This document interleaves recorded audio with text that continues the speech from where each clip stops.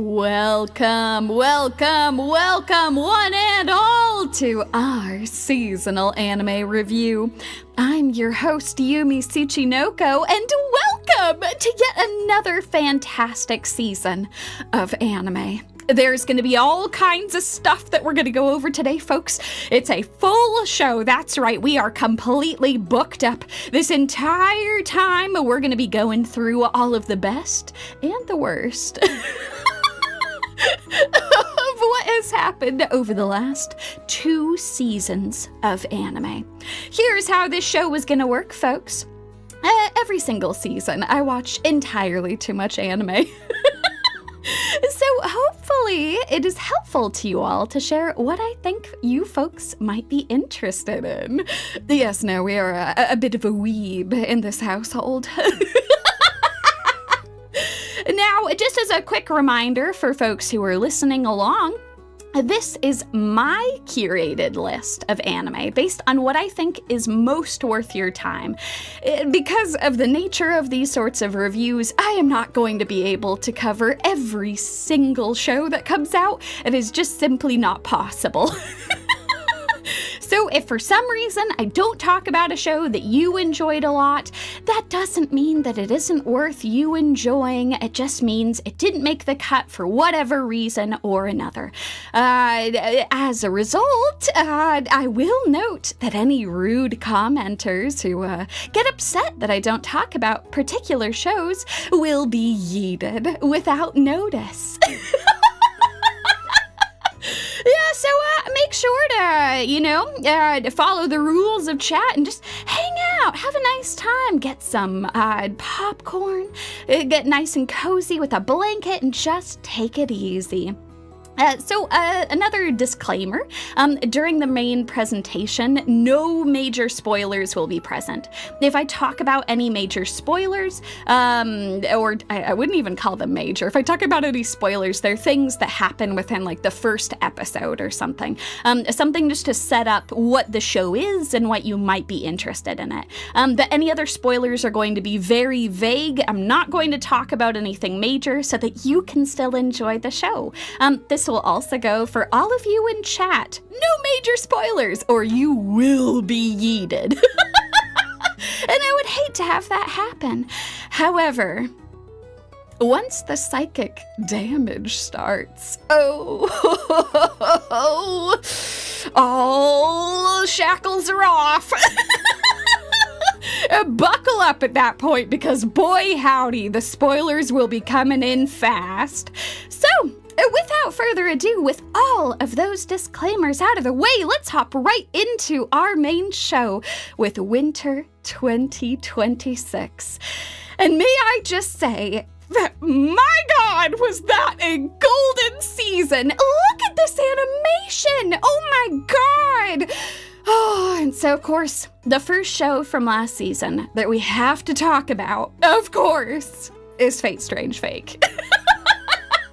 So all 13 episodes of the first season have been released. And yep, I can very conclusively state that this is one of the best Fate properties that has ever been created. Good God, just look at this. It's crazy. So now Fate Strange Fake will join Fate Zero in the Hall of Fame. For amazing properties that not only do a fantastic job with everyone who is involved, but they have wonderful heroic legends that are shown. Oh, it's wonderful. Absolutely incredible. Wario.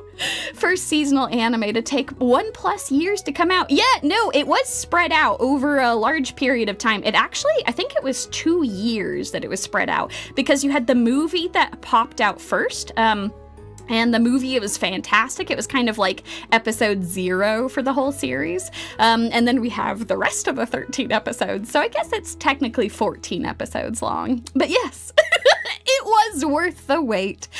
This is a love letter to fate and all of the heroic epics that it embodies. I am obsessed with it. I absolutely love it. You will witness feats of animation that will take your breath away again and again and again. Oh my God, it's absolutely gorgeous. Oh, it's incredible. You will laugh. You will sob. You will curse the gods. You will experience fate at its peak. All is as it should be. The type of show that will make you love it and also curse all of the evil beings and people who are within it. It is absolutely phenomenal. So one thing I do want to mention about what makes this particular property work so well is that Fate's Strange Fake subverts Fate's world. It twists expectations of master versus servant in such a satisfying way. There is no one master and servant relationship that is the same in any way. It is fantastic. Every master, every servant, both real and fake within this universe, are unique, capable actors in their own story, and it makes their motives more fascinating. Like these two that you currently see on screen. These are not master and servant, and yet they have a fleshed out relationship, which is so fantastic. This entire property does such a good job of setting all of this up. The anime does a really impressive job of adapting really dense source material into 13 episodes. And there's a whole extra season on their way. They're already working on it.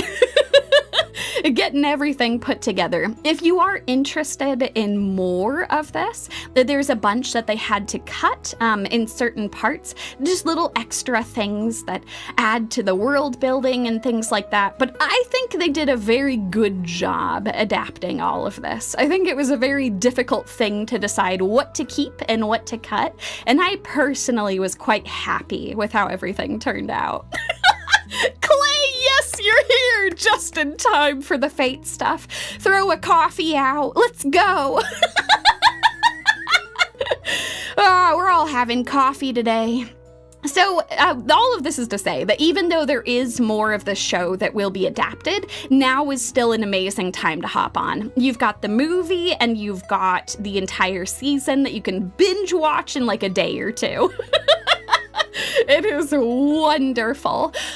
Oh, so if you're looking to hop into this, I know that Fate can be a really intimidating series. You don't have to watch all of Fate in order to appreciate this. In fact, I would actually say in some respects, it's almost better if you don't watch all of Fate. Like, yes, there are some like Easter eggs here and there, but they're mostly just like, you don't need the extra context for them. And there's even some characters which have some similarities to other characters across the canon, excuse me. I was gonna say fandom and canon. But yeah, that are like pretty different in this, so I actually would say that watching everything is not necessarily to your benefit. I would, at the very least, make sure you check out Fate Zero, and if you are interested, you can check out Lord El Malloy as well. So yeah, it's beautiful. Oh, and Clay, fantastic point. I think they adapted it well enough to make it enjoyable for both longtime and new fans, while also enticing newer fans who want to dive deeper into the lore of each character.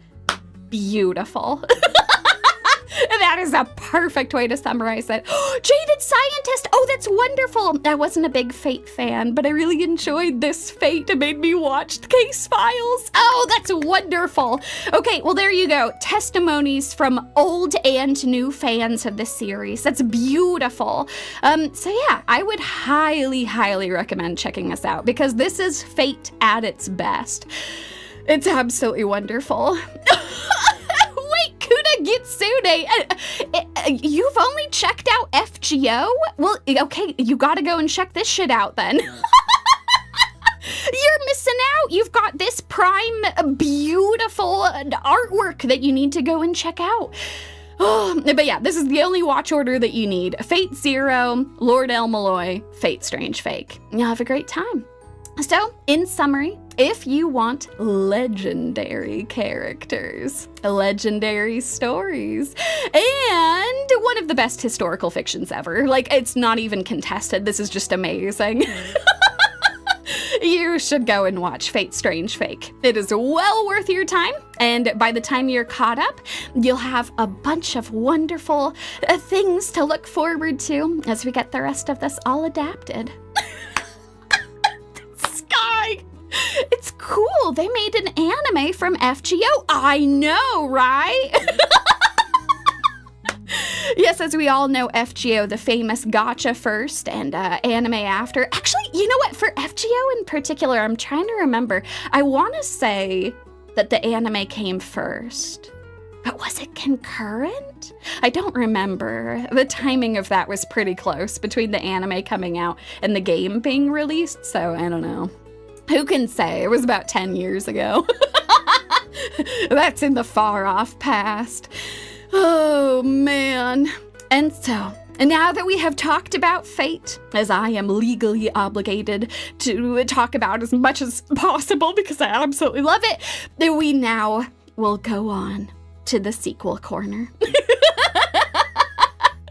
Alrighty, there was a lot of sequels that came out last season. Way too many for one snake lady to talk about, but let me just mention them real quick for folks who are interested. Oshinoko had season 3 come out, and that OP is gorgeous. Oh my god.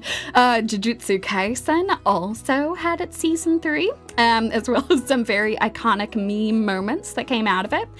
We also had the season 2 of Jigoku Raku for folks who had been excited for that to come out. And it's not exactly a sequel. It's kind of part of the first season, but Watanabe had its second core that came out.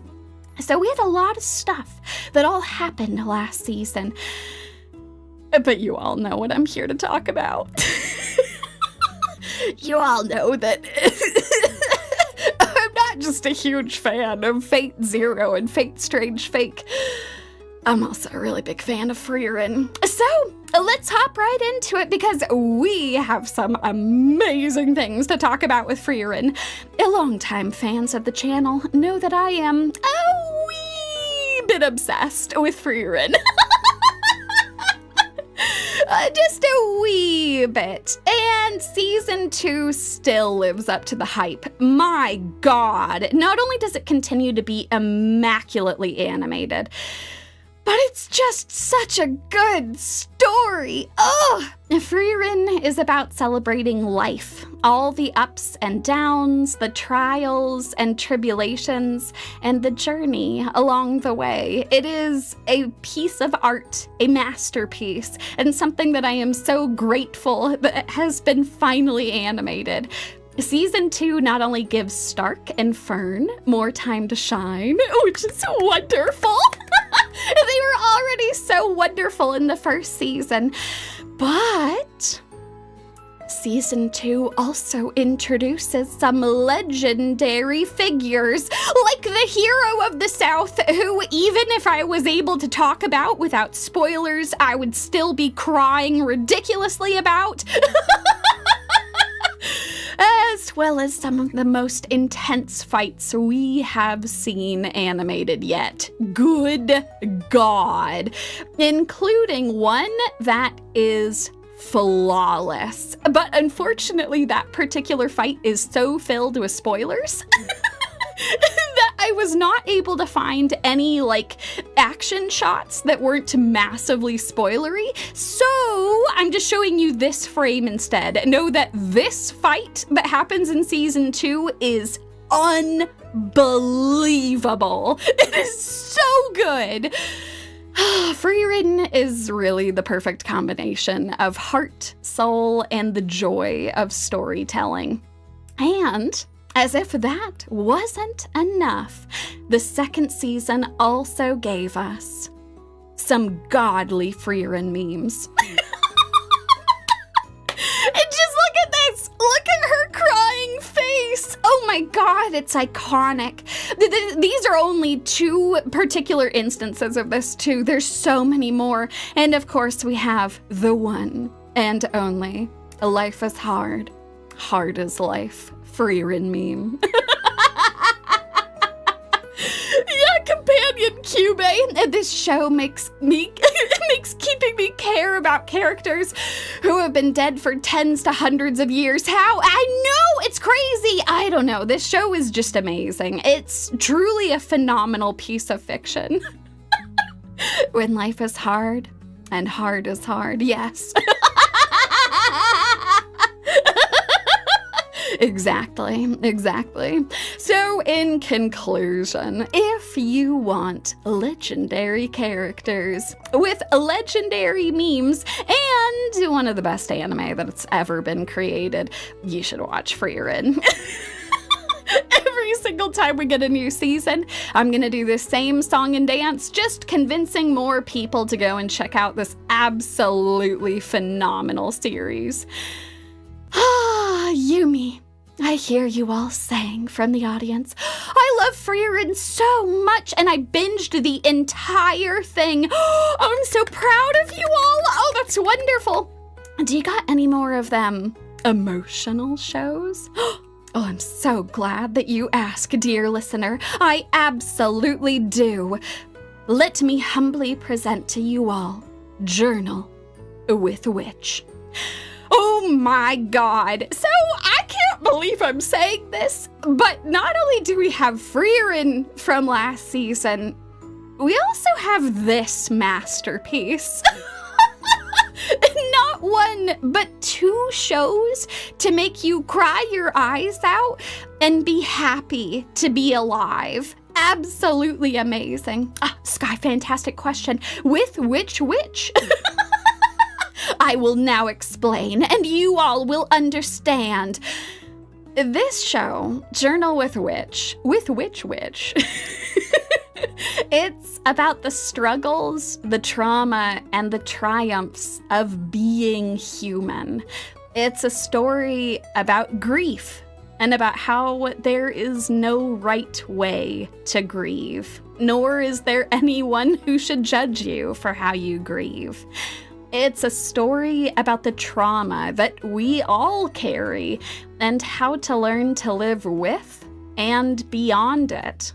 It's a story about learning how to think for yourself for the first time after a lifetime of being told what to do. It's a story about empathy and how to build a community that cares about the real you.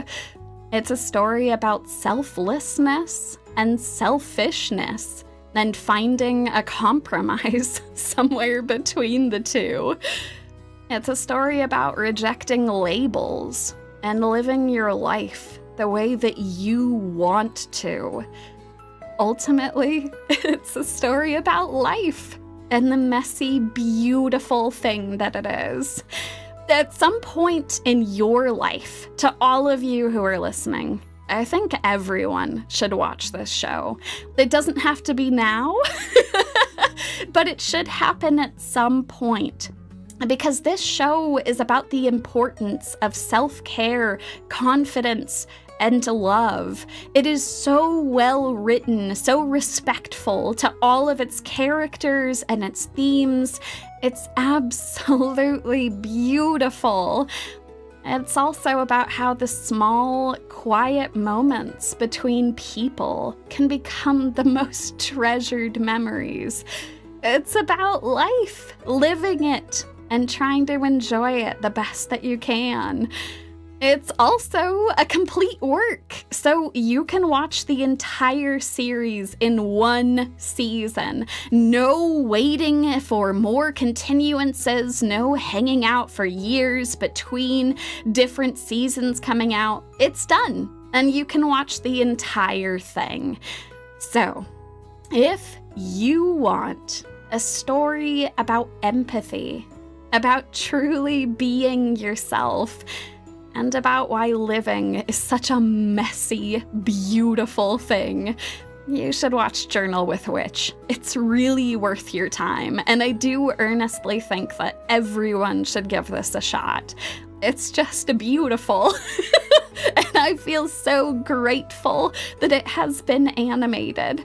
Beautiful. Excellent. I'm so glad you all are noting it. You're taking it down. You'll be checking it out. Wonderful. And again, do make sure to pace yourself, especially the aspect about grief. I think they do a really good job of hitting that while also making it very empathetic and approachable.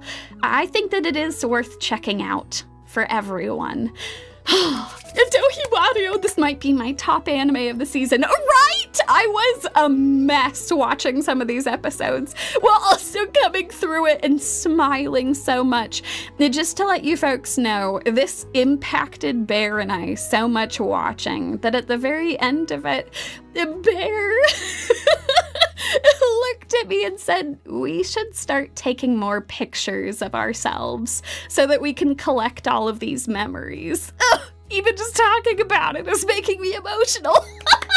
It's beautiful. Everyone should watch it. The show is so good. I can't talk more about it without doing major spoilers, but I think I've done a decent enough job of trying to sell you how this is just the human experience and how to live it as happily as possible. It's beautiful.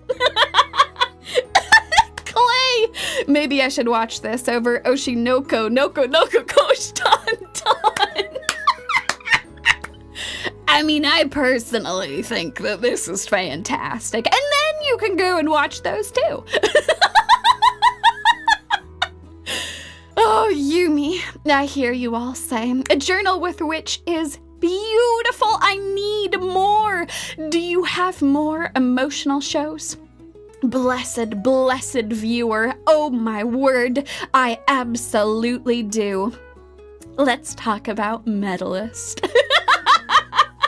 It also gave me a chance to try and blink away these tears, man. Okay, all right. Wiping my face. We're keeping it together. We got a whole show to get through. All right. That really goes to show you how much that show impacted me, though. God. Okay, talking about other shows, which are just absolutely phenomenal. Medalist also got a second season. This is one of the best sports anime. It's just so beautiful to watch. It's fun. It's heart-wrenching. You find yourself cheering like crazy from your couch. It's absolutely phenomenal. A Medalist is about the anxious Inori and her coach Tsukasa, who are working together to make her a gold medalist in figure skating. The motion-captured ice skating continues to be phenomenal. You get to learn tons about the sport. I actually didn't know a whole lot about ice skating prior to this, and now I'm like, oh my gosh, I know what they're doing here. It also made watching the Olympics this last year a lot more fun because I actually knew some of the things now from watching this. So this is not just a beautifully performed show. It also just has a really good heart to it. Inori is not only endearing, but she's incredibly relatable, especially as a child who is pursuing professional skating. Not just her, but Tsukasa is a kind, caring older brother figure who wants to make sure that she doesn't miss her chance to be a medalist like he did.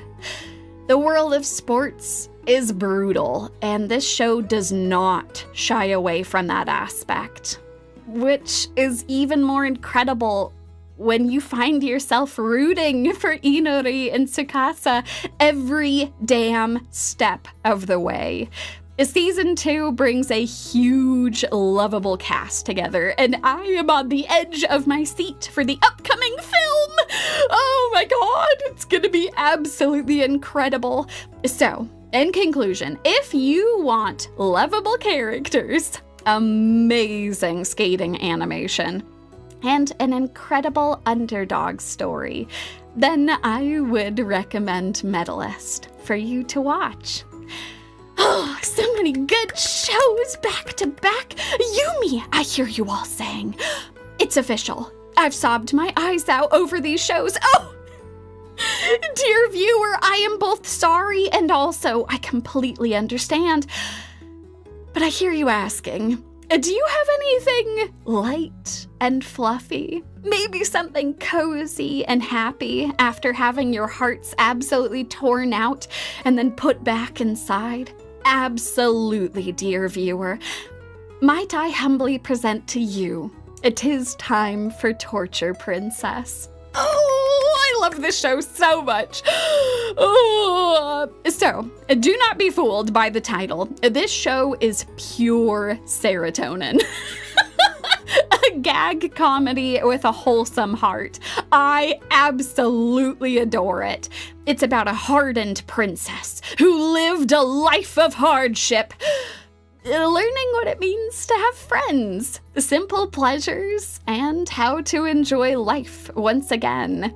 Every episode is framed around a torture that she must endure while she's kept captive, quote unquote, by the demons. Which really, all of these torture sessions are secretly methods to help the princess succumb to her base desires and enjoy life again. The real torture is the friends we made along the way. This show is a pure delight, a subversion of expectations for the princess and the viewer at every single step, with a heartfelt message about enjoying life to the fullest. I absolutely love this show. It never gets old. I am always extremely invested in how everything is going, especially since there's actual plot that progresses forward. By the end of every episode, you'll be left with a smile, a lighter heart, and the realization that the demons might be the most human after all. Yeah, exactly. It's teaching a badass to be a person. Exactly.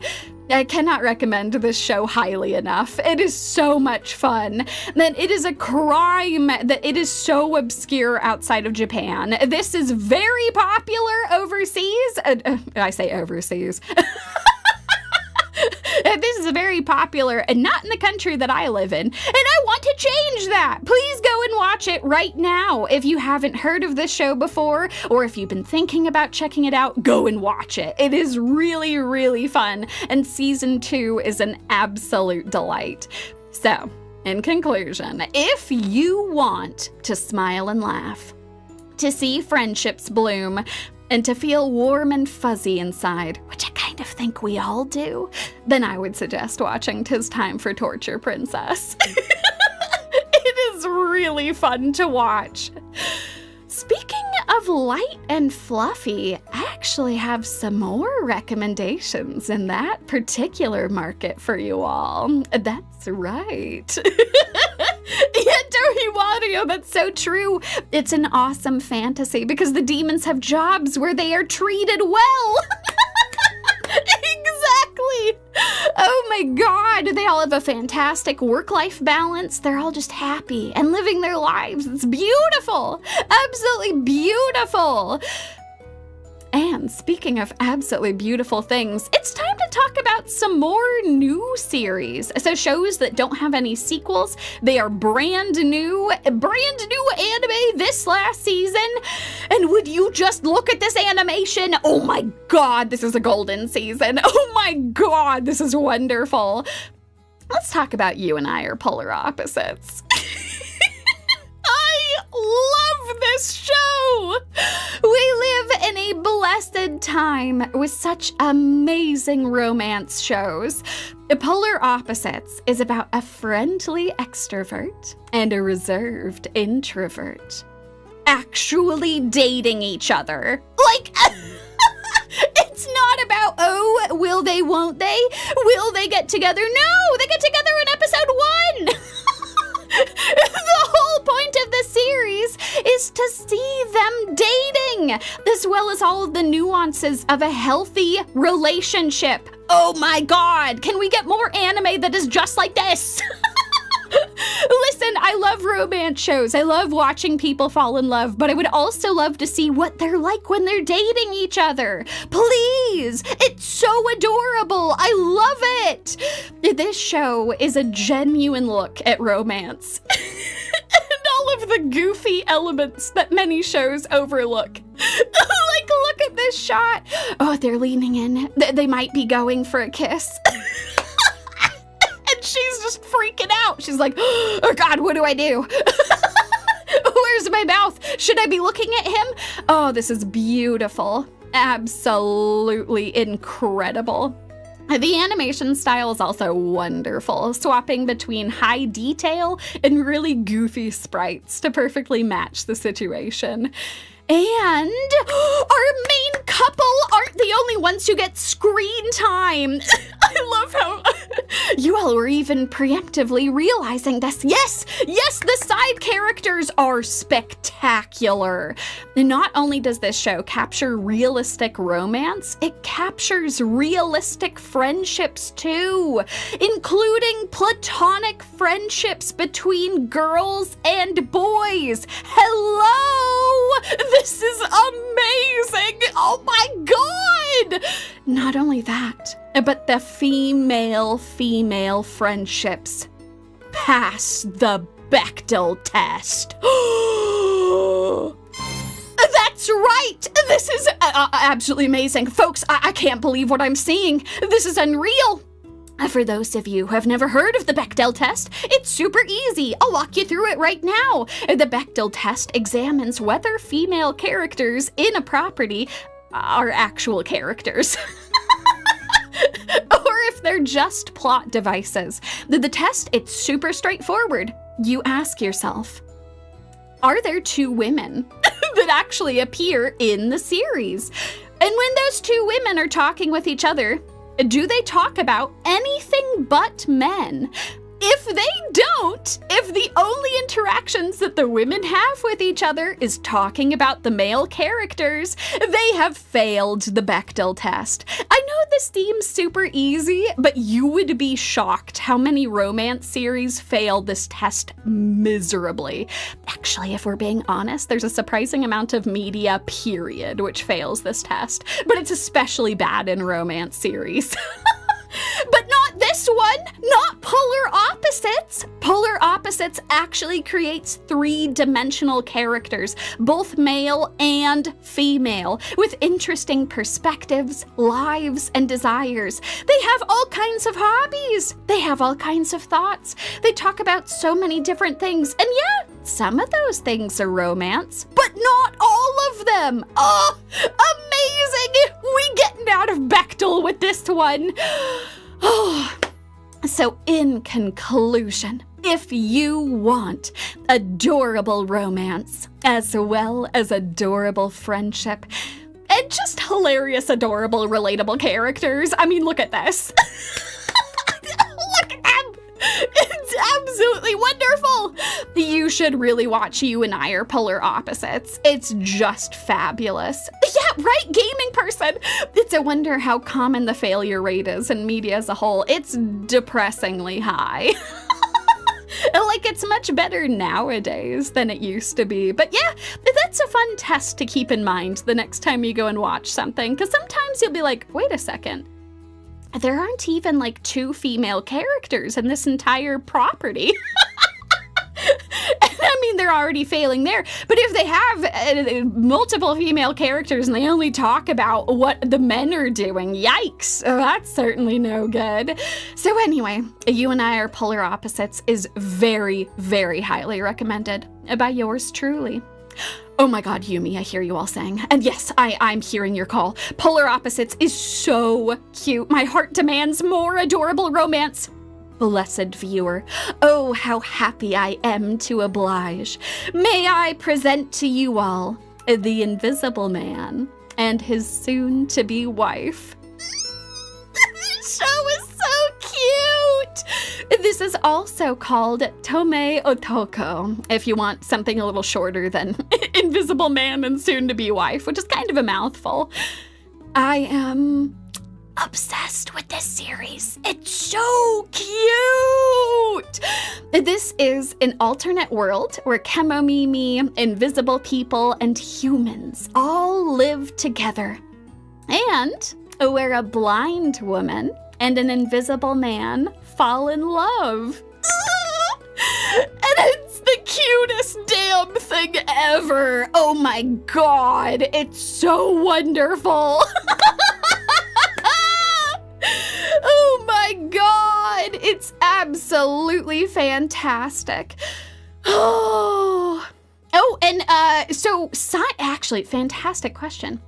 So sign language is something that you would use if you're deaf, but she's blind, so she can't see anything, but she can hear things. And actually, it's really cool because they do a super good job of showing like what it's like to be blind, as well as what it would be like if you're invisible. Excellent question, blessed viewer.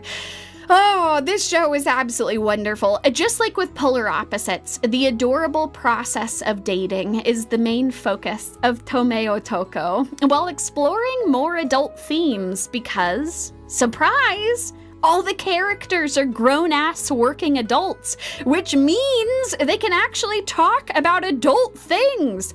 What adult things? I hear you all asking. Let me walk you all through it. This show can explore adult themes, like living together. That's right, not just staying over at each other's place, actually living together, drinking, and enjoying alcohol. Yes, taxes. Yes, exactly. The importance of communication, which is actually good for everyone. But especially a thing that adults need to remember. It is very important to do. And sex. I mean, yes, they do actually talk about sex because they're adults and like, it's the thing that adults talk about. So yeah, no, it's a romance that actually talks about all of these things. This series has the perfect balance of maturity and innocence, representing the raw feelings of being an adult in love. Did not see that coming. I know, right? And yeah, a fantastic question, Magical. Is she legally blind or heckin' blind? She is super heckin' blind. Cannot see a damn thing. Oh, they do such a good job with everything in this show. And not only that, but it makes really good use of its clever setting to address very real issues of marginalization, body dysmorphia, and representation, as well as how to overcome that as a person, how to move forward and try to live a happier existence. It's really cool, and I love all of the characters for it. It's awesome. It also has spectacular animation. Look at this. Look at her typing away. Oh my God. It's absolutely beautiful, as well as this unbelievable sequence, which I've had to shorten just to actually make it into a GIF, of an invisible person stumbling drunk. Absolutely fantastic. So, in conclusion, if you want adorable romance, adorable friendship, and hilarious, adorable, relatable characters. Wait, is this just the same thing I said about polar opposites, but the adult version? I think it is. I might think that if you enjoy one, you will enjoy the other, so why not watch both of them? You should watch The Invisible Man and Soon to Be Wife. And Polar Opposites while you're at it. You can have a double feature. Just watch them back to back. You'll have a great time. Oh my God, Yumi. I hear you all saying, these shows are so cute. My heart is going to explode. Something's gone wrong. No. What happened to the slides? What happened to the slides? Wait, no, it's not the hands again, is it? Okay, it's not the hands. Why did we have a strange glitch then? What's happening to the presentation? Oh no. Wait a second. I know what's what's going on here? Am I about to recommend an idol show? I don't believe it. I understand why the glitches happened. Let me sell you on why you should check out Tamon's B-side. That's right, I'm about to talk about the idol show of the year. This show is absolutely insane, and I adore it. And this isn't even in the KUSO-ANIME section. I'm giving this a legitimate recommendation. This show is about high schooler Utage, who is obsessed with the idol Tamon-Kun. She has bought all of his merch, and she has decorated her entire room with all of his stuff. But in order to afford all of this, she works as a part-time housekeeper. And she finds out that her new housekeeping client is Tamon-Kun. But not only that, he's an absolute nervous wreck off stage. So she makes it her mission to help him clean up his life and his mental state as his new housekeeper, while trying to maintain professional boundaries and keep her otaku instincts under control. The most sane person in this entire production. She has the best head on her shoulders. This series is absolute mayhem, celebrating idols while condemning the mental strain it puts on real people. This is what I have wanted to see from an idol show forever, and it's finally happening. The series is able to tackle some pretty dark themes and mature depictions of fame and mental health, while still maintaining a really good heart and soul in the middle of it. It's also immaculately animated. Like, look at this. This is fabulous. Absolutely phenomenal. Not only that, but they brought on the series' original mangaka to help write real pop songs for the cast to sing. I don't know. I think that's absolutely amazing. It's insane. It's manic. It's hot as hell. This is the show that female anime fans loved last season. And I will say, it's not just a show for women. Bear watched the entire thing and said, forgive the typo there, this is what a show about idols should look like. The idols were all attractive, and they all had believable mental health problems. My favorite from Face. Oh God. Oh, that's so hard. I did really like Tamon-Kun. But I think Natsuki was probably my favorite.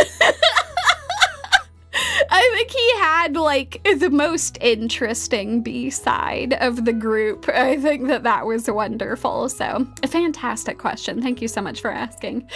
So, in conclusion, if you want believable idols, insane gap moe, and a celebration and condemnation of otaku culture and idols, then you should watch Tamon's B-side. This was really the surprise of the season for me. I did not expect to like this nearly as much as I did. Okay. I don't see anything happening. We're okay. I don't think that the static is going to come back again. I think we're safe. It's time for the fan favorite section, the KUSO-ANIME! Woo! That's right, it's already time to talk about it. This is the section for guilty pleasure anime. Things that I cannot give a full recommendation to, especially because they're best viewed at multi-speed, and you should probably be inebriated. Or at least particularly flat while watching this. All right, so the first show in our KUSO-ANIME section is In the Clear Moonlit Dusk. Ah, friends, this is some glorious trashy shoujo. Alright, so this show is about Yoi-chan. She is an androgynous high schooler who is often called the prince of her school, until she meets another so-called prince named Kohaku, who is the first person to treat her like a woman. And this show has them fall in love with each other. It is surprisingly adorable, with Yoi-chan realizing that she can be both cool and beautiful, while Kohaku realizes that romance is something that he deeply treasures. The series is adorable. Their romance is super cute. But it's in the KUSO section because it doesn't quite stick the landing. There's constant drama between Yoi and Kohaku, like kind of to an insane degree. It requires time powers of anywhere from 1.5 to 2x to get through. Like, some of this stuff just really drags. It is absurd. Not only that, but the second love interest is really haphazardly thrown into the ring. And he was so utterly irrelevant that Bear and I started calling him Cuck McGee. Shouldn't be the case for anyone, right? No one should be reduced to Cuck McGee. That's too sad. And then there's the friends. Oh God, the friends. So paper thin that they've got, what is a Bechdel on their foreheads? Their only purpose is to parrot bullshit back at Yoi. Oh, and the male friends are really not much better. Which means, for the first time ever in a KUSO-ANIME section, I do not have a best girl or a best boy besides the main characters. This is a travesty. This has never happened before. None of the other characters are characters. I don't have anyone else to compare them to. So I guess I'll pick, I don't know, for best girl, the cakes from the OP, I guess? I don't know. And best boy is the curry from Yoi's restaurant, I guess? I don't know. Is it weird that I'm gendering food? Probably, but I just don't have anything better. Ugh. So anyway, overall assessment, this show is best enjoyed with at least one drink, especially at 1.5 to 2x speed. Really, really leaning on that 2x speed. So anyway, that is In the Clear Moonlit Dusk. If you are interested, you can go and take a look. Also, Kuda Gitsune, thank you so much. That went by in the middle of my explanation. I hope that you have a wonderful rest of your day. Best wishes to all of you. I hope you enjoy checking out the rest of this review. Speaking of the next show in our KUSO-ANIME section, The Other World's books depend on the bean counter, also known as Isekai office worker. Oh yeah! It's yaoi time! Oh, y'all aren't prepared for yaoi time! Alright, so Seiichiro is an overworked businessman living in Japan, returning home from work one day, only to hear a high schooler screaming for help nearby. He runs to the alley to see what's going on, only to realize that she's being isekai'd. And that's right, probably the most realistic depiction of what would happen if you were actually isekai'd. So she's screaming for help. She's like, help, I'm being teleported away. And he leaps forward like a responsible adult, to try and help her, only for the two of them to end up isekai'd together. While the high schooler, named Yua, is hailed as a holy maiden, Seiichiro was isekai'd by mistake, and so he has no magical resistance and no magical powers. He's not a saint, he's just a dude who has been isekai'd. So how will Seiichiro survive in this isekai? By fixing the country's finances.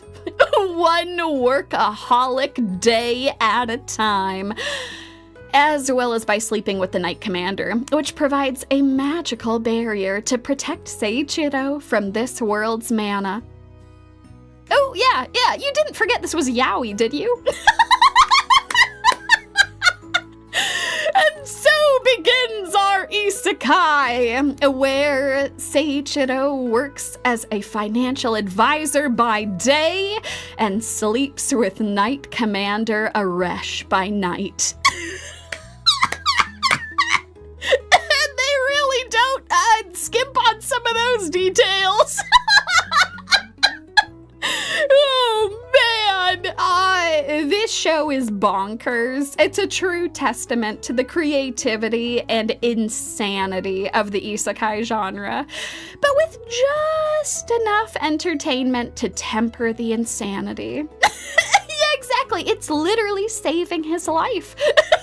And saving all of the yaoi viewers' lives too. We even got multiple male love interests. We've got the devout priest and the older savvy minister. Who immediately upon showing up on screen, I was like, oh boy, we all know why he's here. Even if you're not into yaoi, this show is worth a watch simply for the fresh spin on the genre, as well as the realistic critiques of isekai as a plot device. I was pleasantly surprised by that. They really didn't skimp on criticizing all of the people for teleporting them away from home, as well as being like, hey, you need to send us back or do something about it. So, my overall assessment for the show, also best enjoyed with at least one drink, but mandatorily it needs to be at 1.5 to 1.75 speed. Best girl is actually Yua. I think that she has the best character arc in the entire show. It's really cool to see her grow and develop over the course of the series. I really liked her. Best boy is Norbert. I mean, it's just like indisputed. It's Norbert. He's a good guy. He's always trying his best. He's not the smartest person in a lot of ways, but he's adorable and he's doing his best to help out everyone around him. And with that, dear viewers, we have now exited the KUSO-ANIME section and are now headed into the OPED op-ed, also known as the most creative OPs and EDs from last season. This was so hard to put together because there were so many good OPs and EDs, but I figured I'd shout out a couple of my personal favorites. First off, it's not much of a surprise, it's Frieren. But listen, my god, the match cuts in this were fantastic. Showing off both the past that she has lived through, all of the people who have helped to make her who she is today, and the future that she's walking forward to. It's beautiful. Oh my god. Speaking of match cuts, they also do an incredible job of matching the exact beats of the music to hop through different important parts of her life. Oh my god. Absolutely phenomenal. I don't know. I think this is really impressive animation and filmmaking because it's really hard to do something like this well, and it just, it's excellently executed. But more than anything, I really want to shout out Frieren's ED, The Story of Us. This is one of the most technically impressive things I've ever seen. This entire thing was hand-drawn. Like on pieces of paper, and then they used it like a flip book to actually put together for animation. This is phenomenal. Everything is in colored pencil. I mean, if you think about it, this is a little bit about how animation works in general, but you don't usually do something like this with colored pencils. This is absolutely crazy. So yeah, there's just hundreds and hundreds of individual colored pencil drawings that were all combined together to create this ED. absolutely phenomenal. It's simply beautiful. If you are interested in checking out this artist, everything was illustrated by Mime Aoume. I would highly recommend going and checking out their work. It is absolutely amazing. They really knocked this one out of the park. In addition to this, I also wanted to shout out Polar Opposites OP. This is a very, very clever OP that uses a lot of different media sources. So in addition to having typical animation, they also have a bunch of pixel art sections, which is really, really cool. They have a little bit of live footage, particularly this section where they're filling up some water bottles. Combining that with animation is really cool. They do a great job with this. And they also have this really cute shot of all of them making up all of the characters for You and I Are Polar Opposites, as if they're all in doing something together through Polaroids. Oh, it's really, really cool. This is a very clever OP, and I absolutely loved watching it every single week. And of course, I gotta shout out Journal with Witches OP, and not just for how fabulous all of the watercolor is, and how it shouts out some really important, impactful moments in all of their lives, but it also spends a huge amount of runtime reinforcing kind of the point of the show, which is that it's about the everyday lives of people. About half of the OP is just the two main characters getting ready for the day together, making breakfast, sitting down, talking with each other, having bedhead, getting ready for school. The discipline to have this in your OP, I think, is fabulous. I think there is this temptation to make OPs really flashy. And I think that making it so that this is all just very mellow. This is a very touching OP. Nothing terribly flashy about it. It's just beautiful and homey. I think that's fantastic. Also, they also do some fantastic transitions, showing off really important character moments, having all of these different important people and moments in their lives coming together so that you can come back and revisit this, recognize what all of these things mean, and what it means for you and the characters moving forward. I think this is a really cool OP, and it's very cleverly put together. And of course, I've already shown you some snippets from it, but let's talk about 'Tis Time for Torture Princess, because the OP for the second season is absolutely phenomenal. The OP is all of the characters in universe holding a meeting to decide what the OP is gonna be. So all of them are, at first, they're showing off, oh, well, should we have a really big, flashy fight animation? Should we have, like, all this cool stuff? And they're like, oh, no, let's come together and do something fun and poppy. So they all come together to do a dance. So this is them filming the OP together. You're watching it like it's behind the scenes. Oh my God, it's incredible. They also have this wonderful, which is just so much fun. It looks so wonderful. You get to see all of the characters getting to dance. It's not just the princess and the primary torturer. It's everyone together. Everyone gets their time to shine. Even the Demon Lord, he showed up there for a minute. Absolutely incredible. And they even have these really cute bloopers where it shows everyone behind the scenes, all happy, dancing, taking pictures together, getting excited to watch the show. It's amazing. So yes, and I agree. The song Sunday Morning is incredible. Oh, they did such a good job. So those were my personal highlights for OPs and EDs for this last season, but there were so many incredible ones. These are just my recommendations and things that I would really invite you folks to go and check out. Just as a summary for all of the stuff that I talked about from winter 2026, as far as masterful slice of life shows, Frieren, of course. A Journal with Witch. Everyone should go and watch that. And 'Tis Time for Torture Princess. Everyone should go watch that one too. It's really fun. Just a different niche. On top of that, if you're looking for blood-pumping action, Fate Strange Fake is super fun. Medalist is super good. If you're looking for heart-throbbing romance, Polar Opposites is so wonderful. Invisible Man is similarly wonderful. And In the Clear, Moonlit Dusk is very fun. Definitely a KUSO show, but fun all the same.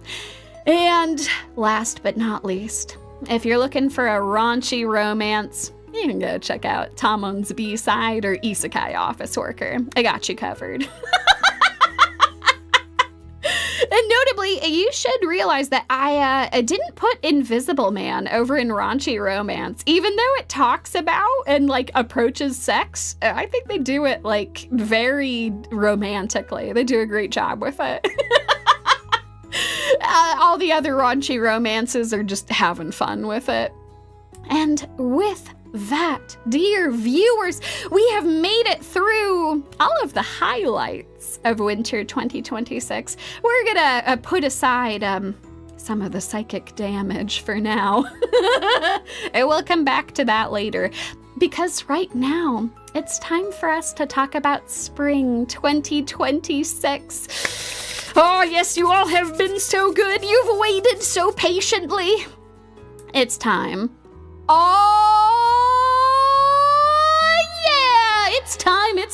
It's time to talk about Hat Atelier. Oh my god, I've been so excited to talk about the show with y'all. Okay, so Hat is one of my favorite manga series ever. I have been reading it for many years. It is phenomenal. It's up there with Vagabond and Dungeon Meshi as one of the most lavishly illustrated things I've ever seen. Just look at this! Look at this! Oh my god, the paneling is so creative. It's beautiful. And that's just one of the panels. Look at this one! They're practically walking off the page. This is so clever, the way that this is laid out. It is so beautiful. And that's not all. Look at this. Look at this crazy mind-warping shot. You don't need any context for this scene. It is just simply insane to look at. Which hat is the witch hat? Fantastic question, Uematsu. I shall answer that and more, because the thought of adapting this work into an anime when it looks like this, let's just say it scared the shit out of me. I had seen some properties that were very beautiful that had been well adapted, but I'd also seen plenty of shows that were very well drawn and just did not get the time, the budget, or the care that they really deserved. It would require an insane amount of time, money, and dedication to adapt this series. And the studio that was picked to work on this adaptation was Bug Films, the studio who made the infamous ZOM 100. Oh boy! Let me walk y'all through the infamous ZOM 100. ZOM 100 had a spectacular opening episode. Some of the highest production value, some of the most ambitious shot compositions, and just incredible work. But like many studios, the animation staff were still producing episodes when the series aired, and they simply did not have enough time to maintain the high production value of the animation. So though it was very technically impressive, it resulted in huge delays between episodes and a mini hiatus for the series itself. And although ZOM 100 crossed the finish line, it was far from first place. They had lost a lot of the momentum that they had had from episode 1. A lot of fans were very frustrated at all of the delays, and it was just a very disappointing production. So, when Witch Hat was announced and subsequently delayed, I was more than a little nervous that it would be a train wreck. And that was devastating because I really wanted more people to find out about this incredible series, and I was worried that it just wasn't going to happen. Until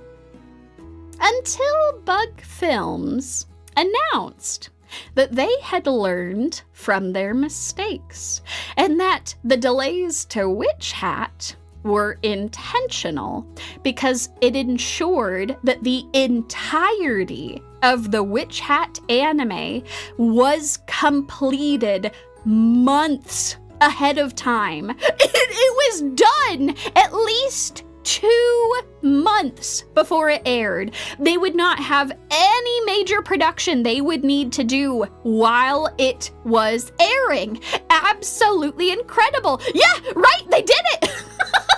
They actually managed to do it. And then they started releasing trailers.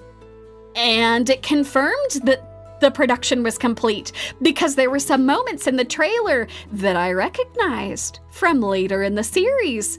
And all of the animation was gorgeous, like unbelievably gorgeous. Was this it? Had they actually pulled it off? I can't believe this.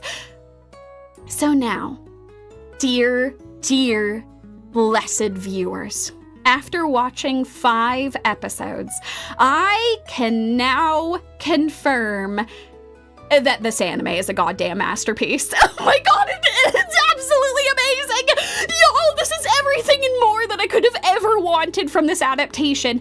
Not only is it lavishly illustrated, my God, everything is so perfect. The timing, the pacing, the music, the voice acting, it is absolutely phenomenal. Not only have they captured the beautiful artwork of Kamome Shirahama, but they have worked closely with her as the original mangaka to add anime original scenes that didn't exist in the manga, but that work so well for the series. Scenes that we as fans had wished existed, and now they do in anime form. It is amazing.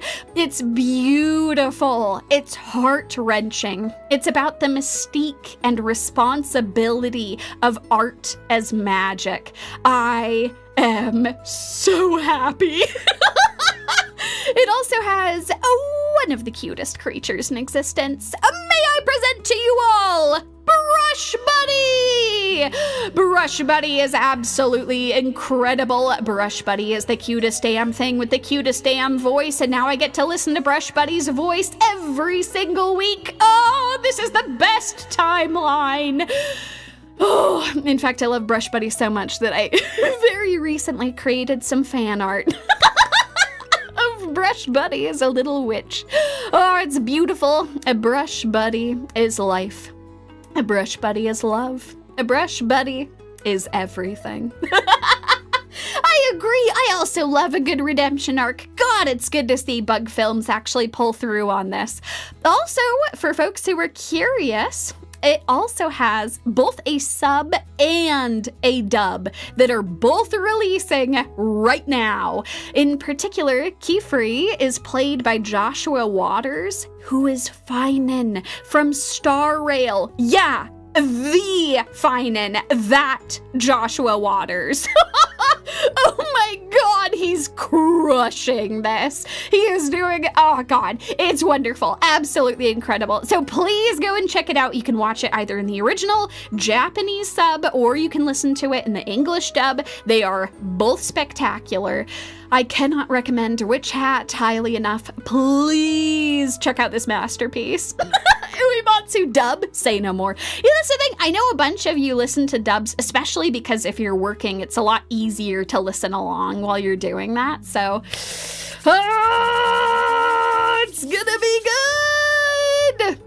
In conclusion, if you want legendary magic with legendary animation and one of the most beautiful series ever animated, you should watch Hat Atelier. It's just fantastic. It is so worth your time. Uematsu. But do say more, because Yumi selling anime is 10 out of 10. Thank you so much. That's what I try to do here, folks. I try to show you some of the coolest stuff that is coming out and why y'all should go and check it, because it is a spectacular time to be an anime fan. Yeah, no, I agree. The author is also insanely cool. She is really nice. She donates to a lot of really awesome charitable causes. And yeah, she just like does a lot of good work for all of the women in her community, which I appreciate a lot. I appreciate a lot. I think it's really cool. So yeah, you all should go and check this out. It is phenomenal. And now that we are through Witch Hat, oh, I got some other fun stuff to sell you on. It's time for the sequel corner. We have a lot of sequels that are all coming out this particular season.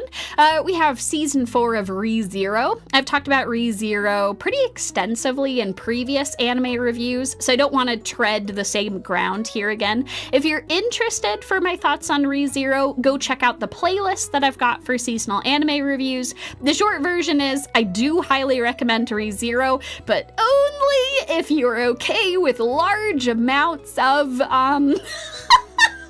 very bloody violence. There's a lot of that happens, so it is okay if you don't want that in your life. That is totally fine, but it is worth checking out if you are interested. We also have the season 2 of Wistoria, which was highly anticipated by a lot of folks. I'm not gonna say this has exactly stuck the landing. You can definitely tell that there's a lot of corners cut on the animation for Wistoria. So we'll see how the rest of the season goes, but if you were interested, you can go and check out more of this crazy-ass show.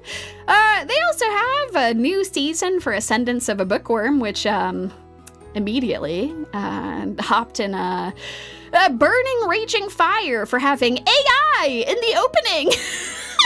That's right, I am showing you the opening that had AI in it. Yikes, a big yikes. They did actually go back and redo portions of the OP in order to get rid of the AI elements, but I don't know. Some of it still looks a bit weird, even when I go and check it out later, but it's interesting to see just how much of this was AI originally. And there's also season 2 of Farming Isekai, I'm sorry. It's absolute trash, but it's my KUSO-ANIME of the season. I am watching more of Farming Isekai. Yes, it is extremely stupid. Yes, I have laughed like a maniac watching it. I am sorry. A lot of the rest of this has been very, like, I would say decent taste in anime. This is absolutely not, but, anyway, I guess, you know, if you, like me, also laughed pretty hard at Farming Isekai season 1, season 2's out, and it was pretty funny. Oh, man. Yeah, no, Dohiwario, I think that is extremely reasonable. I'm soured on it at the moment, but might still go back to watch it at the end of the season. Yeah, I feel that in my bones. I was pretty disappointed in that. I figured it was worth mentioning because that was a pretty big deal when that first dropped. We'll see how the rest of the season goes for that. Illyria! I do admit I enjoyed Farming Isekai. I need to go check out season 2.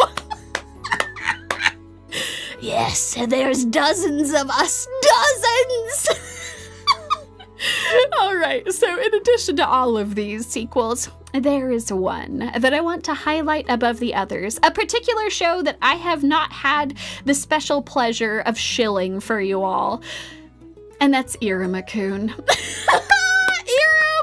Iruma-Kun! I've talked a little bit about Iruma-Kun in the past, but I really wanted to shout it out because Iruma-Kun is my One Piece. And by Iruma-Kun is my One Piece. I mean, I could watch infinite seasons of this series. I absolutely love it. Iruma-Kun, for those of you who are not aware, is a human boy who has been adopted into a family of demons. And that means he must try to blend in with demon society, which leads to all kinds of high-stakes adventures and emotional payoffs that make this series so damn lovable. It toes the line between serious moments and goofy comedy, giving all its characters room to grow. It is just so adorable. If you watch Iruma-Kun, you will come to love all of these goofy bastards. You'll learn about why this particular creature is so perfect, and why opera. Why and how opera is my spirit animal. All this and more, including why Ameri is the best girl ever. I love her so much. Oh my god, I just want her to be happy. More than anything in this world, I want her to always have a smile on her face. In conclusion, if you want adorable characters, a great comedy, and a wholesome school battle shonen with some pretty impressive fight scenes, you should check out Iruma-Kun. It is extremely adorable. I'm begging you all, you must check it out. I know I'm recommending a show with a 4th season, but I'm just saying, they're all great. And in addition to that, and now that I have shilled all of these wonderful shows, let me take just a couple of minutes to talk about shows that I think have tons of potential. They're not shows that I want to necessarily give a full recommendation, but I just wanted to mention them in case you're interested in hopping on them before I give a full review next season. Yes, oh my god, I agree. Season 1 to 3 are phenomenal. Don't you want to? I love that you're waiting until the end of the season to watch Iruma-Kun. No, that is also perfectly okay. I'll give you all a reminder during the next seasonal anime review to go and watch Iruma-Kun. You know what? That's so true. 4 seasons just means more to enjoy. I completely agree. Wholeheartedly. All right, so in addition to all these recommendations I've made, here's a couple other shows to keep some, a few pairs of eyes on. However many you have. First up is Demons of the Shadow Realm. This is by the same author as Full Metal Alchemist, one of my favorite series ever. I have been very excited for this to get an adaptation. So far, I've been doing a pretty good job with it. I'll let you all know my thoughts on it once we circle back around to this, because just because it's the same author doesn't mean that you'll necessarily like everything that they do. I personally haven't finished all of Demons of the Shadow Realm, so I'm excited to actually watch the anime adaptation of it. But yeah, so far, the animation has been spectacular, and it's really captured that art style super well. I'm very happy about that. In addition, MarriageToxin is a wild ride. It's about a very awkward assassin who is trying desperately to find someone to marry, and his gender-fluid marriage advisor. Who's desperately trying to hook him up with just about anyone they can find. It is insane, it is unhinged, it is very fun to watch, and it is also very queer friendly, so a huge fan of that. This is also a Shonen Jump property, so good job Shonen Jump, actually producing a series like this. That's wonderful. On top of that, I wanted to shout out Ramparts of Ice. It's actually written by the same author as Polar Opposites, but it's got a very different vibe to it. It's got fun, interesting characters, but it's much more serious. So if you finish Polar Opposites and you want to check out some more of that author's work, go and check out Ramparts of Ice. It's a different experience, but it's good. I've liked it a lot so far. I would recommend it. And another KUSO pick for the season. I have been enjoying Gals Can't Be Kind to Otaku. It's trashy, but it's my kind of trash. I love the Gyaru. They're great. They're very, very cool, very fun people. And yeah, the animation is also fantastic. So anyway, if you, like me, are also interested in Gyaru, like being otaku, I think that you'll enjoy this quite a bit. Oh, no, God, wait, what's happened? Hold on. What's going on? No. Is it because I finished the last season? Is this why the glitch has come back again? Hold on, let me mess around with this a little bit. Can I get this to work? Is it gonna go through? Oh, no. Well, folks, it looks like it's time. The psychic damage approaches. I know that I'd put off some of the psychic damage from this last season, but it's time. It's time for us to hop into it. All right, y'all. It's time to go. Now that we've talked about the hype, it's time for the psychic damage. Before our main course, I've prepared an appetizer of psychic damage. So please come and join me. First, she reels us in with great anime, and then she torments us. How does she do this every time? She can't keep getting away with it. Well, before you all can run away, please come and join me in the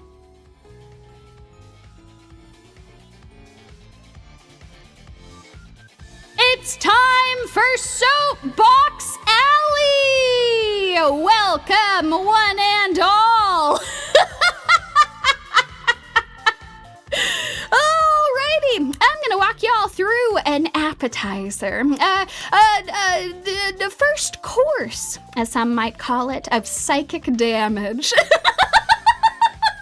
Yep, it's time for the soapbox. It's time to hop right into it. Let's get started. These are shows that didn't make it into the full dome that we are about to hop into, but I think still merit some discussion. First up on our list for Soapbox Alley is The Daily Life of a Part-Time Torturer. Big yikes! Yeah, you all are very welcome to hide in the soapbox if you all want. I understand. This is a very scary time for you all. Yeah, so this show, tries to be, oh, ooh, woo, we're all a bunch of torturers, deswa, but, yeah, no, it's just a bunch of, sociopaths who are hired to torture people, and, it gets real uncomfortable real fast. The what? Oh, you all are not even prepared. So, in previous seasons, we have talked about what makes good dark humor.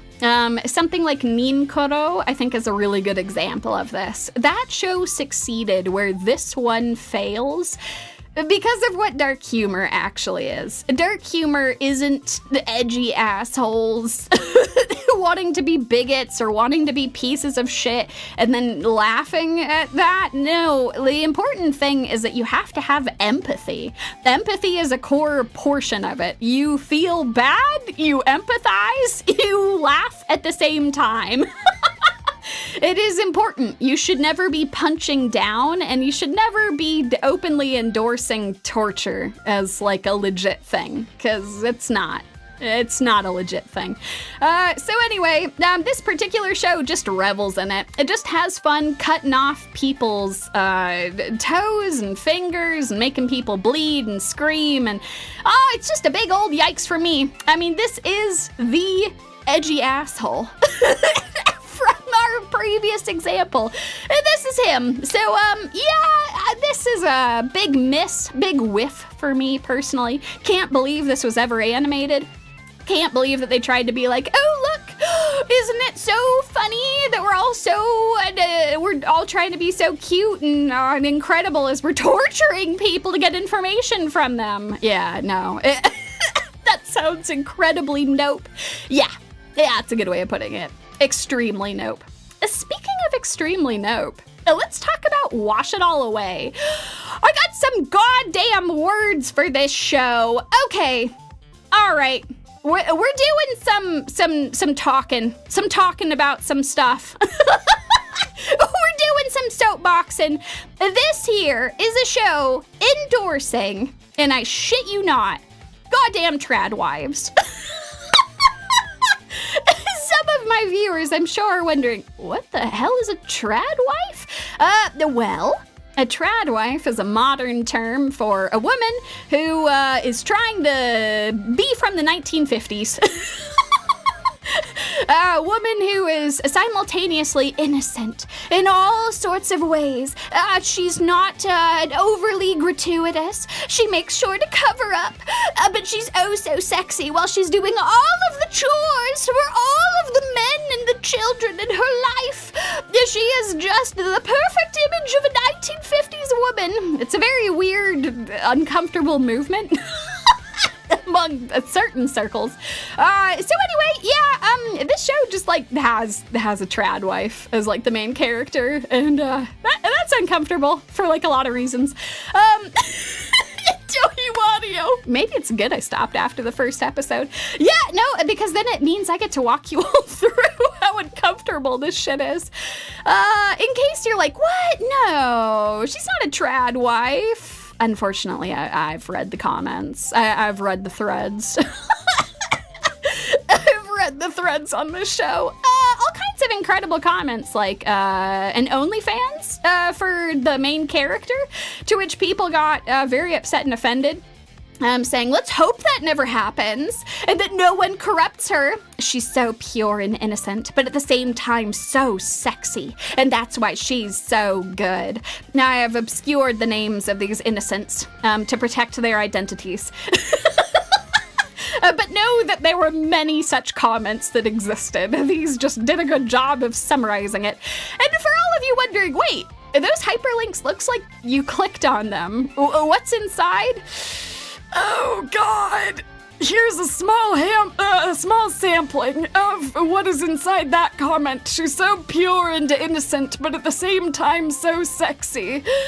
And these are just all shots from the show. Oh God! The amount of sexualizing this character is very uncomfortable. Just at all moments. And as crazy as it sounds, this isn't even as bad as the manga. I did go check because I was like, is this just anime fan service or is this from the manga? And then I was like, oh no, the anime is less fan servicey. I have intentionally not shown you all some of the worst offenders because YouTube would get very mad at me.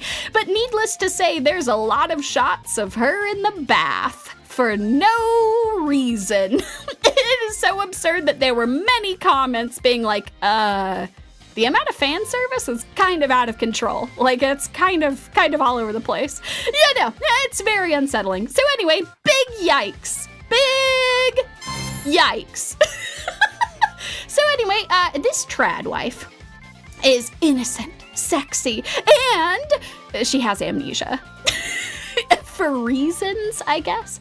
And no, it's never actually explained. We never actually get much info on what the hell she isn't remembering. As the title says, this should be washed all away in the ocean. Just throw it. Amen to that. Amen to that. Because my God, we do need to throw this in the canal. Because they really make it clear that other girls that are not the trad wife are failing at being women. Because they don't like housework. Yikes! That is really, really bad. Okay. Yumi's life lesson of the day.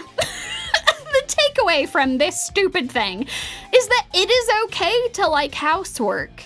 It is okay to dress fashionably. Let's not slut shame people. My God, it's the year 2026. Why are we still doing this? But more than anything, neither of these people is failing at being a woman. Are we for real right now? Oh my God, this is ridiculous. It is okay to do either one of these things or a combination. What are we doing? Whether you identify as male, female, or NB, learning how to do housework will definitely improve your living situation, but it doesn't have to become your life. My God, there's a reason why trad wives are emulating something from the 1950s. It was always an unrealistic expectation, and it shouldn't be a thing that we continue to emulate anymore. It's stupid. Your whole life shouldn't be housework. That's dumb. And if you don't believe me, you should take it from the show itself. Because this grown 23-plus-year-old woman would rather romantically pursue a high schooler than do housework. Yup, that's the love interest. A high schooler. She's a grown-ass adult. That's a big old yikes alert. Oh, God. Oh, this is so uncomfortable. So unbelievably uncomfortable. Yeah, that's what I was expecting. You all know well. You all understand the caliber of show that we discuss here today. I keep thinking it can't get worse, and yet it does. I know, I'm so sorry. It somehow finds a way to disappoint you even more than it did before. So anyway, that's wash it all away. Just wash it down the drain. Bye-bye. Bye-bye. No more show. No more trad wife. Into the drain. No. We don't have that in this household. Bye-bye. Bye-bye now. And this is the appetizer. Indeed. For what awaited them next. Now that we've had our soapbox appetizers, it's time. I've presented to you all in previous seasonal anime shows the bad anime Thunderdome, as well as the disappointment dome, and last but not least, the Blunderdome. So, which dome do you think we will see today? I asked you lovely audience members which dome you thought would be showing up, and the results were very interesting. We had a pretty even split, actually, between Blunderdome and the bad anime Thunderdome. A very slight trend towards the Blunderdome, because as you all know, the bad anime Thunderdome is a tremendous undertaking, truly an insane production to put together. It would require many hours of scouring, many different shows, putting everything together, episode by episode, just to compare and stack them, only to pick one winner at the end. Wait a second. Could it be? Folks, I think that it's time for us to go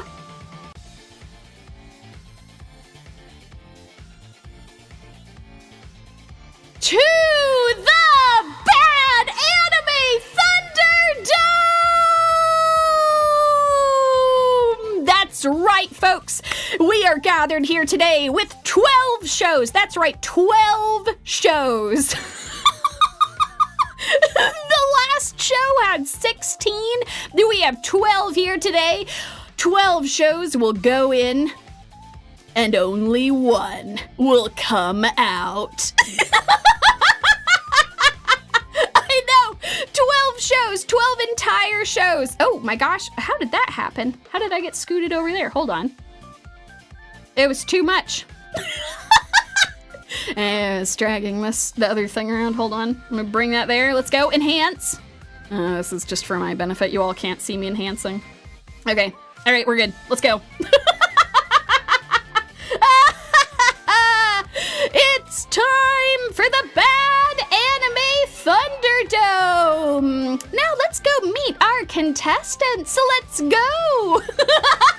It's true, the bellow of bad anime was simply too windy. I just scooted over to the side.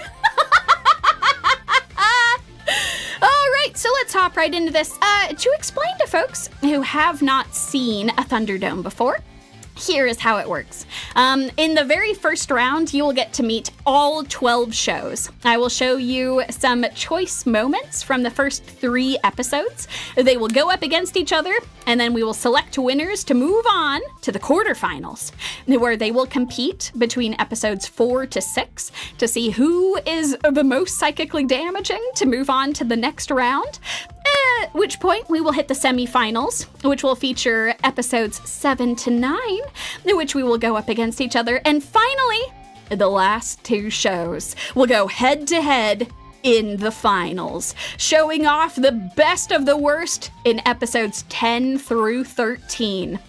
So, without further ado, let's meet our first contestants in a category that I like to call reincarnated as a noble genius.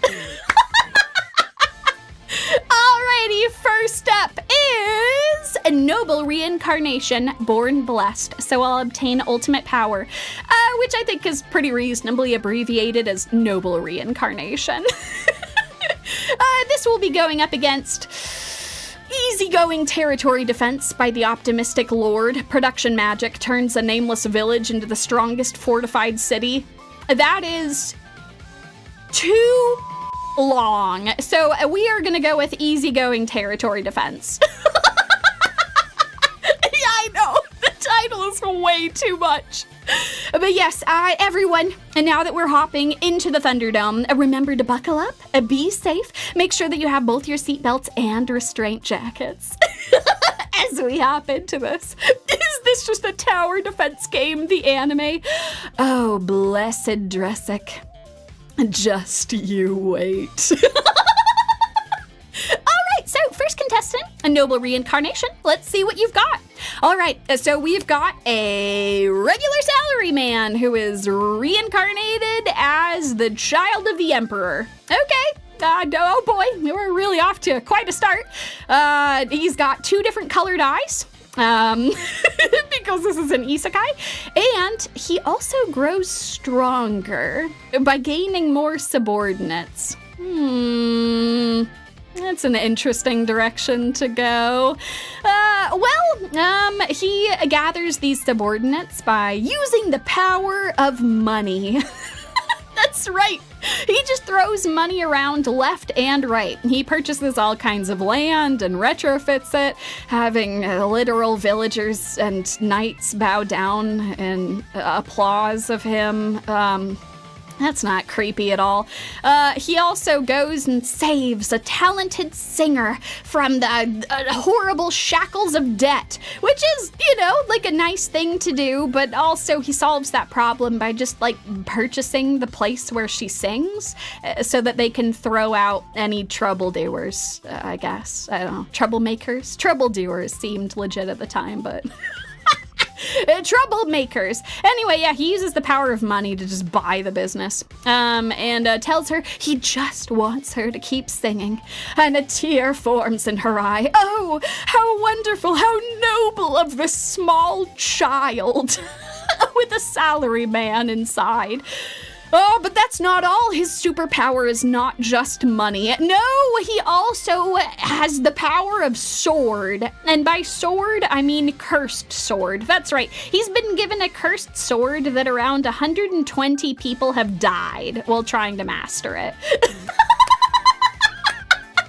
So, oh God, what's he gonna do? This is a very dangerous thing for him to be in possession of. He goes nervously reaching towards the sword.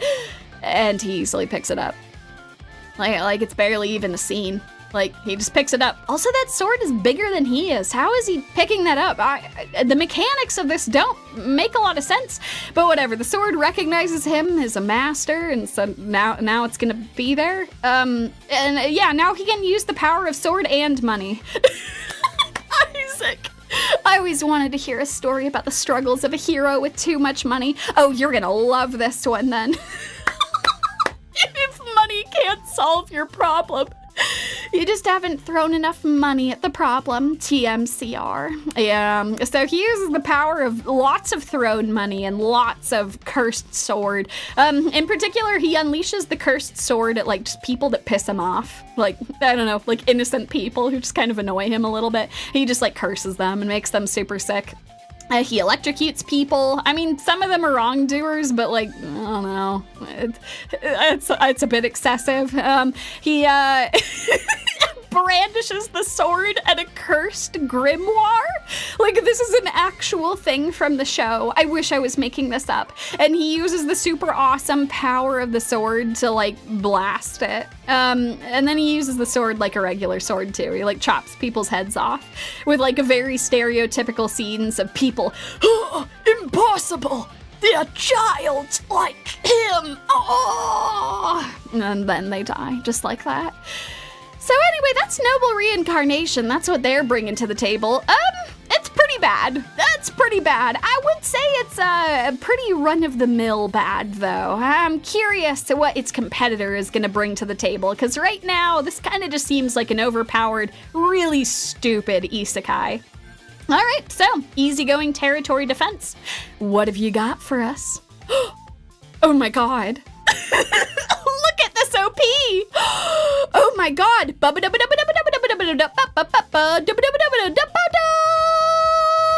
All right, already off to a great start. A completely insane OP that goes just like that, what I just sang. This is also a salary man who has been reincarnated into a noble person's body. It also has a pretty good time of things.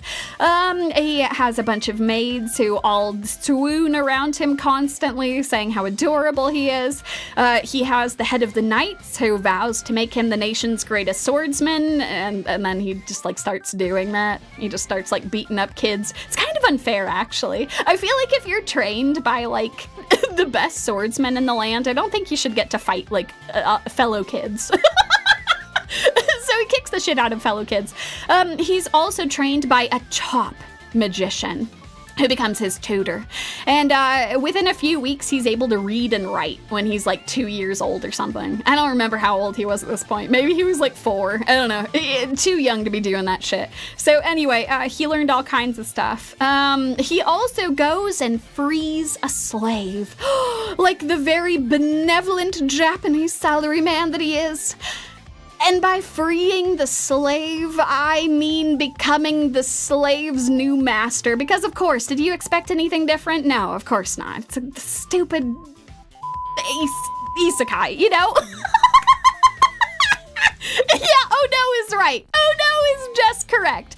Yeah, so anyway, he becomes the new master of the slave, but it's okay, the show says, because he's a good master, and the slave is so happy and proud, he wants to show off his literal brand mark to everyone, because he just loves Lord Van so much. So yeah, as soon as you said freed a slave, I already knew too much. Yeah, you all know what to expect here on this channel. Oh, God. But not all is breezy and the wonderful. No, because it turns out that his father is very angry after he finds out what kind of magic his son can do. It turns out that this boy, this noble boy, is a production mage. The worst kind of mage. He doesn't make fire. He doesn't make wind or rock. He produces things. And there's nothing useful about that. So the father goes to literally smite his child, his spawn, his brood. For the crime of being a production mage. Only for one of the older brothers who like has like the better magic to show up and be like, oh no, father, maybe let's not like slaughter the younger brother. Also, I am sorry, the older brother's name is Mercia, but I am brain rotted by being an American. And I'm sorry, every single time I saw Mercia's name, I read it as Murica. And that's guess what it's gonna be. So I'm sorry, his name is Murica now. Murica manages to step in and save his little brother before he gets beheaded. And it says that there's a remote village that remains undeveloped due to its location. And the father says this is great. Well done, Murica. You're my favorite son. You've managed to find a good use for the useless. An absolutely insane thing to say, but I guess he was just willing to kill one of his sons. So, like, I don't know. He's got some issues, to say the least. And anyway, Van has been spared. Thank you, Murica, he says. Preparing all of his belongings to go move out to this remote village to become its new lord. Murica steps in for the save. Yumi Tsuchinoko 2026. So you're saying Murica did a colonialism? What did the anime mean by this? Damn, you all are sharp.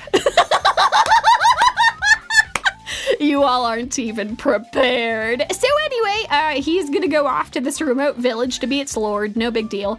But don't worry, he's not going by himself. His slave boy is coming with him. God help us. And his maids are coming too, especially his head maid, because, you know, she's got to dote on him for a while. As well as the head of the knights, because, wait, what? Why are you coming with us? Aren't you supposed to, like, stay here? Wait, hold on, the top magician scholar man is coming too? Hold on. Wait, he's like, oh, I'm retired now, so they can't tell me to do shit, and, like, I guess based, but, like, whatever, we got the whole crew that's coming with us now. So anyway, this is easygoing territory defense. But wait, that's not all! That's right, we're only halfway there. This is an absolutely incredible entry into our competition. Not only are we setting off to the village, we're reaching it. That's right, in the first 3 episodes, we're getting there. And already the village is under attack. So they've been traveling for, like, I don't know, weeks to get here. And, like, they finally get there and, like, it's under siege. So they're like, wow, all right, well, you gotta do something about that. So Van points his sword forward saying, yes, I, an 8-year-old boy, will lead a counterattack. And by God, he does it. The head of the knights vows to protect Lord Van here and now because it means defending the future of the house. Then yes, you are correct. The head of the knights is 3 bros wide. In addition to this, the head magician says, I'll teach you the responsibility you bear as a potential heir to the Marquis's title. And then he does a whole bunch of crazy earth magic, like just the most insane shit that you've seen. You're like, wow, you were holding out on us, old man. So he does that. The head of the knights goes and, like, does the whole anime. I'm striking like 50 dudes at once and they all fly everywhere dead. So he does that. All of the bandits attacking the town start freaking out because they're like, oh my god, this earth mage and this, like, the three wide bro is about to just stomp us into the dirt. But don't worry, Van's gonna also show off his sword prowess. Remember, they're trying to make him the greatest swordsman in the entire realm, so he's got to go and do shit. He's only 8 years old, but who cares? And also his slave boys also gotta murk a few people. Oh god. But anyway, they do it. They save the village. Yeah, no, Trezek, you're right. Potential heir, so the dad didn't disinherit or disown him? Yeah, I don't know. They kind of don't make that the most clear. I guess, like, the father has still got some control over him, but yeah, no, he's still, like, part of the family. I don't know. The show, like, kind of breezes past that really quick, but that's some good thinking. How is the animation, at least? I am giving it more frames by presenting it to you all as a slideshow. Yeah, the animation is question mark, question mark, question mark. So anyway, they all go and slay all of the bandits, like just kill all of them. And all the people in the town are like, oh yes, thank you very much for saving our village, our pitiful little village. Now you look at it from above and you're like, what the hell is going on with this? Who designed this? They have like this pitiful wall all around the outside, and then they just have like, I don't know, like a dozen different houses, and you're like, okay, I mean, I guess that's fine. But anyway, it's time to do production magic, because you didn't forget what this show was about. That's right, he's a production mage. It's the whole reason why his father tried to murder him and why he was sent out to this podunk place in the first place. He's gotta actually use his production magic. So he starts making wood blocks, which he describes as a fiber block. You know, like that nanofiber stuff. And he just has like a pile of it.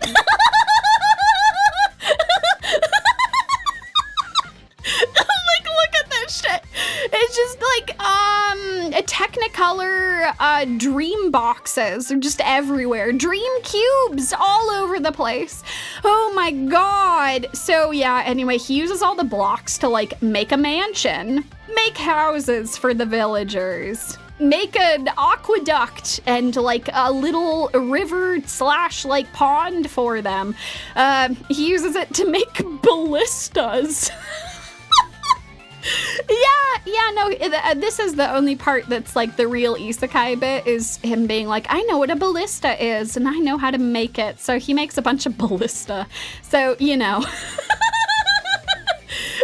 To which all of his followers are like, wow, I don't know what your dad was on about. You can make all kinds of things with your production magic, can't you? That's so amazing.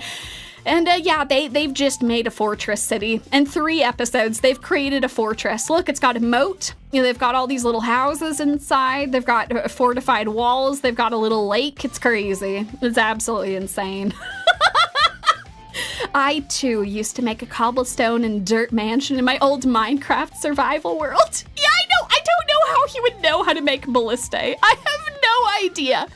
It's so stupid. But anyway, I mean, I think it's pretty obvious which one of these is going on to the next round. I mean, it's very clearly easygoing territory defense. I'm sorry, Noble Reincarnation, you just did not bring enough crazy to the table. You were just kind of bland, bad Isekai, whereas easygoing territory defense, he made nanofiber blocks. I mean, it's not even a competition. So a huge congratulations to easygoing territory defense for making it through our very first round. Anyway, moving on to our next contestants, that was only our first grouping. We've still got more to go. It's time for the next pairing of shows, which I like to call Dragons, Demons, Dumbfounding. Before I hop into this, I just realized we're actually at the 2-hour mark, and I try to make sure to hydrate around 2 hours in. So real quick, we're gonna hydrate, and then we're gonna talk about these insane shows. A quick ad break. Enjoy watching all of these beautiful, mesmerizing flames. Then we'll hop right into this.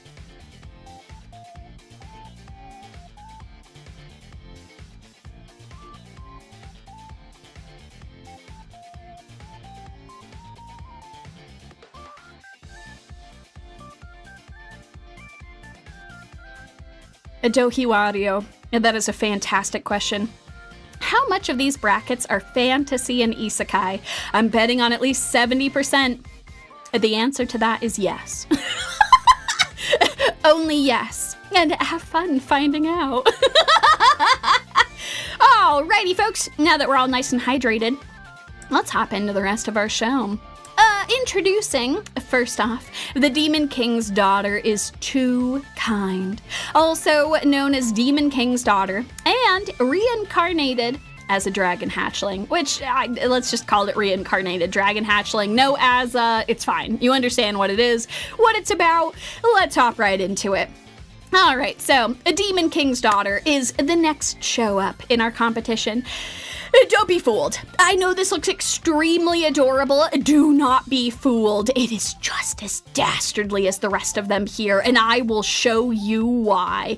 Because in this terrifying nightmare world, the Demon King is like well on his way to taking over the world, and like in a very catastrophic world-ending way, like setting fire to huge swaths of land, killing untold amounts of people. It's just terrifying.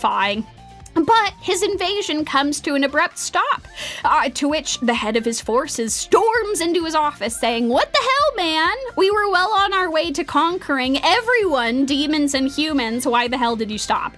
And he says, "Oh, well, I'm just so worried about my daughter that I can't even think about our invasion." So let's see if you all can figure out exactly what it is that he's so worried about with his daughter. What is it that could have made him pause and wonder if maybe he shouldn't be doing this invasion? Well, for one thing, she healed a human slave's wounds. And then she helped some demon slaves carry things. And finally, she shared some of her snacks with some slave children. All right, so what do you all think it is? What is the thing that he is so hung up about?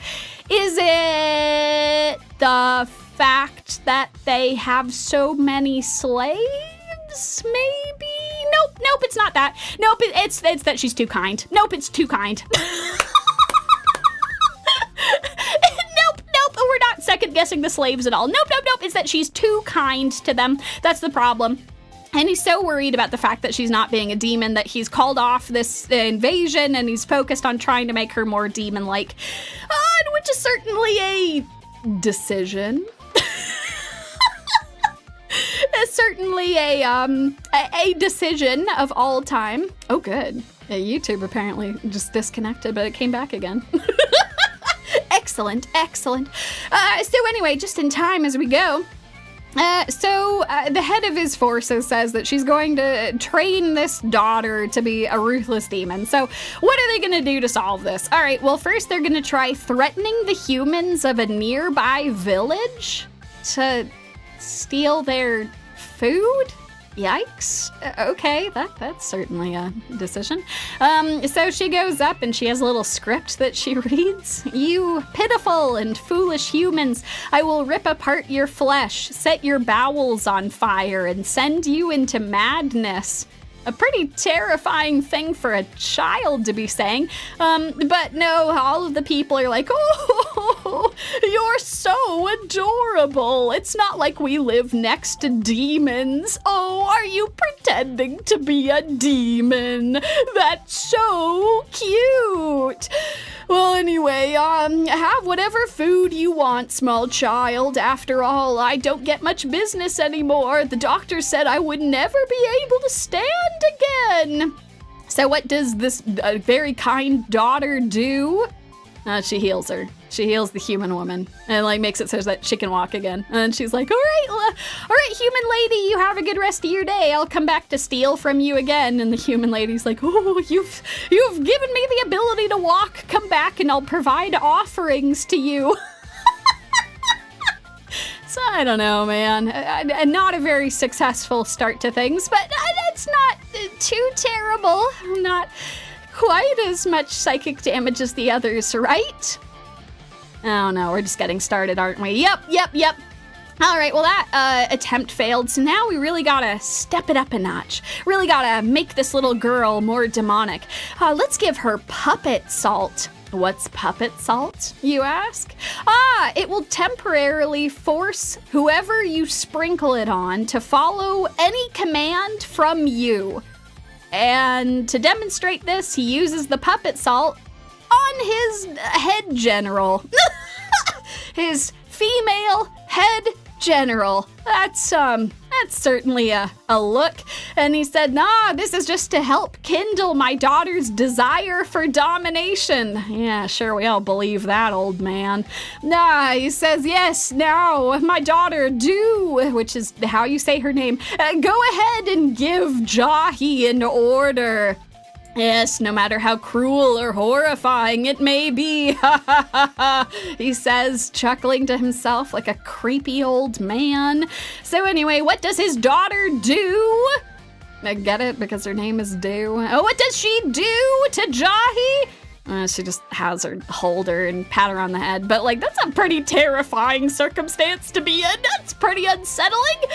But don't you worry, you don't got to think about that for too long, because we've got a musical number to happen. It's here! Oh my god! I'm sorry, did you all think that this was kind of a dark show that was like maybe for adults? Nope, we have a musical number which is very clearly aimed at very, very small children, where she's dancing and singing and run around. Oh, isn't it so fun? I'm hiding from the angry demon general.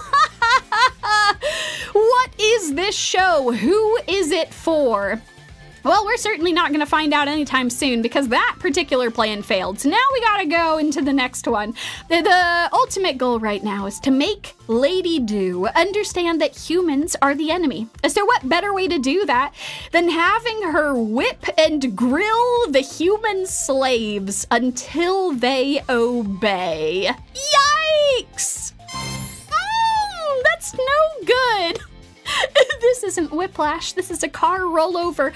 I completely agree, and we're only halfway. That's right, we still got more Demon King's daughter to talk about. Because they're gonna go and find a very unruly human prisoner. How dare this prisoner of war, this human slave, talk back to his superiors? How dare he not do his work compliantly? He must be punished for this. And what better way to teach this demon child the meaning of cruelty than handing her a whip to hit him with?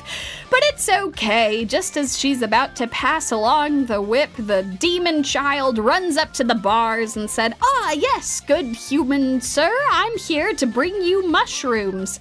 No, the general says, "You must shrewdly oppress him, not mushrooms, Lady Do." Oh, what a silly mistake, one that we all make, yes. Oh, and I'm supposed to grill you too. No, not like that. You're supposed to grill him painfully. Well, anyway, she ends up, like, healing him too, and he's like, "Oh, this is so kind. I haven't had this much fun in such a long time." And then he goes back to the literal mines. The literal mines where he's working, where all of the other slaves say, "Wow, you sure are working hard now." Did something happen? Oh yes, I just enjoyed some mushrooms, and it made me want to work so hard like a good little slave. Well, don't you worry, you don't want to think too hard about the implications of all of this stuff, because we got another musical number! That's right! You thought the musical numbers were a one-time thing only? No, it's every episode. Every episode we get a new musical number, and it's even more jarring as we keep going. That's right, this is only episode 2. This is episode 2, where the song during this one is about how it's snowing. Then she gets to go and build snowmen and have Christmas and do all kinds of fun stuff with all the slave children. And no, they mean this completely seriously. This is not supposed to be ironic. They want you to, like, embrace this wholeheartedly. It's insane. I don't really have words for this. But don't worry, because the show's got more. We have episode 3, where they decide that the past couple of things that they've tried have been really, really bad. So why not knock it up another level and have a trial of seduction, because that'll work better than torture. To which the child is like, "Ooh, I want to try that. Do wants to try seduction." And you're like, "Oh, God, is that what we're doing here?" What? What's happening? And her father is completely on board. Her father is like, "Wow, I'm so proud of you, my daughter. You're so enthusiastic about these trials." I'm in literal hell. I know there's demons here, but what are we doing? So anyway, Do watches a seduction happen from around a corner. Thankfully, it doesn't go anywhere because the prisoner is like, "Lamau, you better try harder than that, kiddo." And the succubus is like, "Oh, I'm sorry. I'm sorry for being so bad at my job. Oh my God." Monty Python, run away! Yes. Yikes. Yup. It's all bad. It's all bad. It's all bad. So anyway, the succubus apologizes to the child, the literal child, and is like, I'm so sorry I wasn't able to teach you seduction today. And Do says, no, that's okay, sensei. You did teach me. And she draws makeup all over herself. And then she proceeds to tickle the prisoner because she's like, isn't this what you were just doing? I can do that too. So she tickles the prisoner until he starts talking, and he actually like talks about stuff. So, yikes! That's sure a hell of a way to wrap things up. But oh, I'm sorry, we haven't had our our congratulatory section followed by a musical number. You thought the seduction episode wouldn't have a musical number? No. It's time. It's so much fun. We all get to have fun doing the seduction thing together and going to a rave, and what the hell is even happening? We're coloring everywhere. We're putting on makeup on everyone and everything. This is what seduction is. This is what comedy is. I'm in hell. So anyway, that was the Demon King's daughter. And now you all understand why it's part of the bad anime Thunderdome. And now you all understand what we are doing here today. Oh, God. Oh, and Isaac. Have a safe flight. I hope everything goes well. Isaac is on their way to Japan to go and check out the Tsuchinoko Festival and check out a bunch of other wonderful things. I hope you have a very safe trip. This is also a great reminder. The Tsuchinoko Festival is this weekend, y'all. Come and hang out. We'll have a fun celebration on the channel, and we'll have a lot of really cool stuff that'll be happening. I guess, I'm sorry that this is the thing you had to see before you hopped on your flight. You know, it'll make for a fun watch when you come back around, though. It'll be awesome. You'll get to see how the rest of this turns out. And for the rest of you, beautiful viewers, it's time to talk about reincarnated dragon hatchling. Oh, boy. Well, that was sure a pretty bad way to start this category. Reincarnated dragon hatchling is going to try, it's going to have to try really hard to beat all of the insanity and all of the musical numbers that we just had the displeasure of watching. Isaac is going to have flight nightmares. I know. I'm so sorry. But not sorry enough to stop, because it's time for reincarnated dragon hatchling, and off the bat, oh my god. I don't know, they're really going for it. Look at this OP. Look at this OP. Look at his stupid triangle hands. Look at him crying. Look at him evolving into whatever the hell is going on over here. All right, we're off to a good start. So, an average salaryman is reincarnated as a dragon, but he's reincarnated before he is hatched, so he's still an egg. Like, he's an egg with like a little like window to look out into the outside world, and in order to hatch, he has to level up? ? I don't think that's how eggs work. I did a whole master's in biological subjects, but you know, I am always happy to be wrong. Maybe they do need to level up. So anyway, at some point, he knows that he'll become a dragon, but right now, he is an egg. And as an egg, he must accumulate experience, so he starts rolling around, as eggs do, of course. Starts rolling around. It actually becomes his primary mode of transportation for the entire series.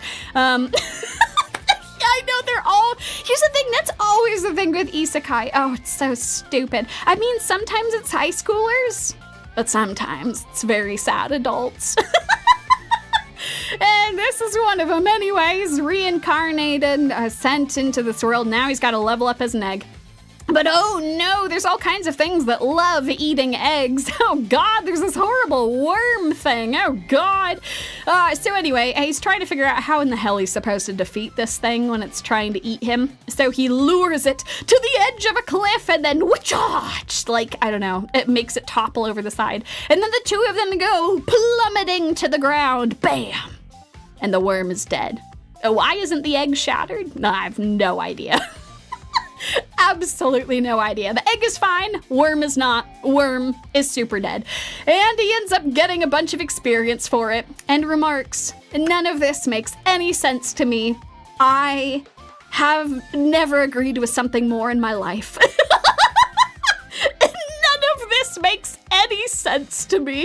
Yeah, it's true. Gotta clock that few thousand steps before hatching, Pokemon style. So anyway, he manages to get enough experience from killing the worm to actually hatch. So he gets to decide which type of dragon thing he wants to be. And it looks like he wants to be a baby dragon, because a baby dragon can turn into like other dragons, I guess. He could also be like a tiny dragon, but he'll just be tiny forever. So he's like, baby dragon, let's do it. And so he is born into a baby dragon.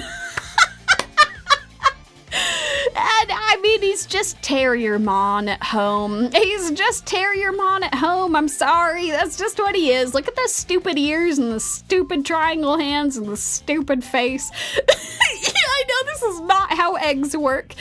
Oh, God. You know, that is so very insightful. Maybe the amount of stories featuring teens and adults being transported to wish fulfillment land, it might be a sign of something in society. I do agree. And that something is the dragon inside of us trying to hatch. Oh, God. So yeah, anyway, he becomes a baby dragon.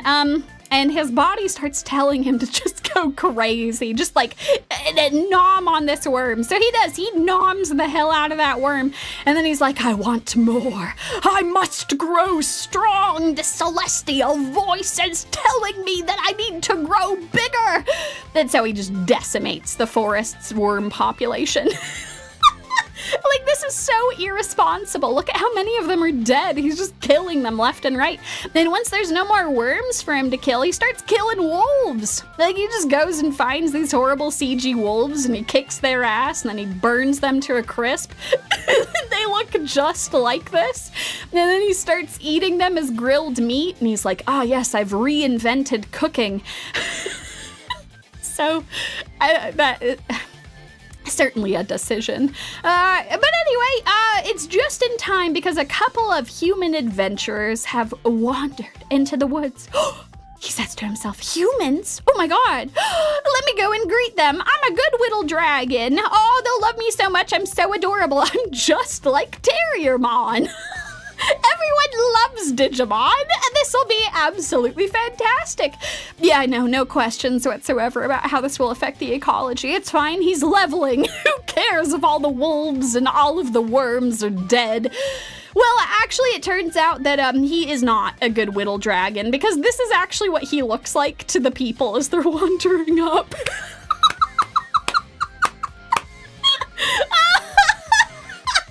This is just what he looks like. Oh, that's beautiful, Mr. Oreo. Isekai, or invasive species simulator. It's a little bit of both. That really is beautiful. So yeah, he looks like this horrifying, like, demon to all of these people. And so yeah, they freak out. Trying to stab him to death. He's like bleeding out on the ground, crying, being like, what did I do wrong? I was isekai and I turned into a dragon. Now the humans are trying to kill me.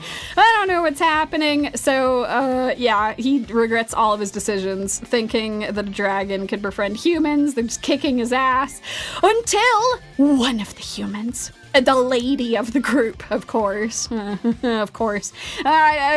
swings over and is like, no, you stop hurting the animal. He's so sad. No, don't do it. And then she ends up healing him, and the other guys are like, yeah, whatever. We're gonna keep going. It's a creepy dragon. You saw the way that demon looked at us, and she's like, no. And you know, I am someone who likes nature myself. I'm something of a biology lass, but at the same time, I don't know. Of course. Of course this had to be the case. Well, he is healed just in time to hear a menacing noise. Something echoing through the forest. Echo, echo, echo. Boom! It's a rock dragon! Oh God, and it's enormous. Look at its HP. Look at how tall it is. I mean, he doesn't stand a chance. This thing is like practically a world destroyer by his standards. And it's already killed like the other two dudes. And they went on ahead and they just got completely plastered. So yeah, neither of them made it. So I guess that's some justice or something. But the lady has also been struck down to the ground. Oh, he says to himself, at least I can save this girl at the very least. Definitely don't need to super double check that either of the men are alive. It's only the woman that I need to care about. And you know what? I mean, I guess she is the one who was kind to you, so I understand. But anyway, drags her back to a human village after fighting off literal packs of wolves and running away from the rock dragon. Dumps her off with the humans, and they're gonna go and make sure that she's all nice and healed, but not before the humans turn on him and stab him some more.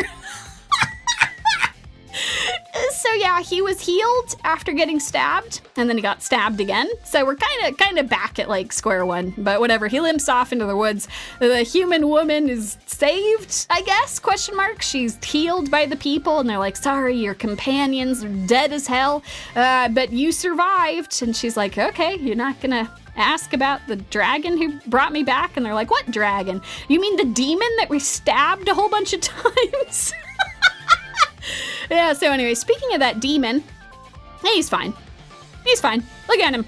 He wakes up the next day and all of his wounds are better. So I guess like she didn't really need to heal him or something? I don't know. Apparently you can just recover from like multiple stab wounds if you're a dragon isekai'd in a different world. I guess that's just how that works. So anyway. He is now healed and ready to go. And as a result of all of the fighting that he did trying to make his way to that human village, his level has gone up to level 25. Yeah, sleep the wounds away, they say. Yeah, and just level up all the way. So now he's ready. He's gonna turn into his next evolution because we're not done with the evolutions. I mean, he's a baby dragon. He's gotta turn into something else. He gets a detailed explanation of each of the choices, but it is the young plague dragon that intrigues him the most. And for what reason is that? Is it because it's the first stage of an evil dragon that spreads disaster, where every flap of its wings spreads miasma and all kinds of disease everywhere? No, of course not. It's because it comes with the ability to transform into a human. Of course, that's why he would pick that as an option. He sees that it's part of the evolution track if he becomes a young plague dragon, and so that's what he does. He's like, oh my god, I get to go and be with that hot, sexy lady who saved me. If I become a plague dragon, I'll be able to turn into a human. It'll be awesome. So yeah, he hits the button. He evolves from baby dragon to young plague dragon. All so that he can see that girl again. Yeah, he's a Pokemon who's fallen in love with a human after he was isekai'd from a different world. So yeah, we're just, oh boy, all kinds of stuff is going on here.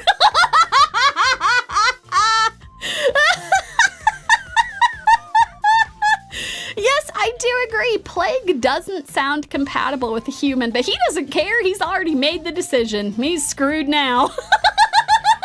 So that's why the OP had him reaching towards her. Oh, my beloved, I'm gonna turn into a human for you. Blam! Yeah, I know. The good thing there are no concerning implications in any of this. So these are our two shows. The horrible atrocity of Demon King's daughter, the absolute mind-bending bullshit of reincarnated dragon hatchling. Honestly, I was really rooting for Demon King's daughter to continue forward. It was pretty, like, legendarily bad, but part of me is happy that reincarnated dragon hatchling managed to become the winner of this round, because it does mean we don't have to watch any more of Demon King's daughter. You know, Emerald Espeon, that's a fantastic question. Does the OP even show his human form at all? No, it does not. That'll be a fun surprise for later. Because reincarnated dragon hatchling is making it to the next round, folks, where you will see what that human form looks like. A rejected dragon, return to Humi. And he becomes a poxwalker. Yes, exactly. So congratulations to reincarnated dragon hatchling for making it to the next round. And farewell, Demon King's daughter. I really don't know what you were trying to do there, but I'm very glad we don't have to keep watching you.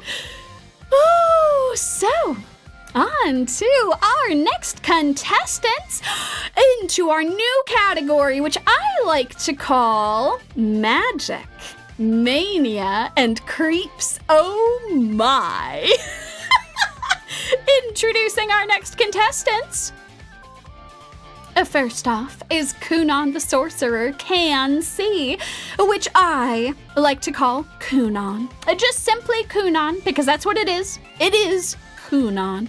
And this will be going up against an Adventurer's Daily Grind age 29, which we're just gonna call Adventuring at 29. A very specific number there. Sure that's not gonna be ominous in any way.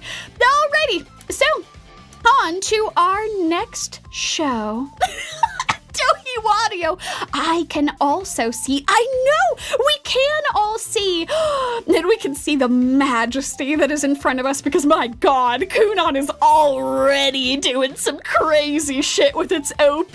Just look at this. Well, all of us here, at least those of us who are looking at this on the screen, if you are just listening to this, then that is completely okay too, because that's what Kunon is doing, because he is blind. He cannot see anything whatsoever. He is a very sad, very depressed child who is just always being helped by other people. He feels like he has no autonomy in his life and often asks himself, what does it mean to see? What does it mean? Until one day, he is introduced to his new magic tutor, who is trying to give him something fun to like, something nice to have in his sad, sightless life, where he's a sad, noble, rich boy. And anyway, she teaches him how to make water magic, and that's pretty cool. Water magic is fun, and he's like, oh, what does it look like? What does the water look like? And then she says, it is about the size of an eyeball. And he has an epiphany. Come what may, I'll make my own eyes with magic, Kunon says. And so begins his magic obsession arc, because by God, he's going to do it. He's going to make goddamn eyeballs for himself. And before you know it, he is producing a very high-level magic. Because he just throws himself into it. His master is blown away. His maid is just cheering him on. It's absolutely insane. And wouldn't you know it, what a breath of fresh air this show is, because this is not an isekai. That's right. This is actually a fantasy show. What a breath of fresh air. What an absolute breath of fresh air. Oh, and for those of you who are watching along, I don't blame you for enjoying this goofy show. Just because a show is in the Thunderdome does not mean that it cannot be enjoyed. It just means that it produces an unconscionable amount of psychic damage along the way. I know, not an isekai in 2026.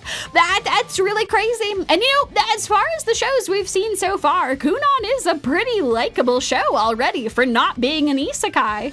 But just wait, there's more! He's not only able to create all sorts of water magic all together, he starts innovating with it. What's this? He starts making warm, squishy water. A very comfortable, very cozy water. He starts learning colors through the water, to which you are like, wait, what? How? But he can't see. But no, he can sense the color? The bigger the object is? So he starts doing that. He starts learning colors, I guess, by how they feel. I don't know. Don't ask too many questions. It's magic bullshit. He also learns how to read. And no, No, he is not using Braille. No, he is not using Braille. He is just tracing his finger across the page and the magic words are happening. I don't know why, but he can do that now. So anyway, he is completely and utterly fallen in love with magic because magic has given him purpose. Magic has given him something to strive towards. But that's not all. He also has another love in his life, for his maid has put it upon herself to make sure that he is raised to be a gentleman with a sense of humor. And by sense of humor, we mean a player. He's just a player. He's become a player. He's constantly hitting on every woman around him. He's constantly praising everyone for their looks and just all sorts of flowery language. His magic tutor's like, oh God, what have they done? Oh, he just won't stop. And he's even got this back and forth with his maid. If I weren't the second son of the Marquez, I'd take you as my bride. But alas, I'm already engaged to the ninth princess? Shit, the seventh princess? One of the princesses of the realm. And he compliments her too, and she's falling head over heels. Oh, he might be a player, but he's my player, and I'm engaged to him, so it's fine. He even hits on her brother. One of the older princes.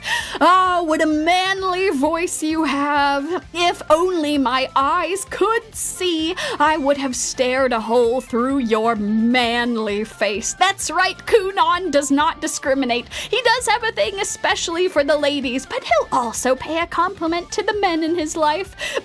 Completely flustering the older prince. Exactly, yes, Kunon, the equal opportunity player. So this is Kunon, a menace, mage, magic man. Absolutely insane. And can we admire the drip? Just look at this. Some of you might have realized he started wearing something very peculiar in some of the last couple of shots. Yep, this is his new outfit that he wears when he goes out into society. He has a whole staff, he has this crazy ass mask that he has over his face, and an actual factual cape, leading to this actual screenshot from the show where his older brother remarks to himself, wow. Was my little brother always this shallow? I mean, this is simply a Thunderdome work of art. This is absolutely incredible. I couldn't write such insanity if I tried. I'm amazed. I'm absolutely amazed. Well, not only does he have the craziest fashion sense ever seen, he's also enhancing his magical abilities. He's now able to hear voices from far away. How does that work? How is that water magic? Don't know, don't care, it's fine. Also, he is able to produce water to go on the wheels of the carriage to make it so it's not such a bumpy ride, which I now humbly present to all of you, the sound effect for that exact thing.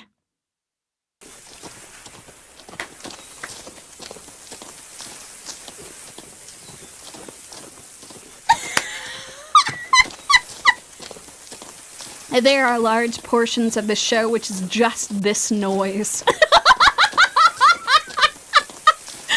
It's gotten so bad that Bear and I, when we see carriages in anime now, we're like, where are the water wheels? We're accustomed to the water wheels. This is the psychic damage that Kunon does to you. You want the water wheels in other shows. There's something wrong with us. Something deeply wrong with us.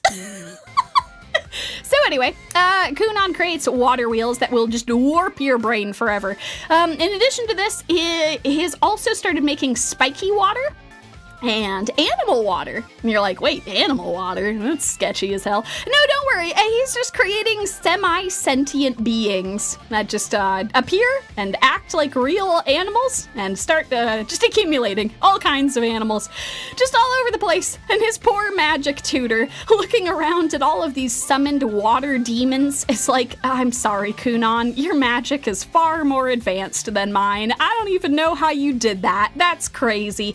You've got to go see like a royal sorcerer or something, because I literally have nothing else I can teach you. So an application is sent to the Academy of Royal Sorcerers, and they look over his application. And the eyes of the royal sorcerers light up as they read his file. Could this be the perfect place for Kunon to go? You'll have to find out next time if Kunon actually makes it to the next round. Oh my god, a cliffhanger, Yumi! Oh, she can't do this. She can't get away with it.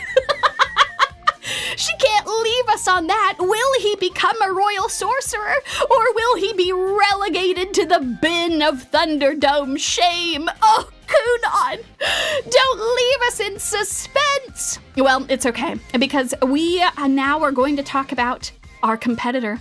Adventuring at 29, will they be able to knock Kunon out of the rankings? Or will Kunon be able to proceed forward? Well, let's talk about this next contender. Adventuring at 29 is about a 29-year-old adventurer. This is also a fantasy, not an isekai, as far as I could tell anyway. That's just a regular old 29-year-old adventurer who has all the ladies in the neighborhood saying, oh, you know, you're getting to be marrying age. I could introduce you to some nice girls. And he's like, nah, I just want to keep adventuring. That's the only relationship that I want. All that and harassing waitstaff when I go to certain places, talking about huge boobs and how they have them too, and just like making them real uncomfortable. Yeah, you know, real like scummy behavior. Making them blush and get super flustered and then smiling like a jackass about what a great reaction that is. Yeah, the worst 29-year-old single guy. Yikes.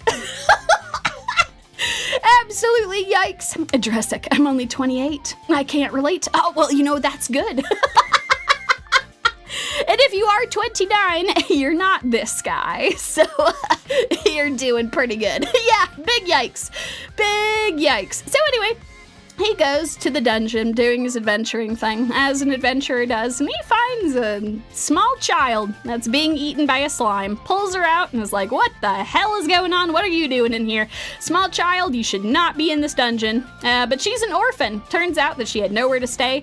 She was getting kicked out all over the place, so she was just trying to wander around in the dungeon to make money. That's kind of sad. Like, that's kind of real sad. So he feels bad. He tries to offload her onto literally every person that he can, and when that doesn't work, he finally is like, okay, fine. I guess my conscience won't be okay if I literally let a child die, so I'll take her in. It'll be fine.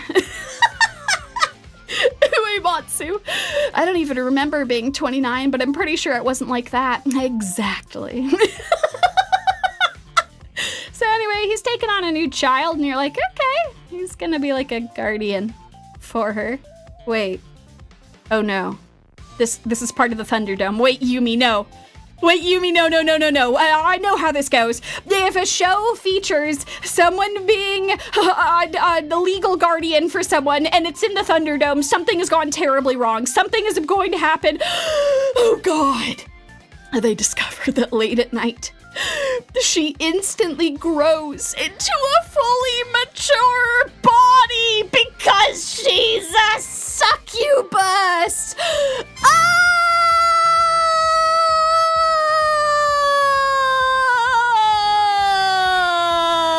At least, I don't know, she's still a kid on the inside, so all she wants to do is lay next to him and be like, oh, you smell nice. Oh, but this is such a big yikes alert. Oh my God. Yeah, I know.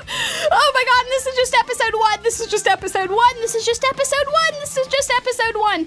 So anyway, they go and they're like, okay, well, we should verify that she's actually a succubus. Let me go and hit up one of my succubus friends. So this succubus succubus is like, all right, let me see your hand. We're gonna see if you're a succubus. They hold hands. And the child grows back into her full form, and she's like, yeah, she's synchronized with me. She's definitely a succubus. Why don't you let me take her with me? I know that she's a child, but she's a succubus, and this way you'll be able to go back to adventuring all by yourself because you didn't want to take her in the first place. And besides, look at her. She's got potential. She's a real cutie. I can use her in my line of work. So anyway, he spends an entire episode debating whether or not to let her go off with the older succubus, being like, well, I mean, the kid's free to do what she wants. It's not like, oh, I should get involved. It's not like I'm her legal guardian or anything. And he really thinks about it for a while. He thinks about it for a while, and he lets her get in danger, and he thinks about it some more, and finally is like, oh, well, look at her. She's really sad. She's talking about how she doesn't have any talent as an adventurer, and she's all bummed out. So, yeah, no, it's fine. You're a succubus with a talent for being stupidly loud and smiling all the time, so you can stay with me. Look at me. Aren't I such a good parent? No, he's not. Yeah, exactly. As if it's something to mull over. He spends an entire episode doing this shit. Oh my god, Illyria, yes. Why is this giving me solo camping for 2 vibes? That's such a good observation. It really does have those vibes going for it. Big yikes. So anyway, they go back to adventuring together. But what's this? They've found another child in the dungeon. And she more openly falls in love with the 29-year-old adventurer and is like, oh, you're so manly and you saved me from that slime. And the succubus child is like, I'm gonna kill you. I'm gonna rip out your throat, you imposter, you harlot. How dare you get close to him? And you're like, oh god, yikes. So then she's like, look, I'm gonna show off how useful I am. Behold my magic. And thank god, it's just pathetic. She just like sprays a slime or something. But you're like, oh god, this is uncomfortable. Then she gets eaten again by a slime. And just, what are we doing here? What are we doing here? What are we doing here? What are we doing here? Yep, it's just the theme. He's just collecting children who are gonna fall in love with him. Oh my god. Oh no, surely this has to win the whole Thunderdome. It can't get worse, right? Insanely enough, when we stack these two up against each other, when we look at the sheer amount of psychic damage that has happened, I have to go with my heart. I have to go with my heart. I am unilaterally deciding that Kunon is advancing.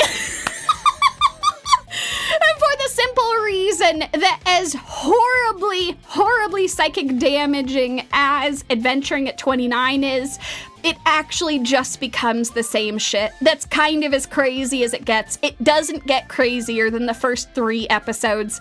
The only thing it really has going for it is the elf, who is a sub and really is into being a chair for like the older succubus. That's the only thing it's got going for it. The rest of it is all compressed psychic damage right off the bat, and then it really all goes downhill from there. Most of what I showed you all is from the first 2 episodes, because episode 3 really peters out. There's just nothing that really tops how crazy that is. So adventuring at 29, I thank you so much for your service, but Kunon is going to advance to the next round. Famous last words there. Yeah, no, it surely can't get any worse than adventuring at 29. Well, a huge congratulations to Kunon the Sorcerer and adventuring at 29. Thank God we don't have to talk about you anymore. Go and hang out in your shame closet because we've got some other crazy shit to talk about. Insanely enough, if you all look at how many shows we've made it through, we're only halfway through the opening round. Oh my god, we still have contenders to talk about, and my god, are they some hard hitters. You know what? I agree. I am also glad Kunon moved on because we have some crazy shit to talk about. I mean, we have to know what happens to him once he goes to talk to the royal sorcerers and what other crazy shit he's gonna do. So, I'm moving on to our next category. I like to call this category the cute girls and crazier men category. Let's meet our contestants, shall we? First up is Dark Moon Blood Altar. Yes, that is the name of the show. We'll talk about it shortly because the other show it's up against is There Was a Cute Girl in the Heroes Party, so I tried confessing to her. Also known as Cute Girl Heroes Party. Dobby Roos, please tell me you were watching all of these at 1.5 speed. Yes, I definitely was. Otherwise, there's no way I would have gotten through all of these. But thank you so much for worrying about my sanity. I very much appreciate it. Anyway, let's go. Let's talk about these contestants. First up is Dark Moon the Blood Altar, which I shit you not. It's based off of a very real boy band. This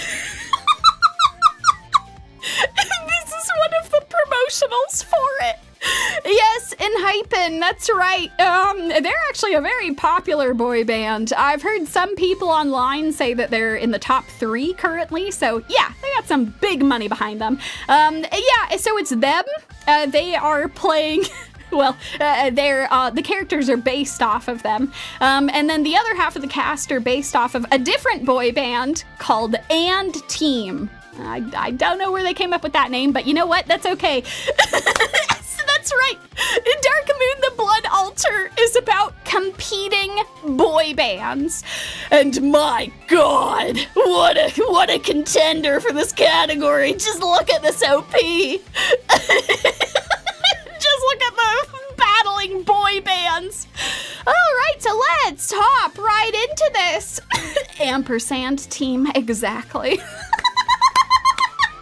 All right, so let's introduce our main character. Her name is Suha. And no, she's not part of the boy band. She's actually one of the only original characters in the entire series. Not based off of anyone in real life. She's just original to the series. Ever since she was a child, she had very freakishly abnormal strength. Like here is an example, Exhibit A of her picking up a boulder. And so everyone around her called her a vampire.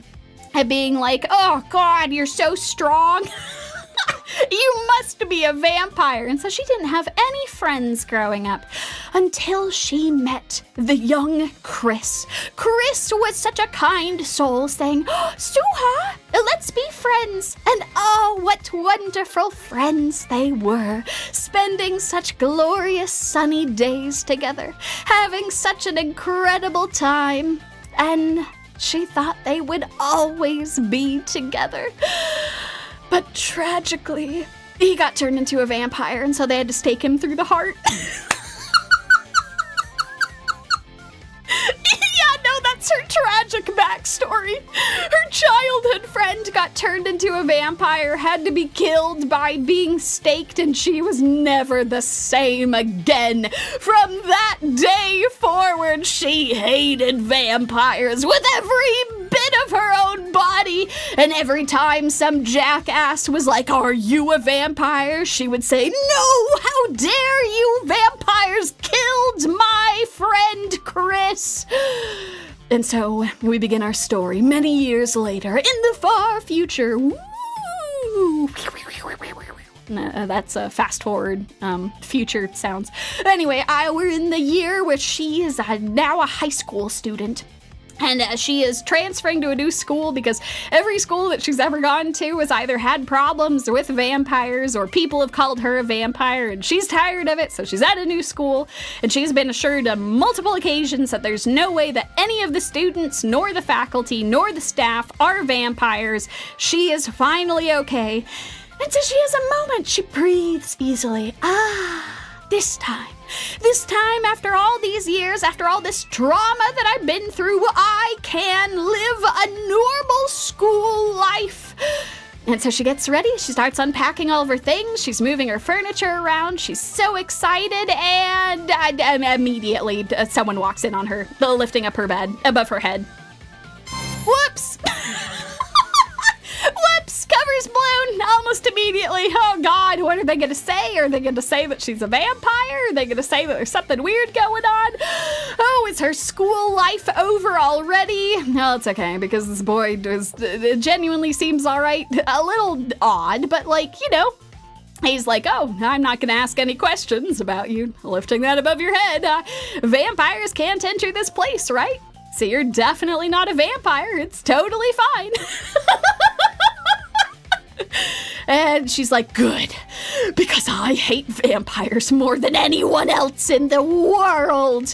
And he's like, oh, no, geez, why? And she's like, because my childhood friend died after becoming a vampire. And he's like, oh my God, all right, you got some trauma there. All right, duly noted. So he goes back and he hangs out with his other many roommates, question mark, friends. They all come from the same orphanage together. And he's like, oh, I met this cool girl. She can lift beds over her head, but she seems pretty all right. And they're like, oh, cool. Well, we can't make friends with the other students. And he's like, but man, I get what you're trying to say, but she's different somehow. I really felt a connection with her. And they're like, oh, excuse me. I clicked that too fast. My hand was trying to give away the answer. No, we should stay away from Suha. No, from all humans, because we're vampires. Yes, you all did call it. Yes, no, they are vampires. Clearly vampires, clearly vampires. Their whole friend group are all vampires, and she hates vampires, so this is kind of just a bad thing. It seems pretty reasonable. They just shouldn't hang out together. Go their separate paths. There will be no friction whatsoever. No, right, they've immediately thrown that out the window. Yeah, no, immediately they're like, oh no, but like she's cool and pretty and stuff, so like we're gonna go talk to her. So the entire pact crumbles. They're like, all right, fine, we can be friends with her. Being nice to the transfer student is the normal thing to do. Man, when are there not vampires? It's so true. They find their way they weasel their way into so many of these Thunderdomes and KUSO-ANIME sections. And anyway, they offered to go and help her clean her room because, you know, that's pretty dusty in there. Hasn't been lived in for a while. They're like, we can help you out. It's all gonna be fine. And so she goes and she picks up a box and realizes she has just exposed how strong she is because it's just got a whole bunch of really heavy weights in it. And all the other vampires look at her and they're like, whoa, wait. I mean, I heard that you could lift a bed over your head, but we thought that was like metaphorical. Wait, you can actually lift stuff? Wait, what the hell? That's crazy. And then they're like, oh no, it's okay. We're like you, but not vampires. We just have special powers too. Like this guy, Helly, he's... He's a telepath, and then we've got folks who can float in the air. We've got people who can teleport. We've got people who can instantaneously make fire. And then we've got people who can make a room dark. We've got all kinds of folks around here. So anyway, they're like, all right, we'll keep each other's secrets. It's all gonna be okay. She's like, wow, this really is the school life that I was looking forward to. This is amazing, and I'm so glad that you're not vampires, which I super hate a lot. So anyway, after that encounter, she goes wandering around the school grounds only to have someone come up from behind her. Oh no! Someone is about to attack her! Just kidding. Remember how she's really strong? No, she kicks the shit out of them. They're like, oh god, I'm so sorry. Yeah, no, this is the other competing boy band, the ampersand team. Yeah, this is them. They're all werewolves. So we have one boy band full of vampires, and the other boy band is full of werewolves, and she can kick all their asses, like at any time. So anyway, she kicks their asses and they're like, oh god, I'm so sorry. We were just here investigating a recent murder. Oh my god, that really hurt. And she's like, okay, fine, whatever. Just like, don't mess with me. But anyway, the other vampires heard what was going on and they're like, oh my god, what are you all doing here?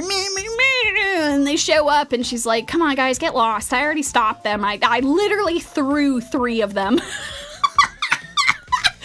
And she says, stop fighting, and they all are hit. Whoop-bam.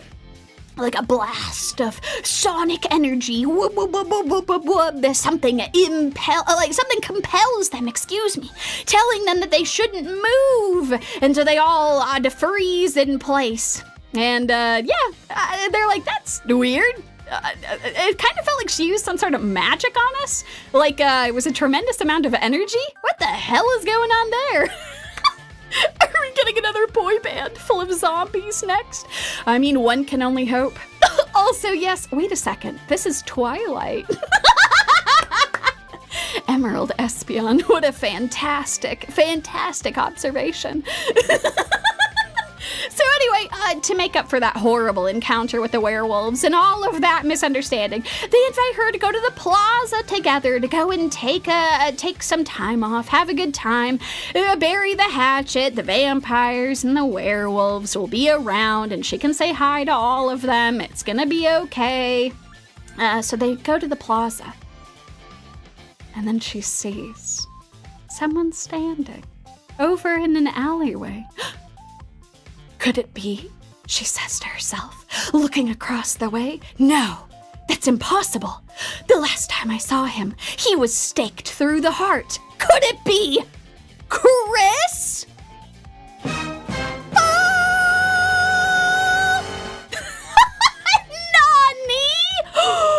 How can this be? She saw him dead and buried in a casket, and now he's standing in front of her. How can this happen? Oh, you're just gonna have to find out next time if it makes it to the next round. Because that's the end of our 3rd episode. I know, leaving us on a cliffhanger once again. What a spectacular, just stupendous entry.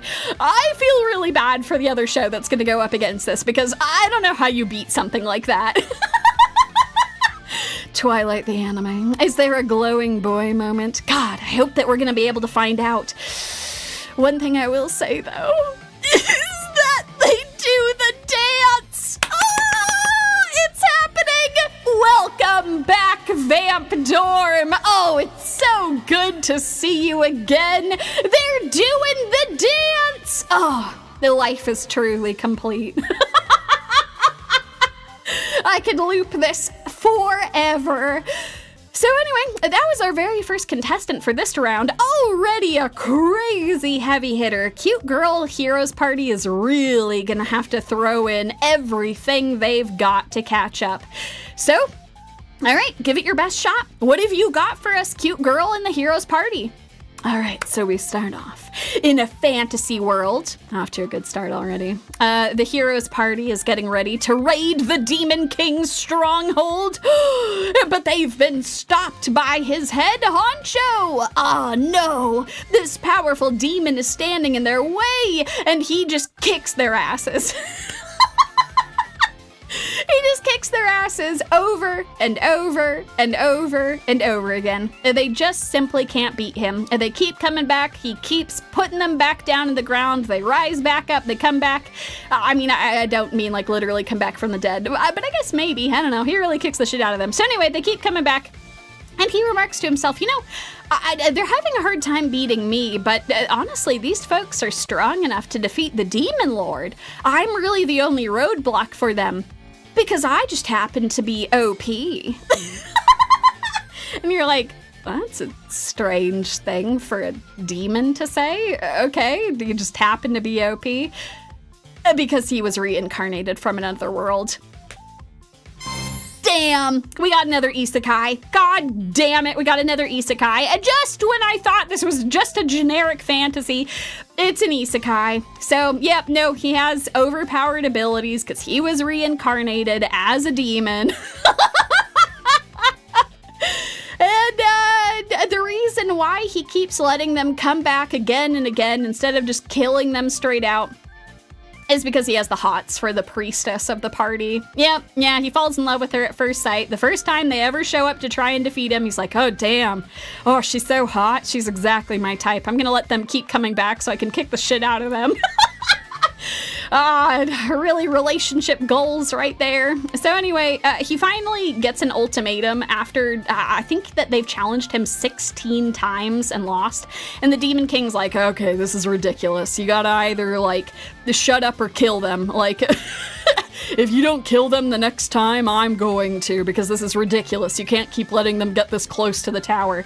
So our demon Isekai boy is like, oh, well, can't have that happen. So he says, all right, you all will never defeat me, but I'll let you pass to go and defeat the Demon King if you leave the priestess behind. Do that, and I'll let the other 3 pass. Ha! Ha! Oh god, this is terrible. Absolutely terrible. What a frightening thing to be told. Especially as a woman, you're like, wait, what? Please don't leave me behind. What are you doing? That's terrible. Well, this particular party sucks ass because they're like, yeah, no, let's take his deal. Yeah, that's a great idea. Isn't saving the world more important than just one priestess? Terrible friend. Absolutely terrible friend. So they're like, oh, yeah, we're gonna go leave you. And she's like, it's okay, I'll be fine. I'm sure he's just gonna try and attack me and, make it so that I'm apart from you all because I'm the healer. And they're like, okay, well, Cecilia, hang in there. We'll be back as soon as we've defeated the Demon King. Yeah, sure, just leave the healer. So, yeah, no, they're off to go and fight the Demon Lord. And she's like, oh god, why did you make only me stay behind? Looking around for her exits, being like, how do I get out of here as quickly as possible if things turn south? And he confesses to her. Yep, the reason that he wanted her to stay behind was because he wanted to ask her out. So that's better, I guess. Still extremely creepy, but whatever. He's like, please go out with me. I've loved you this whole time. And she's like, what? You've been kicking my ass for weeks, and you're telling me that you've been into me the whole time? And he's like, well, yeah, I'm Isekai. Don't you know? I had to pretend to be a demon. And she's like, okay, well, this is not exactly how I envisioned trying to go out with someone. So how's this? I'll meet you halfway. Then why don't you come with me to the outside world, pretend to be a human, and I'll think about whether or not I'm interested in dating you. And he's like, oh my god, a chance. I didn't think that would actually work. And as the viewer, I also didn't think that would work. I mean, what a decision. You're just gonna believe him like that? Okay, whatever. I guess we gotta move the plot along. So while all of this is happening, meanwhile, the hero's party is completely healerless, running towards the Demon King. And surprisingly, they're doing pretty good. Like, the Isekai demon boy actually assessed their abilities very well. They used the Holy Sword Excalibur and they smite the Demon King. Like they take out the Demon King and all of his henchmen. Like, the Demon King is defeated right then and there, and then they run back. The terrible friend is like, oh god, please let her be alive. I said such a terrible thing before. So, a less terrible friend? I mean, still shitty, but, like, I guess you're concerned about her, so you're running back. They go back, they confirm that she's okay, and she's like, oh yeah, I'm fine. Just, had some weird shit to happen with the demon, but I'm still glad you came running to check up on me. So I guess she's fine with them abandoning her. Anyway, they all have a parade to celebrate that they were able to save the world. Yoki was the name of the demon boy. He rips off his wings and his horns and it magically heals, so he's able to register as a human for the Adventurers Guild, and he starts climbing the ranks super fast because of course he does. He's OP. And him and Cecilia start going steady. Like, they're not like officially dating or anything, but they're going on dates and getting to know each other, and they have surprisingly okay chemistry. Like, it's pretty all right.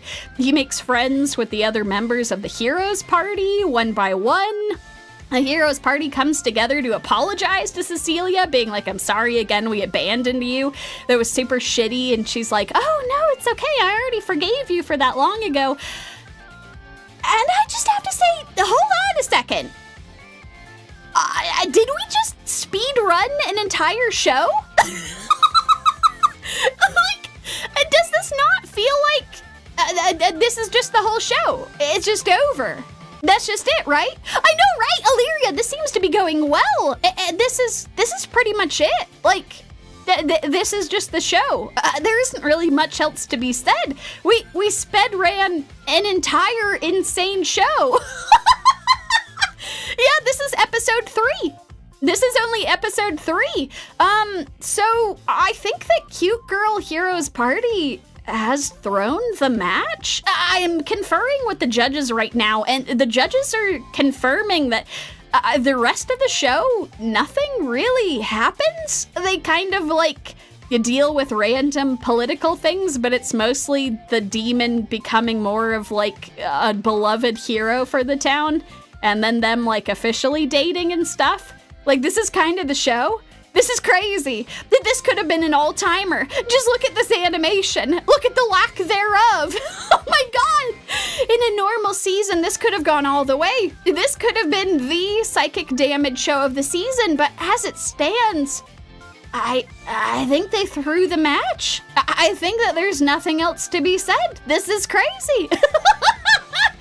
This isn't even a competition. I actually kind of feel bad for Dark Moon, the Blood Altar. Like, they had such a strong showing, and Cute Girl Heroes Party just kind of didn't care. They were just like, all right, this is the whole show, and it's done. Yeah, there's still more runtime, but, like, it's not really consequential. So, congratulations, I guess, to Dark Moon, the Blood Altar. I feel really bad for them. I hope that we can actually have a better showing in the next round, because they really deserve better. Okay, well, moving on to our next category. It's time for my rom-com Can't Be This Contrived. You know, it's true. It is a shame that it sped ran its plot. We could have had so much more to talk about, but instead it was kind of just over after 3 episodes. Now let's hope that these contenders do at least a little bit better than that. I don't want to see shows throwing left and right. That would be terrible. Okay, so let's meet our next contestants here. First up is the villainess is adored by the prince of the neighboring kingdom, which I like to call a villainous Aquasteed. You might immediately be wondering, wait, Yumi, that didn't have Aquasteed in the title. Why the hell are you calling it Villainous Aquasteed? Oh dear viewers, look forward to finding out that answer. And on the other corner, we've got You Can't Be in a Rom-Com with Your Childhood Friends, also called Childhood Friend Rom-Com. Easy, short, sweet, simple, easy to remember. All right, so let us introduce Villainous Aquasteed. It's an Isekai, but this time it's an Otome game. Oh God, she is reincarnated as a villainess. And she really doesn't act like it. Like, she's just really nice to everyone all the time. I think it's just her role in the game is that she's the villainess, but she's actually, like, just very proper, maybe a little uptight about the rules, but, like, just like a genuinely nice person. But no, she's destined to be the villainess because she is engaged to Prince Heart Knights. Yep, no, that's his real name, Heart Knights. Heart Knights. Heart Knights. Incredible. She's like, wow, a character in the game I played is right in front of me. I'm engaged to him, and oh no, it's the heroine. Oh no, that's right, I'm the villainess. I don't get to have a happily ever after.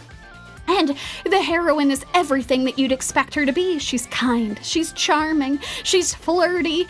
Oh, she's everything that the villainess is not. And so they have their classic event where they go to a ball and the prince is like, ugh, you, Tiara Rose. Sorry. These names are so silly. Therefore, Tiara Rose, I, Prince Heart Knights, banish you from the kingdom for being so rude to my new fiancé who I'm dumping you for. And she's like, oh God, no, not like this. Oh no. But who should appear? In a flood clutter of, frankly, out of control flowers. Like, I know this is a shoujo, but this is out of control. Look at this. Look at how many petals there are. I don't know. I know this is a trope, but this is just ridiculous. Who could it be? But Prince Aquasteed Marine Forest.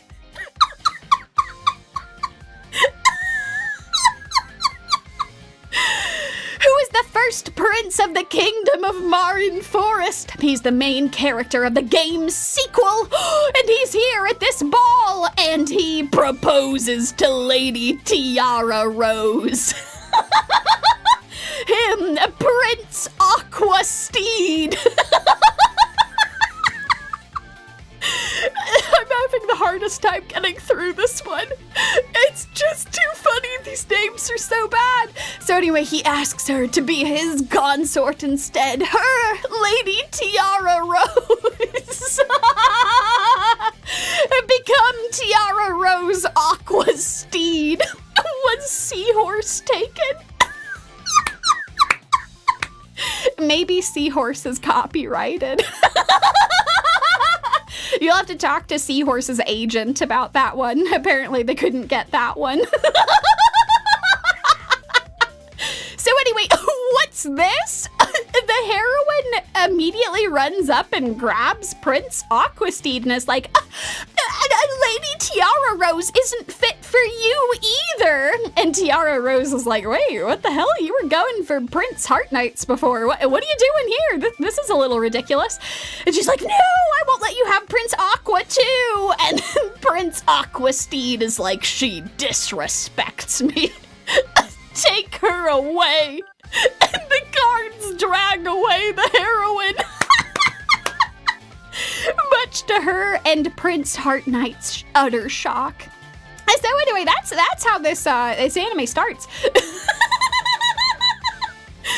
Uematsu, I'm more on team Lady Swamp Moss. You know, that is a very based answer. Extraordinarily based.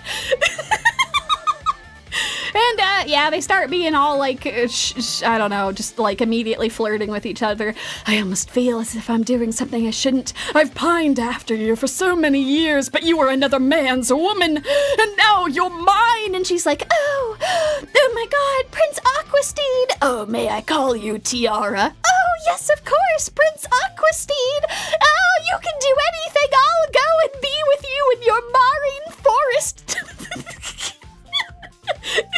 Country, because that's the real name of a country for some reason. Mr. Oreo, man got dumped, proposed, and saw an arrest, all in 5 minutes. So anyway, meanwhile, the heroine is locked up because, you know, she like offended a prince. And so she's under house arrest now.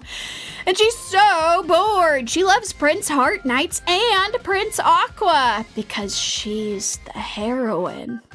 And suddenly it dawns on you as the viewer, wait, why is she saying that she's the heroine? Could it be?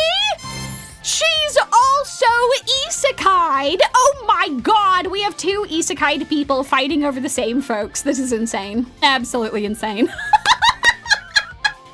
So anyway, it's a double isekai. We have 2 separate women that are fighting over the same princes. That's villainous Aquasteed. Absolute insanity. A fantastic entry from them. I couldn't even get through reading the names. They were way too funny. All right, childhood friend rom-com. What do you have for us? I don't know. Villainous Aquasteed was pretty impressive in that first round. I don't know how you're gonna possibly compete with that.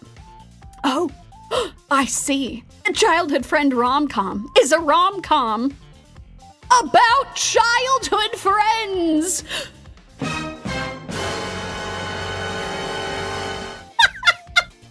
Yep, no, these types of childhood friends in particular, the type that just wake up sleeping in bed next to each other and then are being like, oh, knock that off. You can't wander into my bed. And you're like, what? Your childhood friends are sure different from the ones I know. I'm so glad you all enjoy that sound effect, Dino. And now that I have my new mixer, I can actually do these sound effects now. It's amazing. So anyway, they're all insisting that, oh, we're childhood friends. You can't be in a romance with childhood friends. Except for they all really secretly want to bone down, like super hard. Like they're constantly pining after each other and just pretending like they're not. Just like at all times, just constantly. My God. So anyway, we have childhood friend number 1. Childhood friend number 2 shows up being like, you better not have been creeping on Shio. I'm Akari and I'm the tsundere, you horny monkey. And then immediately after being like, why do I keep saying all those mean things to him? Oh my God, I'm such a soon. Oh my God. So then they'd soon even harder by just like sitting on his lap in the middle of class being like, oh, I forgot to do my homework. I'm gonna look off of your sheet. As they're all just sitting on him. As the other classmates look on in a mixture of horror, confusion, horniness, more confusion. As they all start wiggling around on him and he's like, all right, get the hell off of me. So yeah, you know, just average childhood friend bullshit. Anyway, and then the girls start complaining to each other, and we sat on him and everything, and he didn't do anything. He could treat us more like girls. He treats us like we're still kids. And he's like, oh, we're close because we're childhood friends. Yes, I can't be creeping on them or anything, even though I really, really want to bone down all the time. One of the childhood friends is like, oh my God, I secretly, as I'm holding you very close, I want to be together. And he's like, what? I know, surely that can't be the case. And Akari is like, do you like her? It kind of seems like the two of you are hooking up. And he's like, nope, she's like family. We're not hooking up whatsoever. And then Shio is like, yep, there's no way I'm gonna date him. Because she's embarrassed, I don't know, in the bathroom talking about this. I don't know why he is able to see them here. Logistics don't make a lot of sense, but whatever. He overhears them. He's like, oh, yep, no, when she leaned in and hugged me and said that she liked me, it was really just a lie. But wait, they're just childhood friends. In other words, horny shooting themselves in the foot, the anime. Absolutely ridiculous. So, yeah, these are both some pretty intense competitors. I don't know how we're supposed to pick just between the two of them. They each have pretty compelling entries into the Thunderdome. I think this will require a panel discussion. All right, we're going to our panelists now. It's live from our panel room. We're currently discussing what is the correct anime to move to the next category. We have had some really competitive, impressive contenders, and only one of them can proceed forward. So let's listen from our contenders. Why should they go to the next round? Please, Villainous Aquasteed, start our tiebreaker round. A Villainous Aquasteed is starting off. And why they should move forward to the next round is because these are real flowers. He can summon real flowers. Our panelists love it. Oh my God, I can't believe this. These are real. This wasn't just an effect. He can actually summon flowers. It's something that happens across the entire series. A bunch of people can summon flowers. I don't know why, and no questions asked. They can just do it. All right, childhood friend Rom-Com, what are you bringing to the table? Wait, is this? Can it be? Oh my God, they have just reminded the panelists that there are still 2 more love interests. Oh no! We've only met the first 2 love interests so far. We haven't even met the other 2. What kind of shenanigans could they get up to? What types of madness will we see? Oh, the panelists are conferring. They're discussing, but I think the answer is clear. As much as they love the real flowers and the absolutely insane names of Villainous Aquasteed, they've got to give it to childhood friend Rom-Com. We have to see what these other contenders are going to be. Will they be any better at hooking up with AU? Only time will tell. Thank you so much to our panelists for making that decision. All right, excellent. A huge congratulations to childhood friend Romcom for making it to the next category. A special shout out to Villainous Aquasteed for making me laugh entirely too hard. I wish you all the best, and if you too want to learn more about what happens in their shenanigans, you are very welcome to go and psychically damage yourself by watching along. But we really hit some of the big highlights showing that there. Oh, I know it was right. That's so true. It was a difficult decision. Our panelists really had their work cut out for them, but I think they did prioritize getting to see the shenanigans of those childhood friends. I think that will be the correct decision in the long run. And you're right. It's time for the final two. The final two contestants that you haven't met yet in a category that I humbly call Here Thar Be Monsters. If you weren't already buckled up, double check your seatbelts, folks, because it's about to get stormy. Starting off with our second to last contender, the Darwin Incident! Already an ominous title, and that will be competing with Champignon Witch. Oh god, wait, they don't even get like extra subtitles, that's just the names. They know exactly what they are. There aren't any long Isekai titles or anything like that. Just simply Darwin and Champignon. Oh god, alright, let's go hop right on into it with the Darwin Incident. Buckle up, folks, because this show is about a baby who was a hybrid-born human and chimpanzee. I'm going to repeat that again. A hybrid of a human and a chimpanzee, born in a lab with a real chimpanzee mother and a human father. Yikes! It's a humanzee. Absolutely terrifying. Absolutely terrifying. Yep, it's a humanzee. He's our main character. And this is him about, 10 years later? No, 15 years later, sorry. Because he's off to high school. Here he is greeting his adopted mother and father who have taken care of him after he grew up in a very turbulent situation. He was born in a lab, and then there was all kinds of weird custody battles about who was in charge of him. For some reason, the scientist who created him has not gone to jail and is still doing, talks at, conferences and stuff. I don't know. I feel like there might be some ethics things involved there, but whatever. I'm not a humanzee expert, so I guess I can't talk about people going to jail for all kinds of weird animal experiments.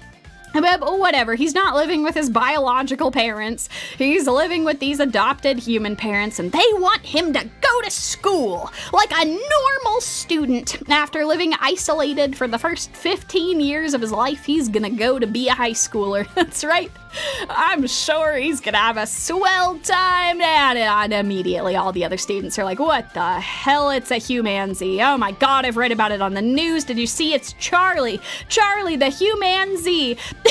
Some of you might notice it's a little obscured by the name, but that is an American flag that is hanging in that classroom. Yeah, that's right. This show is taking place in the United States of America.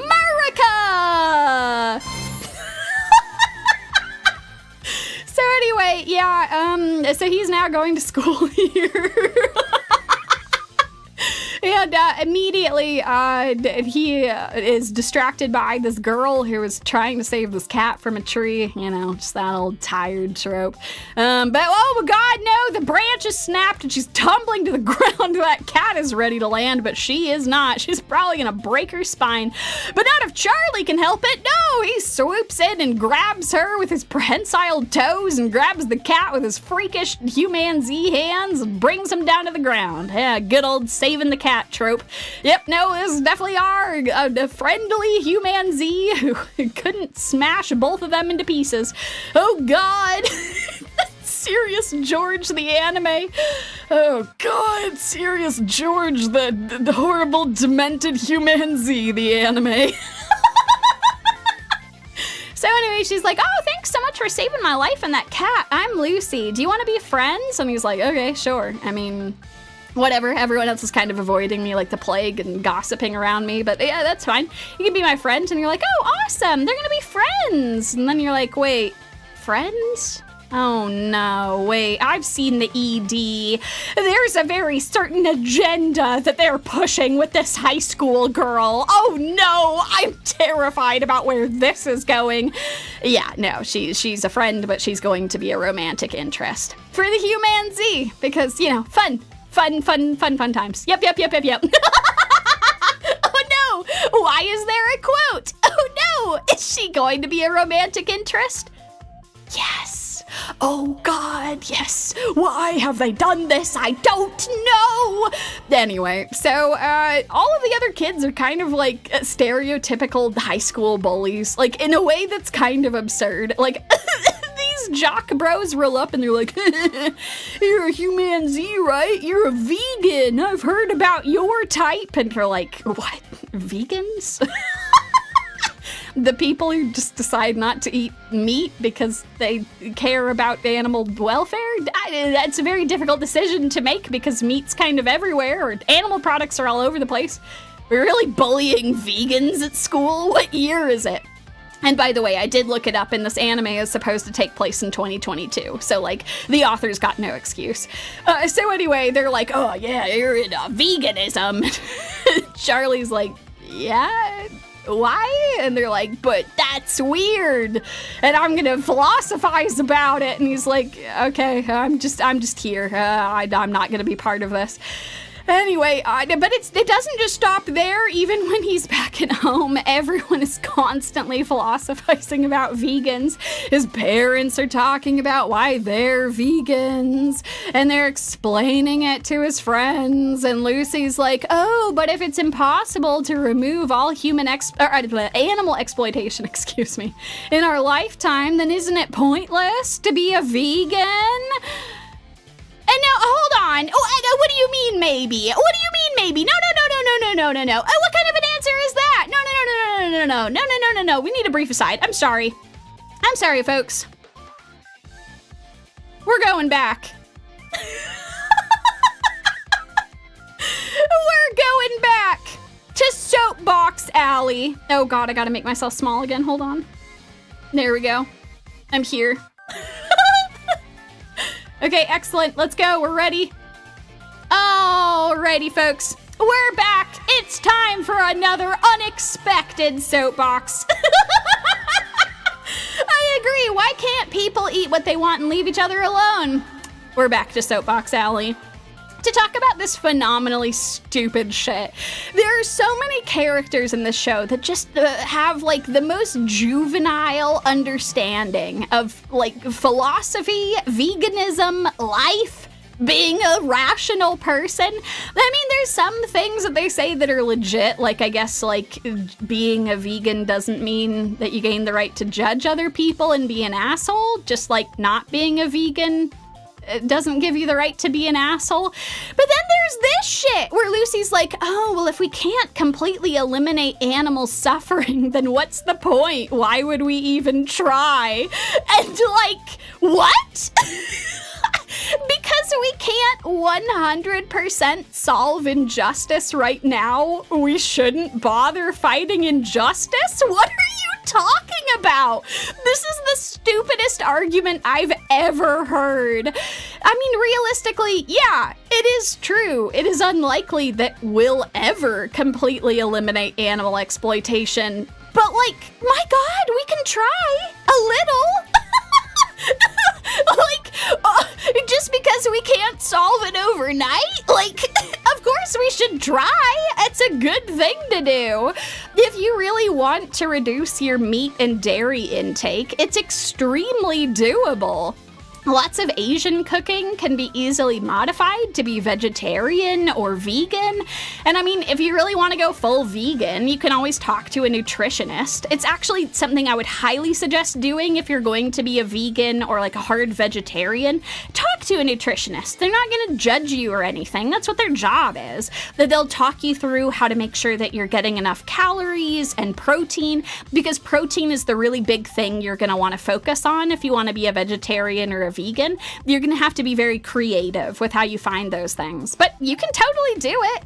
I mean, the other thing is that I've talked a lot about how organic food is kind of bullshit. Like, it doesn't really mean anything. They're still spraying shit with pesticides and fungicides. They're just charging you more for it. But the term free range is absolutely legit. Free range means happy animals. It means the animals aren't kept in these horrible cages.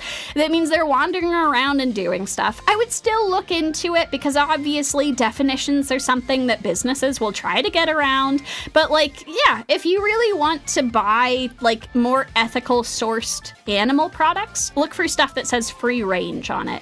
It is going to be more expensive because it is a more expensive way to do farming, but the animals are going to be a lot happier during their lives instead of being very sad in cages all the time. So yeah, I know, right? If you can't beat the injustice, then you better join the injustice. Yeah, no, this show is insane. Also, yes, beans are wonderful. All kinds of beans are incredible, including soybeans. Soybeans are amazing. Kind of all of the beans. All of the beans. They do go hard. So anyway, thank you for joining me in this brief aside. This just really pissed me off when I was watching this, and I knew that when I talked about it, I was gonna have to bring this up because, like, you all should have, like, the knowledge and the know-how about how to do this. Also, it is okay if you, for whatever reason or another, are not able to be full vegan. I personally can't because there's a limited number of things that I can actually eat, and yeah, I kind of have to make sure that I can get some protein in there somewhere. But I do try as best as I can to, like, you know, make sure that I'm not supporting these things as best as I can. And that's something that you all can do too. But also, again, free range stuff is more expensive. And I understand that living expenses are a real thing, so I don't want you to feel bad if you can't do that. Just know about it and try to make some conscientious choices if you do have the ability to do so. Anyway, that was my soapbox. Thank you all for joining me. It was an important aside, something I'm passionate about. It's time to head back to the bad anime Thunderdome. Excellent. And we're back. Oh, hold on. Let's bring me right over here. Okay, excellent. Let's get on back to our Thunderdome. Let me bring this over here. Excellent. Okay, now let's do this. Now that we've had our brief aside, it's time to return to the Darwin incident because, my God, does it still have psychic damage for us. Okay, so, apparently Charlie saving Lucy and the cat goes viral. Like, a bunch of people were filming it, and so they're all spreading it around, and, a very particular group of people find out about it, and they're like, this is our next target. What a swell kid he's grown into. Yep, they are vegan terrorists. Kind of absurd combination of words. They are the Animal Liberation Alliance, and like, okay, so like, I don't want to say that like eco-terrorists aren't a thing, but like generally what they do is like tie themselves to trees and stuff, you know, like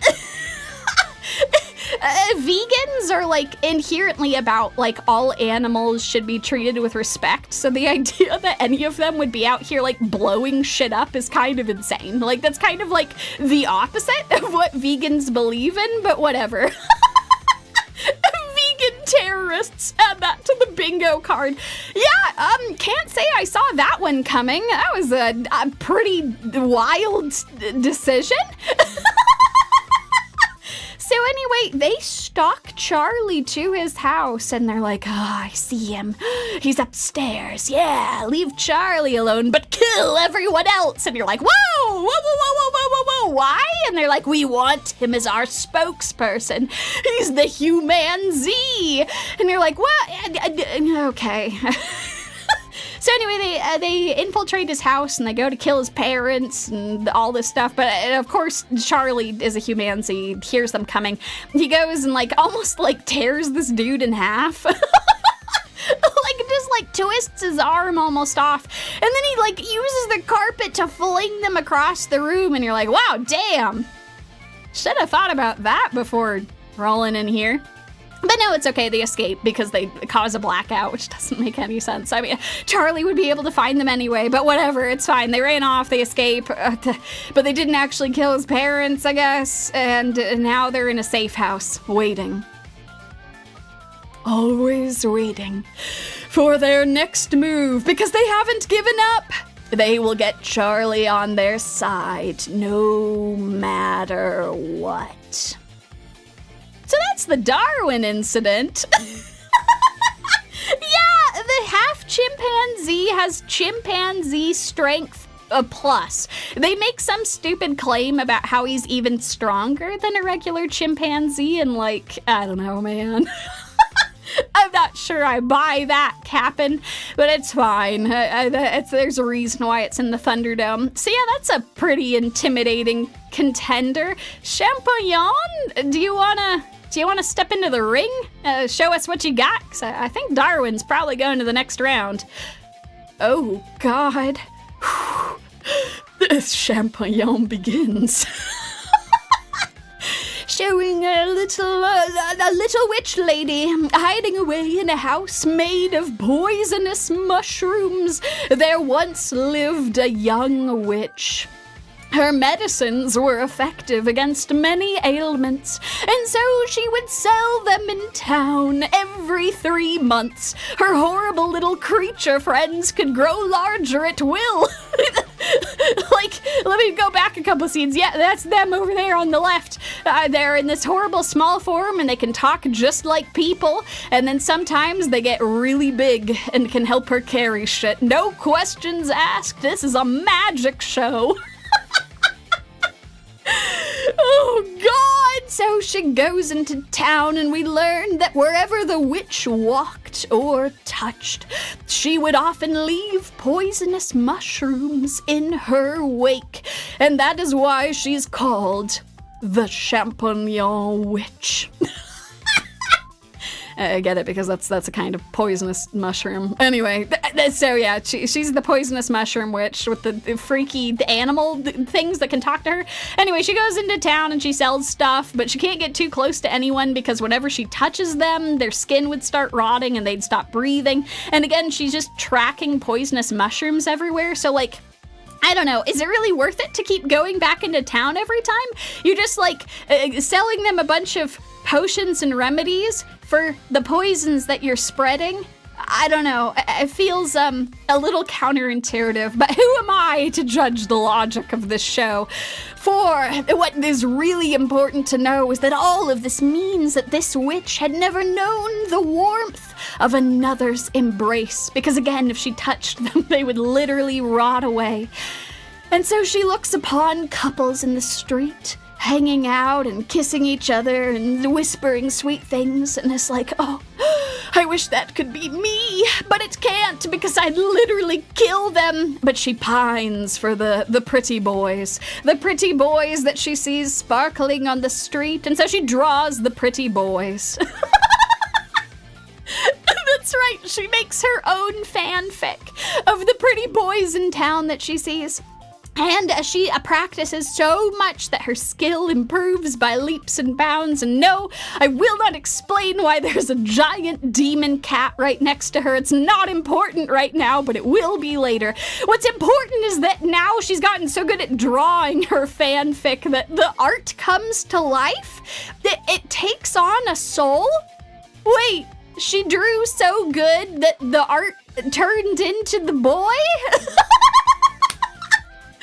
What is even happening here? Yeah, no, the boy comes to life wife, and he's asking her to dance, and who is she to refuse the page boy's call? So she climbs into the sky on top of her flying sheep friend, and they dance under the moonlight. The dance exceeded her wildest imagination, something that could only exist in books, and it was hers. Now she could touch him, actually touch him. It contained more romance than all the love stories in the world, says the author who's writing this, and she clutches the page to her chest. Oh, this is such a beautiful dream. May it never end. Only to find out the next day that actually she did suck the boy's soul out. Yeah, no, the soul that inhabited the picture was actually his soul, and now he's like a husk of a person. She literally drained his life force, and now he's like a sad, empty shell of a person. And she's like, oh God, I did that. My art was so good, I almost killed a man. So in a panic, she like sends his soul back, and she's like, oh God, I'm so sorry for stealing your soul. And he gets rejuvenated again, but not before she runs away down the street crying, streams of tears from her eyes. I'm never drawing again. I can never do this. But what's this? And the boy calls out to her, and he's like, hey, is your name Luna? And she's like, whoa, wait, what? What do you mean? How do you remember me? We met in a dream when you were a paper boy, when you were simply a soul trapped in a piece of paper that I drew. She has the goon note. Oh, damn it, that's beautiful. I'm sorry, that's what we're calling it from now on. So anyway, she had only talked to him through the goon note previously, but he remembers, and he's like, oh my God, I want to be with you. And she's like, no, that wasn't your real body that night. That's why I was able to touch you then. The truth is my body is full of poisons that would be very dangerous to you. And so she summons a mushroom to stand between them and I. That mushroom sure has a very particular shape to it. And he's like, ooh, can I touch this one? And she's like, oh, I mean, sure, we'll have it be our chaperone. The temptation to make this the thumbnail to this entire video was very strong, but I also didn't want YouTube to get mad at me. But it's okay, you all understand that it's a mushroom. So anyway, he's like, no need to keep apologizing for the drawing. When I'm with you, my heart feels like it's been purified. And she swoons. All of a sudden, her hat starts growing roses, and she's like, well, oh my God, I gotta keep drawing. That's definitely a metaphor for a certain type of blocking. The sus shroom, yes, exactly. So she returns to the goon note because she's got to goon some more. So she starts drawing the boy, and the boy joins her, and they have all sorts of wonderful adventures together, hanging out with her horrible demon friends, and dancing and kissing into the night. Until it turns out that she's literally killing him. Like, literally. He's like, oh, but it's okay. It's for love. And she's like, oh, God, wait. But, like, that's not going to last forever. You're going to, like, die soon. I should probably do something about that. So she goes to his bedside.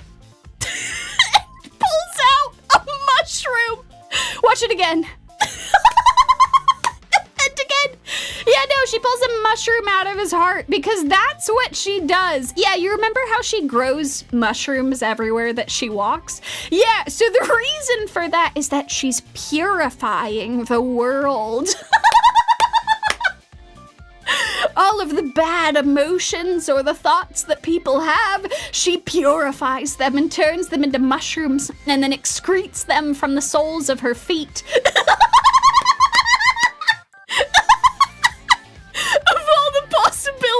I couldn't have expected that. I mean, this is really the glory of Champignon. It just keeps you guessing. So anyway, she pulls out, okay, this is the crazy shit. Not only can she pull out like bad emotions and things from people, she also pulls out like memories. She pulls out all of his memories and his love of her, and like consumes it. So, like, he won't have it anymore. Yeah, companion cubing. I feel like that's less purifying and more moving the toxins around. Yeah, I kind of agree. I'm gonna tell my kids this is how The Last of Us started. Oh, that's beautiful. This is exactly how it was. A girl and a boy fell in love because of the goon note, and then mushrooms spread all over the world. Well, anyway, the boy recovers because he doesn't have any of his, I don't know, love juice anymore, so he doesn't want to go into the picture, and he's like, yeah, I'm super good. And he's like, wait, what are you talking about, a black witch? I wasn't dating any of those, the necromancers and poison witches. And woe is the Champignon witch. Except for wait. Everything I've been telling you up to this point, it was being told by a narrator. And what if I told you that the narrator was not Champignon witch? No, it's this dude. Is this dude dying in a river? After she removed all the memories of her past lover, she just finds her new boy toy dying in a river. And like really earnestly dying. Yep. Yeah, no, that's right. He's the actual protagonist. You thought it was the witch? No, it was him this whole time. So anyway, yeah, everything you thought that you knew about the romance that happened, throw that away for now. Toss it in the back of your mind. This story is about the two of them now. So yeah, she leans down into the river with her other friends and is like, man, I wonder what happened. He is dying real bad. So they call one of their friends because she's worried about touching him and like rotting his flesh and stuff. And they call over a crow friend who looks like this cringe-ass dude, and he brings the dying boy inside while shit-talking everyone around him because he's just a really crass bird. They lay him down on a table, and they're like, yeah, somehow he's still alive. He's lost too much blood, and I don't think there's much that we can do for him. But I smelled a poison ever since we found him. I'm gonna draw it out of the sword. And this is what that poison looks like. Yep, it's this horrible demon mushroom thing which she sucks into her body. And now she's dying from it, and God knows why he had that inside, but she's just really having a rough time, so she's like, all right, gotta run, whee! Off into the woods she goes, to go and find her poison master. The god mushroom or something. I actually have no idea what this thing is. It's a thing of unspeakable horrors that has eyelashes.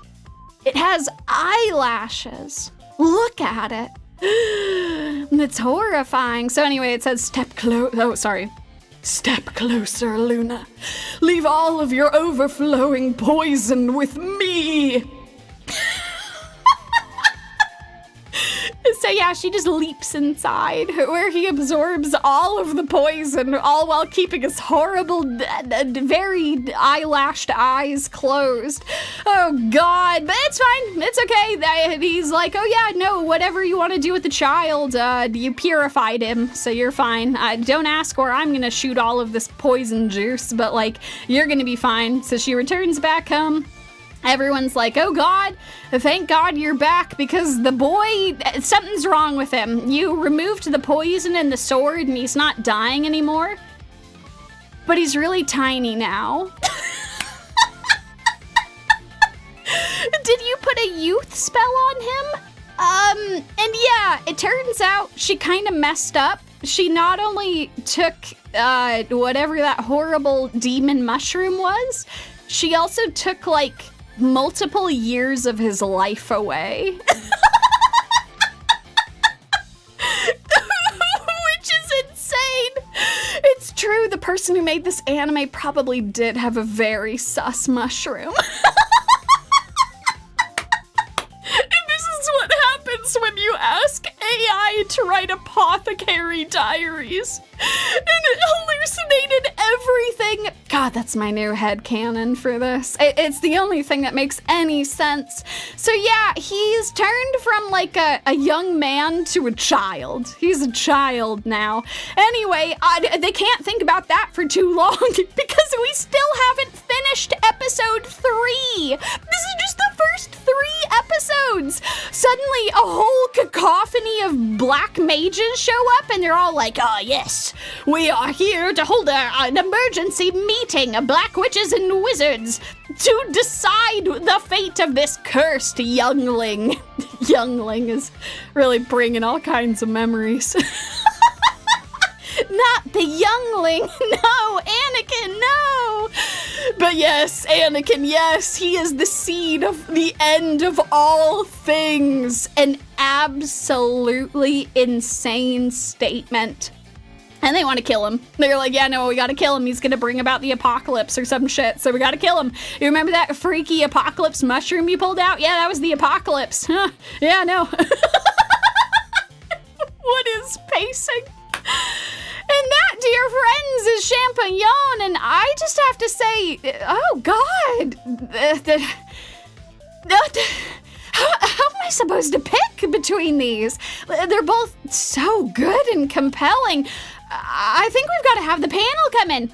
Emergency panel meeting! Emergency panel meeting! We need to discuss which one of these is going to proceed forward. I mean, we have the sheer insanity of the Darwin incident. I mean, really, a humanzee who is getting the hots for a human girl who's being pursued by vegan terrorists? What's not to love about that for a Thunderdome?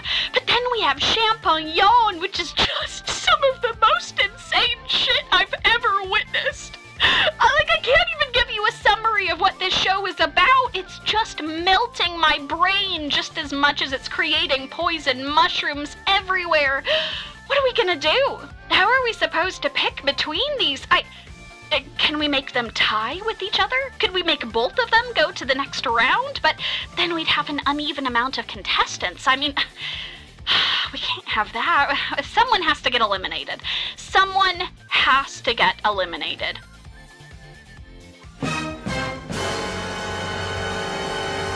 Oh God, I've got some breaking news, folks. This news just in the time it took to try to break this tie.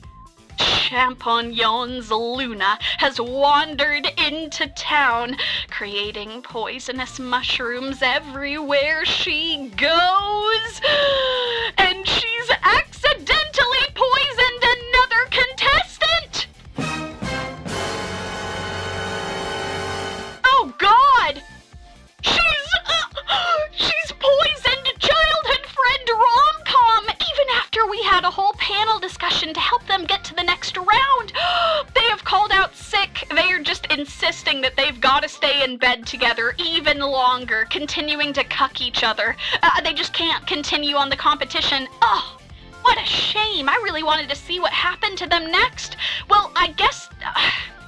congratulations to both Darwin Incident and Champignon. They can both advance. This is unprecedented. Absolutely unprecedented. We've never had a competitor knocked out of the competition after getting to this point. I mean, what are we gonna do? I guess, okay, so it seems like what we're going to do is we will check in on childhood rom-com as the tournament progresses. You will get to find out if he ends up with any of the childhood friends, but they have called in sick to the actual competition, so they will not be counted as a contestant anymore. I know the anime are so powerful they KO'd another contestant. It's insane. Illyria. Truly either of these feel like they could have won the dome in other seasons. And they're up against each other, but now they both get to advance. We're both going to the next round. It's time for the quarter finals.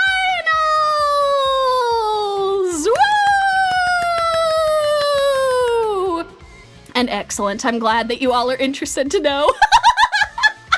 I'm glad at at least we will be able to check in on them, see how they're holding up after being poisoned, but I have been told it's not terminal. We should be able to hear how things end up for them by the end of the season. All right, folks, before we hop into our next round, we are going to take our first and only a major break. So you all will hang out with Chibi Yumi for a couple of minutes here. I'm gonna go use the restroom before we hop into the rest of our show. Gonna have one more drink, and then it's time for the quarter, semis, and finals. We're gonna be doing them all back to back to back. So you just hang tight, and I'll see you folks soon.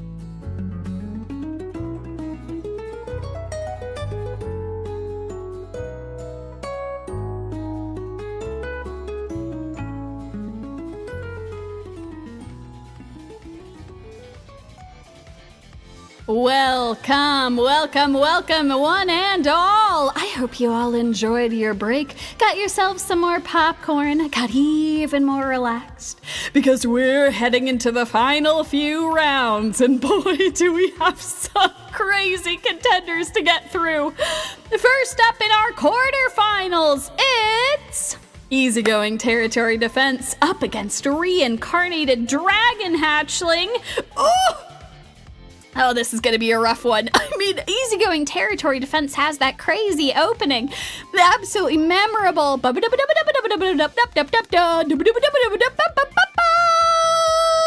Away we go. That's right, when last we left off, all those hours ago, because we have been going for a while actually at this point.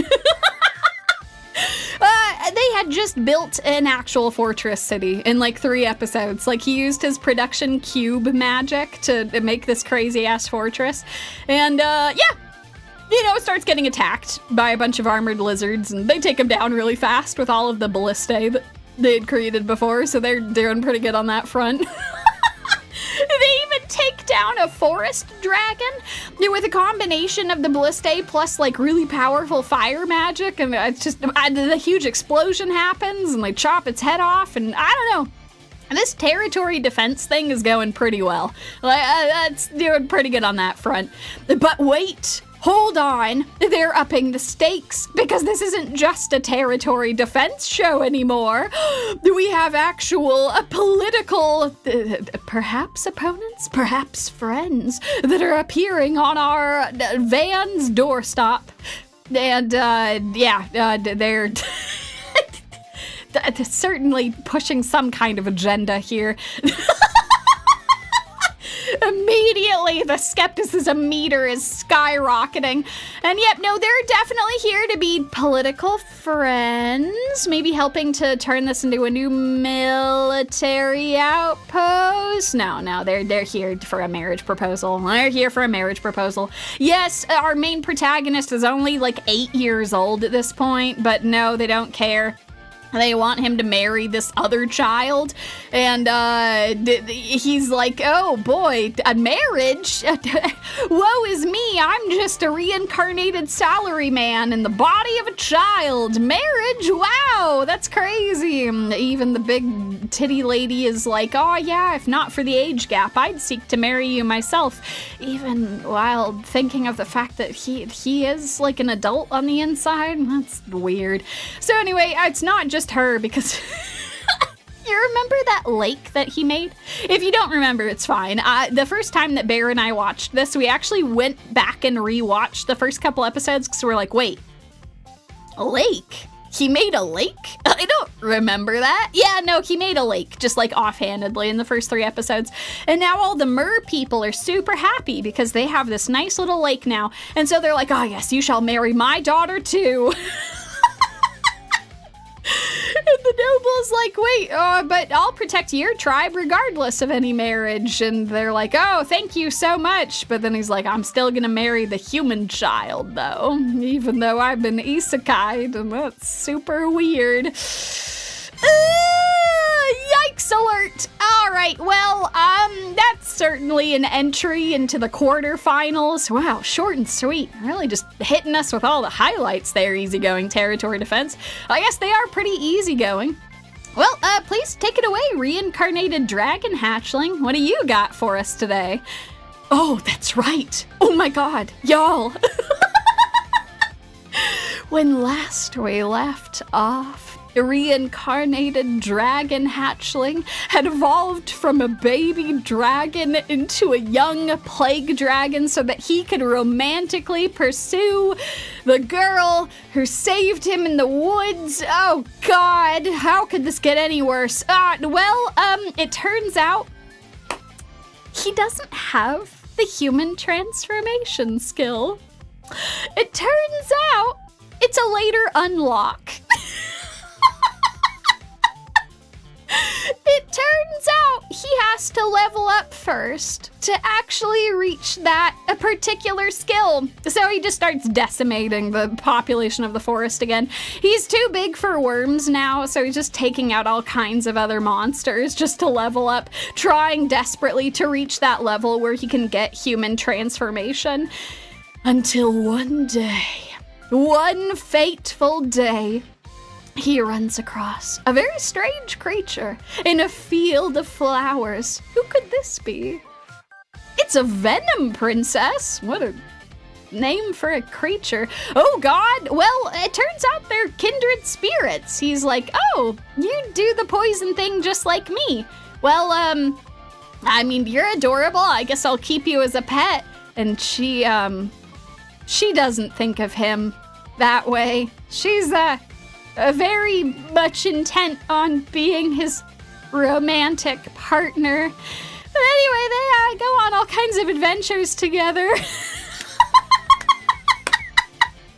They're just the best of pals now, a pet and the pet that wants to its owner. So they're just going on to all kinds of venom adventures together, and he's like, human transformation, schmansformation. Yeah, I don't need that anymore. I got my best pal. Oh no, I have concerns. I'm not sure if I'm impressed by his grind set. Yes, agreed. He certainly has priorities. But anyway, After he decides to stop caring about it, suddenly he gets the skill. He like levels up to the point where he gets it, and he's like, I don't want to part ways with the black lizard. We've become such good friends, and I have this weird inkling that maybe she's romantically interested in me, but I don't know. I'm just a dragon. Women, am I right? I would really like to see that girl again. You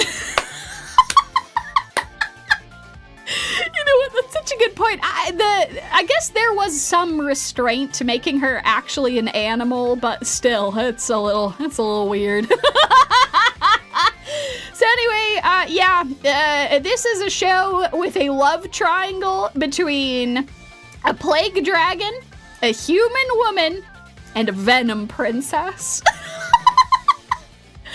So he's ready. He's gonna go for it. He's worked hard. He's jilted one lover. What's one more? It's time for him to transform! Are you all ready? It's time. I promised you all that you'd be able to see his human transformation. It's about to happen. All right.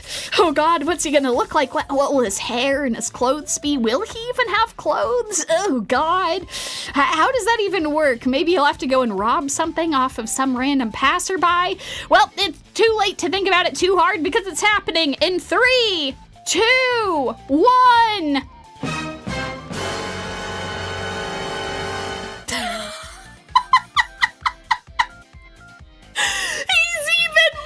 Grotesque than a young plague dragon.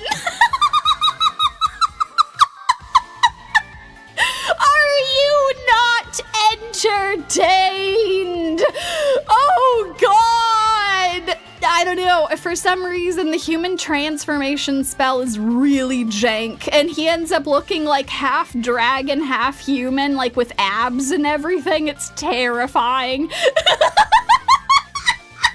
I know, I don't think anyone could ever be ready for this particular thing to show up. Absolutely incredible. So yeah, anyway, I mean, I think it's pretty obvious who's winning this particular one. It's reincarnated dragon hatchling. I mean, a good job, easygoing territory defense. You made it this far, but you're really becoming a certain type of isekai at this point. And reincarnated dragon hatchling is kind of, I don't know, they're reinventing the dragon wheel. I gotta hand it to them. So a huge congratulations to reincarnated dragon hatchling for making it to the semifinals. Onward to our next quarterfinal contestant. Oh my God! Oh, a formidable matchup! Dark Moon, the Blood Altar, and the Darwin Incident. Oh God! I don't know how this is gonna turn out. All right, well, let's get started. They're doing the dance. It's time for Dark Moon, Blood Altar. All right, so when last we left off, Dark Moon, the Blood Altar. Suha, our main protagonist in this show about battling vampire and werewolf boy bands, she had seen her old childhood friend Chris standing across the particular roadway, and she's like, wait, I thought you died. You were a vampire, you got staked through the heart. Now I'm seeing you again. What the hell's happening? She runs. Run, Suha, run across the street to go and see. Is it him? Is it a mirage, an illusion? Simply her desire, wanting her friend to still be alive. Only to be stopped along the way. Yeah, because you remember how, like, this entire thing was, like, an outing to apologize for the time that the werewolves spooked her and she threw them over her shoulder. Well, anyway, one of the werewolves is very overeager and he's like, oh, hey, Suha! And she's like, Khan, I got something to do. Sorry. But then she looks in the alley and he's gone. Was he just a figment of her imagination? How very strange, after all this time, to suddenly be seeing him. I'm sure there's nothing ominous there. Anyway, all right, well, again, back to our Dark Moon blood altering. We now have some people who are starting to fall in love with her. That's right, Helly our resident vampire, the first person who ever talked to her at the school, besides like the guidance counselor and stuff. He has completely fallen head over heels for her, even though she continues to say that vampires are monsters, and he is a vampire. He is still hopelessly in love with her, and it is honestly kind of sad, like just a little bit. He's really like a kicked puppy. Every single time she's like, I hate vampires. He's like, yeah, no, baby, I'm sorry. God, it's so sad.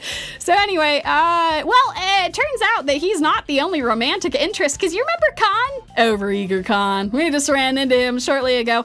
Well, on the night of a crimson moon eclipse, because that's a thing in this world, it's a night when werewolves will fall in love with the first person they see, because we're just making up the rules as we go along, and who should Khan see on the night of the crimson moon? It's Suha! He's hopelessly in love with her now, too.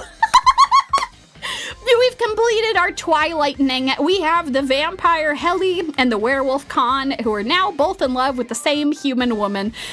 And oh boy, it's only gonna get crazier from here. So anyway, Heli invites Suha to their joint birthday party, because him and all the vampires don't know when they were, like, ever born, I guess. So they just share a birthday, the day that they entered the orphanage, I guess. Illyria! Hopefully Khan won't fall in love with her future baby. One can only hope! So anyway, they're going to the vampire's birthday, which again, she doesn't know they're vampires because she hates vampires. She hates vampires so much that after walking into their very lavish birthday party, she gives them the birthday present. Oh, excuse me, I'm getting ahead of myself. I'm sorry. I'm too excited to tell you all what she gave them. No, I'm sorry. It's not just her that's coming to the party. It's also the werewolves, including Khan, the one that's like hopelessly in love with her now. And Heli, the vampire, is like, oh, she'd probably be better with him. She hates vampires. I can never be with her. She's gonna be better with the werewolf. So anyway, their birthday kicks off, and boy howdy, it's a doozy, folks. She's so excited about her birthday present, she brings it in, and it's all anti-vampire items, which all of the vampires are like, ugh! Can't even look at that too closely. Oh God, it's all garlic and holy water and stuff. But don't you worry. The werewolves have got her covered because they brought more anti-vampire items. They're really just lighting up the party, but it's okay because they get back at the werewolves by playing One Night Ultimate Werewolf Legally Distinct. And it turns out the werewolves are like really bad at lying, so like they all lose super, super hard at this. Man, the vampire reveal is gonna be wild, right? So yeah, the werewolves all lose really bad, and they all have a fun, laughy-laugh time. Soon it's time to blow out the candles for all the boy band members. And they bid farewell to their friends. Thank you so much for coming to our birthday party. Have a safe trip back, Suha. But as they're going along, Suha realizes, oh shit, I accidentally forgot something at their house. Let me go run back. It'll be fine. I'll hurry back before it gets dark. It'll be totally fine. Ah! Oh God, she's come back in there. They're eating snakes. Oh my God, the most horrifying thing I could comprehend. She's come back on their once a year feeding because, yeah, for some reason they only feed once a year. They're vampires that only feed once a year, and they just eat animals, and they never have to eat ever again for the rest of the year. But oh God, she's come right back at the exact time. And she sees them feasting upon these boar snakes and, pretty reasonably freaks the hell out, runs away. Heli is like, oh my God, this is the worst possible thing that could have happened. Oh no, I was hoping that she'd never find out, but she's freaking out. He runs after her being like, I'm sorry, we're different from the vampires that you hate.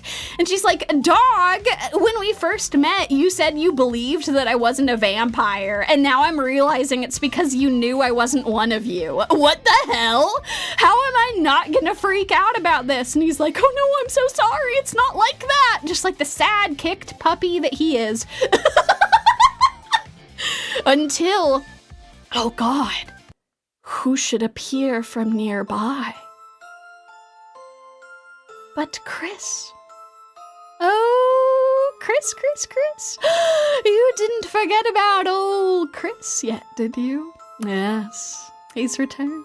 Once again at the most opportune moment, but now both of them can see him. It's not just Suha.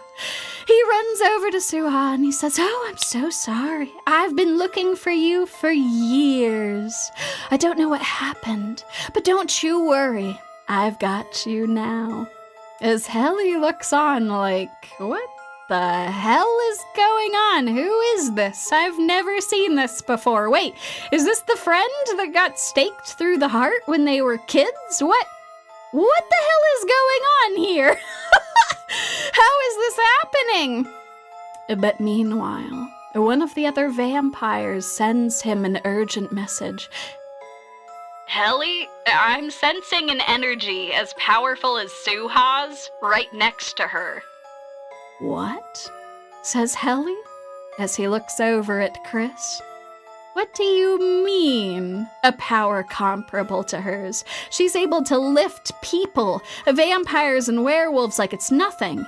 You're saying that he's as powerful as her. And as he looks over, Chris holds Suha's hand in his, telling her how you'll be my princess forever. Suha.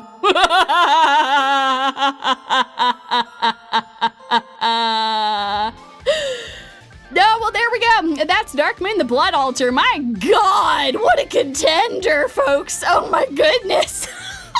When I saw that it was going up against Darwin Incident, I was ready to throw in the towel, but that was a pretty impressive performance. Yeah, Suha, run! Run as fast as you can! Something's wrong with the strange boy! But that's where episode 6 ends, and so that's where we shall end today as we go forth into the Darwin Incident. Last time on the Darwin Incident are vegan terrorists. We're like trying to kill Charlie the Humanzee's parents and then ran away when that didn't work. But someone has shown up at their safe house. Oh no, who could it be? Oh God, that form walking through the door. It's Charlie the Humanzee. Who could have guessed, am I right? Who could have guessed? Yeah, no, Charlie somehow tracked their location and broke down their door, and I mean, they're pretty reasonably freaked out because he almost like tore one of them in half the last time they saw him, and they're like, okay, nice, Humanzee. Don't beat us up now, but instead of doing the logical thing, he's just like, all right, you're gonna turn yourselves into the police now, and I guess that's kind of all right. I don't know why you'd believe that they would do that, but he threatens them, I guess. He's like, if you don't, I'm gonna literally rip you in half and take you to the police anyway. So I guess he did have that as a backup plan. That's good. And they're like, okay, there's no way we can beat you, Charlie. Charlie. So they get into the car with Charlie and they talk to him for a while. Trying to proselytize about why vegan terrorism is totally legit, even though it's totally not. Doesn't make any sense. But anyway, whatever, we're fine. So they're driving along, but then, no! Two of the vegan terrorists throw themselves out of the car, abandoning one of their own to die amongst the car wreck. Like, yikes. Big yikes. I don't know. So they get away for whatever reason. But because Charlie was in the car with the terrorists, he gets arrested by the cops because the cops are like, you were arrested. You were with the terrorists that we were trying to find. We're holding you under suspicion of being a terrorist. And he's like, okay, Lamau. You're like, no, Lamau. So anyway, he's in prison now. And he actually is not even treated like a human or an animal with rights. He's treated as a possession. I don't know. Bear and I talked about the logistics of this, and it was kind of silly. I don't know why he couldn't just be treated like an animal. Instead, he's treated like neither, and he has no rights. He's just property. So the police refuse to hand him over, and they're like, we can do whatever we want. We're gonna submit paperwork to have him possessed by the state, and his mom and dad are like, what? No, that's bullshit. And then Lucy is there, I guess, and she's freaking out, and she's like, Charlie, police brutality. And based, call out the police brutality. They are being assholes. Call it out, girl. But anyway, Charlie hears her calls from the jail cell and literally rips the bars apart, freaking out all of the cops, running up all the stairs and picking up one of the cops. Ah! And they're like, Charlie, my baby, you're okay. Terrifying. Absolutely terrifying. But yeah, the cops are pretty displeased with this. They're like, nuh-uh, that's our property now. You don't get to do shit. And they pull a gun on them because, the cops. And Lucy pulls out her phone and she's like, nuh-uh, no you don't. I'm gonna record all of this and put this shit online and based, girl. This is the one thing from this show that you should actually learn and do in real life. You should always do this when cops do questionable shit. The fact that cops everywhere, super are trying to lobby for this to be illegal should tell you everything you need to know. If a cop is doing shady shit, start recording him. Because by God, you gotta get some accountability somewhere. Hippity hoppity, the monkey is our property. Not today, says Lucy. After all, you're treating him like a person. I thought Charlie was a thing. And how does a thing break out of jail? I don't know. That's good enough logic for me. It doesn't quite pass the sniff test, but it's fine.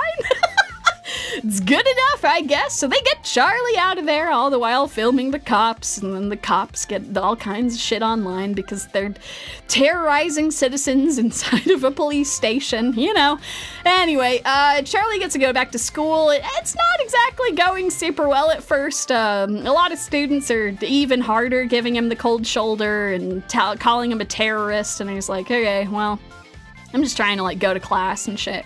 But it's okay because Lucy brings her other girlfriends to hang out with them and they all talk shit. And by talk shit, I mean they talk about what Charlie's star sign is and whether he's compatible with Lucy romantically. Yeah, so what is a Bechdel? Am I right? God. Yeah, there's not a lot going on with these side characters, but that's okay because we're not going to be talking about them right now. We're swapping over to someone very different. It's time to talk about Gary? I am actually not sure what his name is. the official subtitles had him as Gare, but that's not an English name. So I have no idea if it's supposed to be Gale or Gary. It's one of them, the infinite Galery. He comes up to Charlie and he's like, hi, Charlie. I'm a sympathizer. Charlie's like, what? Sympathizer?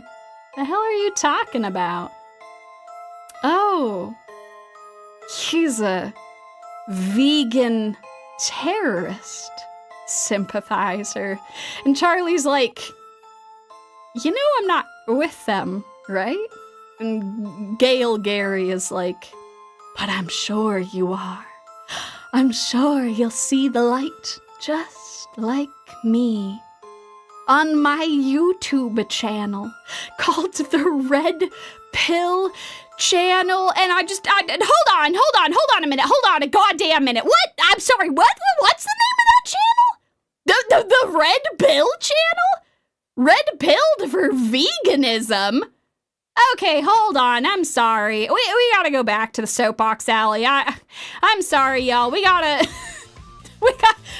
another soapbox. I'm sorry. I know we thought it was the last one, but nope, we got another soapbox. All right. Alrighty, let's talk about this. Okay, let's go. We're hopping right into this. We're back to Soapbox Alley. Yeah, a lot of you were immediately like, oh, noes. Yeah, that's a very particular thing for him to be promoting. And yeah, this is ludicrously out of touch with what red-pilled actually means.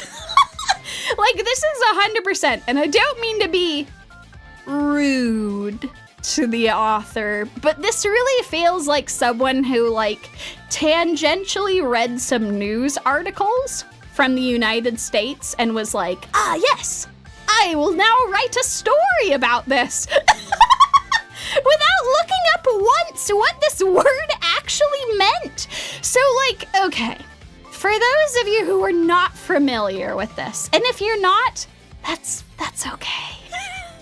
That's probably good. That means that you haven't necessarily run into it before. But unfortunately, I have to know all about these sorts of things. Because of the country that I live in. So, on a technical level, red-pilled refers to seeing reality for what it is. It's a reference from The Matrix, where they offer you the blue pill and the red pill, and you take the red pill, and then all of a sudden you can see in the Matrix. Bam! So they took, like, this kind of inane movie reference and, like, made it a slogan for far-right extremists, which is, like, kind of depressing. So, in a practical sense, red pill as an ideology refers to people who think women should be put back in their place for, like, a variety of reasons. People who are red-pilled have no friends, they have no girlfriends, they're bitter, they're resentful at society, and they kind of blame just about everyone for that. They blame feminism for making it so that women are working now and don't have, like, arranged marriages and stuff, and goddamn, how could they? Certainly a take. They blame Chads, quote unquote, for taking all the women, which is, that doesn't make any sense. There was recently a really good Josh Johnson comedy routine. I love that man. If you all haven't watched Josh Johnson, he's a wonderful comedian from the United States, and he did a really fantastic job talking about, like, how if you just look at people, you immediately see that this is wrong. That you don't need to be conventionally attractive to have a romantic partner. It turns out people have been doing this forever. Turns out your personality is actually pretty important. And finally, they blame their classmates, their parents, their teachers for making them friendless in some capacity. This is the saddest one, I think. This is the saddest, like, self-tell, I think. Like, just people who, like, haven't been able to find a friend group and are so bitter at everyone and just blaming everyone else for it. That's really sad and lonely. But I can't feel too bad because this ideology is really toxic and is actually a really huge problem. Not just in my country, but, like, it is actually a problem all over the place. Yeah, right? God, oh my God, Illyria, you're so right. Truly a wild misinterpretation of Red Pill, given the actual movie it's taken from and the people who created it. For those of you who are not aware, the people who made The Matrix are trans. Like, they're, like, leftist trans people. So that does make these people co-opting it a little funny, I guess, if it wasn't so sad and, like, dangerous. But anyway. By the way, love all of you beautiful bastards. Trans rights are human rights. I love all of you. Regardless of however you identify, I love all of you and I want you folks to be safe. That's what we do in here. The whole reason that I'm talking about this at all, I know this is kind of a downer to be talking about in the middle of the seasonal anime review, but the reason I'm talking about it is because this shit is completely solvable. Like, we live in an age where it is easier than ever before to find community and friends because the internet exists. Like, if you don't get along with the people that you're in class with, did you know that, like, there's a whole internet full of cool people? Like, obviously you should exercise some amount of caution, like you would in any relationship, but, like, there's all kinds of fandoms, all kinds of communities and cool things. And you can be a part of that. The best antidote to red pilling is genuine communities and friendships amongst men, because red pilling primarily is something that affects men. It is pushed in a lot of circles as like, oh, this is why everything's bad, and yeah, no, it's not actually. Like, it sucks not to have friends, but it's not society's fault. It's not even necessarily your fault. It's just you need to go and look elsewhere. It's fine. Like, to make friends with people online or to find other communities, you can go to a game store and play board games with people. The RPGs are becoming a fun thing, like tabletop RPGs. You can play with a friend group. You can do all kinds of stuff. Card gaming, going to conventions, doing all kinds of stuff. And yes, Companion Cube! This is also a shout out for something that I try to do with my community. I actually think a lot about this. Like, as a content creator, I think it is a huge responsibility to make sure that you folks are in a place where you are able to be open and happy and enjoying yourselves. Because what everyone wants is some form of companionship. And it doesn't have to be romantic. I think that's something that a lot of these people get hung up on is, well, I don't have a girlfriend. Well, I mean, that's okay. You can have a friend instead. Maybe romance will work out at some point, and I don't know, maybe you'll find that you're not straight. Like, a lot of these red-pilled circles are very, very straight-focused, and, like, y'all know that, like, there's a lot of people that swing both ways or one way. Oh, maybe you're not as straight as you think you are. Maybe you are. I don't know, man. But, like, that's just a wide, beautiful world. And you shouldn't feel hemmed into any particular box. Oh, beautiful. No doubt about it. I've witnessed a well-supported community in the Tsuchitomo. Well said, Snackmod Uematsu. And a huge thank you to my Snack mods for helping to, like, keep you folks safe. That's actually something that we talk a lot about and have, like, kept an eye on because we don't ever want, like, this to weave its way in.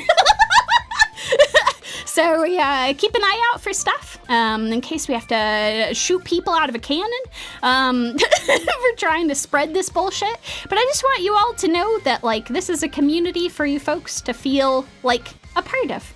Something bigger than yourselves, to get excited about anime and video games and all kinds of cool stuff. This is the best antidote we got. There's this cool-ass community together. Yeah, also Companion Cube, exactly. Oh my god, that's actually some of the best advice I think you could have is, like, if you want to pursue someone romantically, maybe the first thing to do is be friends with them. But, like, actually be friends with them. Kind of throw romance out the window, because, like, I don't know, do you actually get along with this person? Do you actually have fun spending time together? Maybe you just want to be friends with them. And maybe it'll work out where, like, the two of you want to be in a romantic relationship. That's awesome. Like, Bear is my best friend. Like, we started out as really good friends and then things grew from there. But, like, I've had plenty of other friends where, like, it's just platonic. You just have a fun time with people. So that's beautiful. Also, Fox Den models. I got green pilled once. I had a great conversation with my potted plant. That's the kind of pilling that we support. So So anyway, I just really wanted to like shout that out for you folks, in case this is something that you hadn't heard of, or if you yourself have felt sad or lonely. I want you all to know that you are part of this community, even if you're quiet the whole time, even if you never talk in chat, even if you never leave a comment. I've said this before and I'll say it again, like, you're still part of this. Like, that's the whole point, is being part of something bigger, having fun, laughing along with people. If I can make this place something awesome for you folks, I think I've done something good. So, yeah, anyway. Just to get sappy on y'all for a bit, this show gets under my skin for highlighting a real phenomenon while refusing to talk about how to help it. So, here's your shout out to toss aside red pilling and embrace real friendships with people all around you, near and far. Alright folks, that was my last soapbox rant, ending on a nice little sappy note. Hugs all around. Oh, it's beautiful. Alright, let's get back to our Thunderdome. Hold on, let's go. Away we go. Excellent. Okay, hold on, let me bring myself over. Okay, excellent. Oh, wait, ooh. Hold on. Enhance. Let's go. Okay. All right, we're doing good. Let's go. Back to the Darwin incident. My apologies for that brief aside, but it was very important to talk about this very, very silly person red pilling about veganism. I don't know. This show. So anyway, in his chat, some people reach out and they're like, if you want to join us, come outside right now. A terrifying thing to say. And for some reason he does it. He goes outside and it's the vegan terrorists. It's the goddamn vegan terrorists again. And they've brought him guns so that he can do a school what? No, you did not. No, you did not. Nope. I know we just said that we left the soapbox alley, but I'm sorry. We gotta go back. Okay. We're back again. I'm sorry. I gotta get on my soapbox one last time. I even ended on a sappy note, and then they dragged me right back immediately. This is ridiculous. No, ain't no way. Back to Soapbox Alley. Okay, this is actually the last aside. My God. Okay, this is completely unacceptable. I was willing to let this show do some stupid shit, say bullshit, say unconscionable stuff. But the final episode for this quarterfinals is literally a school shooting. And they show it in gratuitous detail. It actually stretches across 2 episodes. It stretches across episodes 6 and 7. Unacceptable. School shootings are a real problem in my country. I wish that wasn't the case. And yes, they are often perpetuated by red-pilled ideology for reasons we've talked about. But my God, they aren't funded by independent terrorist groups. God, this person really is just reading headlines and is like, I'm gonna have school shooting in my anime about the United States. Now, do you know how many people, when I was reading through like comment threads on this, said they felt physically ill watching this? And like, yeah, no shit. No goddamn shit. I had to have a drink to get through this shit. I'm not even gonna show any of it because it's just unconscionable. Folks, school shooters don't get their guns from goddamn vegan terrorists. They get them from their parents. What are we doing? Come on, man. Listen, the reason why school shootings are so common in the United States is the thing that all of you folks who don't live here know. I mean, it's the thing that people in this country know and keep trying to fight for. It's that kids have access to guns and they learn how to use them from their parents. Their parents take them to the shooting range as soon as they can hold a gun. Their parents give them access to firearms. Their parents have no restrictions about this. Their parents don't care about mental health care for their kids. And then, I don't know, this shit happens. Illyria, you're right. Darwin incident. I feel like we need a new dome just for you to stay in and think about what you've done. For Darwin incident. Reflect on all of the bullshit that you have done today. I mean, come on, what would prevent these tragedies is more restrictions on firearms, encouraging mental health care and real friendships for men. Come on, what is this shit? This is so stupid. What disgusts me about this anime is that it distorts real-world problems entirely for shock value. Like, it is gratuitous. An entire episode and a half devoted to showing a school shooting. It's awful. Absolutely awful. And more than a little insensitive to, like, the fact that that happens. I love how they had this stupid-ass trigger warning at the beginning. Only for that episode, not for any of the others where they're like, this might contain some stuff that upsets viewers. And you're like, oh, that's not good. What's gonna be in this episode?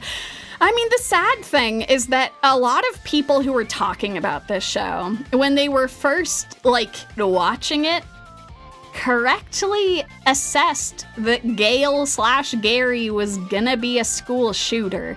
Because he kind of fit the profile. He was really sad, angry, isolated, no friends, no romantic prospects, constantly getting into fights with other people. His parents were super unsupportive and were never there for him. Everybody was worried about it, but they're like, nah, just because it's set in the United States, they're not gonna do that. And then they did, in gratuitous detail, but like, for like a completely unrelated thing. Oh my God, they made him a school shooter for veganism. Oh, there's even so many people that are like, why are you doing this? Aren't you a vegan? And he's like, yeah, but it's gone too far. Animals are the real humans, and Anyway, yeah, instead of using this as a platform to discuss the real problems and real solutions for its characters, we get this shit. So, yep. Anyway, for shame. For absolute goddamn shame. So, what are we gonna have to do with this Darwin incident? I think we have a very special corner that we can send this horrible show to. That's right, folks. It's time to disqualify the Darwin incident. Woo! Pachi, pachi, pachi, pachi, pachi, pachi, pachi. It's out of the tournament. I'm sorry, that was too horrible. I can't keep talking about this horrible show. It had the potential to go all the way to the finals, disqualified at the quarter. I think this is how we gotta do it. Also, Companion Cube, that's a fantastic request. Can we get a soapbox emoji one day? Most certainly. I have a whole bunch of emoji I need to put together for y'all. So my deepest apologies for making you all suffer through that together. I'm sorry for all of our soapbox asides, but it was very important to talk about this horrible show. And now, Dark Moon, the Blood Altar, you're going on to the next round. Let's go. They're doing the dance into the semis. Let's go. Oh, God. That was just brutal. Congratulations to Dark Moon, the Blood Altered. A horrible, horrible showing from the Darwin incident. Into the trash fire it goes. Ugh, never to be seen again. Good grief. I need a goddamn palate cleanser after that. That was terrible. I had to talk about all kinds of horrible shit there. Is there something that I can bring up to just to cleanse our brains for a bit? Oh my God, it's Kunon. Praise be. Oh, Kunon, thank you. Thank you so much for this. All right, let's go. That's right. It's time for the last match of the quarterfinals. And then we're on to the semis.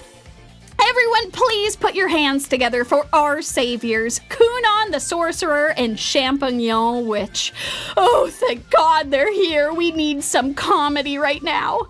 All right, so when last we left off, Kunon was showing us the magic of water wheels. Ah, yes, don't you love the sound of water wheels in the morning? I do too. Excellent. So anyway, Kunon was showing us the majesty of that. And he was off to his sorcerer, a royal sorcerer exam. That's right, because he had learned magic too fast and he had outpaced his teacher. So he's off to the Royal Academy to learn from the sorcerers there. And they have a very dastardly test for him. He must show them his water magic in order to get an actual royal sorcerer to teach him. And so he goes forth, presents his most amazing magic yet. And I want you all to prepare yourselves for what you're about to see. For this is the ultimate palate cleanser. The palate cleanser to end all palate cleansers. I present to you all the bouncy water. Which, yes, the head royal sorcerer does enjoy bouncing on, just like this. In fact, all of them want to have a turn. They all hop onto it. Ah, thank you, Kunon. Thank you for existing. Just so we could have this at this exact moment. What a beautiful sight for sore eyes.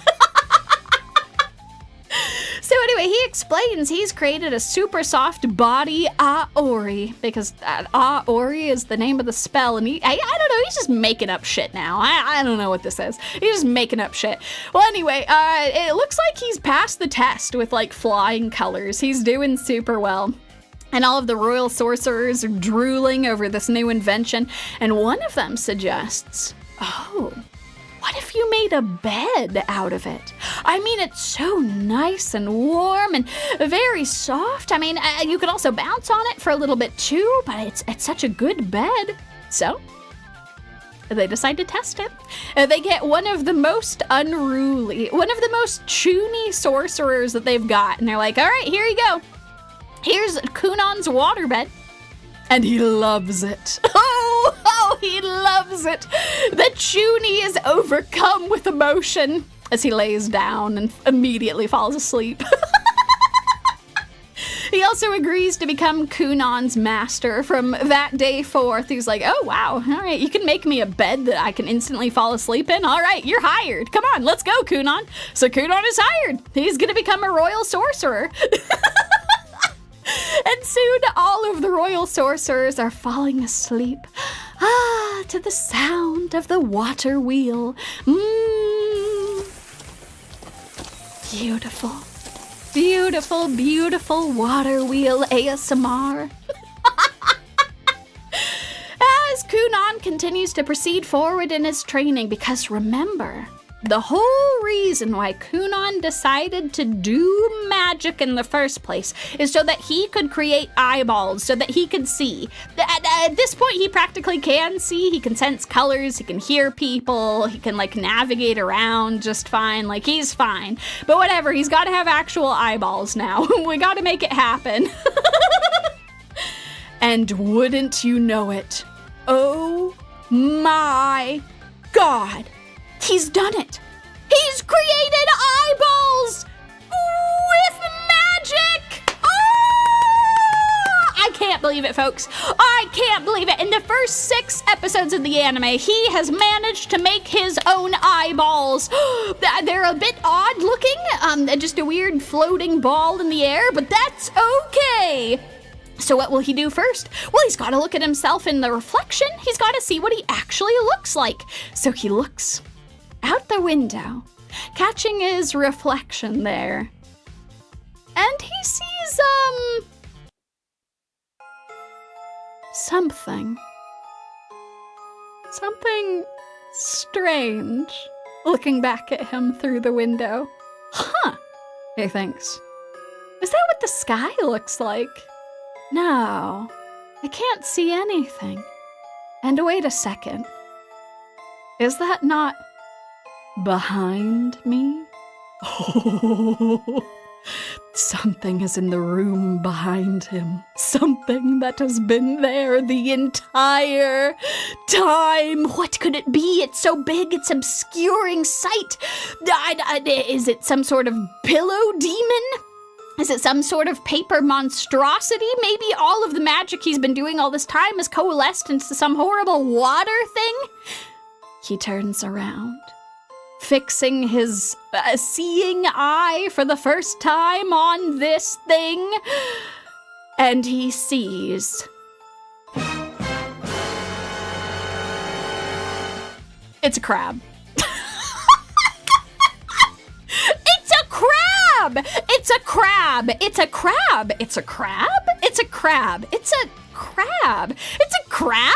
What is happening? Why is there a crab behind him? Why has it been here the whole time? Why isn't it saying anything? Why is it staring into his soul? What is the crab? What does it mean? Well, they're not going to tell us. They're trying to get to the next round. They got to leave us on a cliffhanger. I have no idea why, but I so desperately want to know.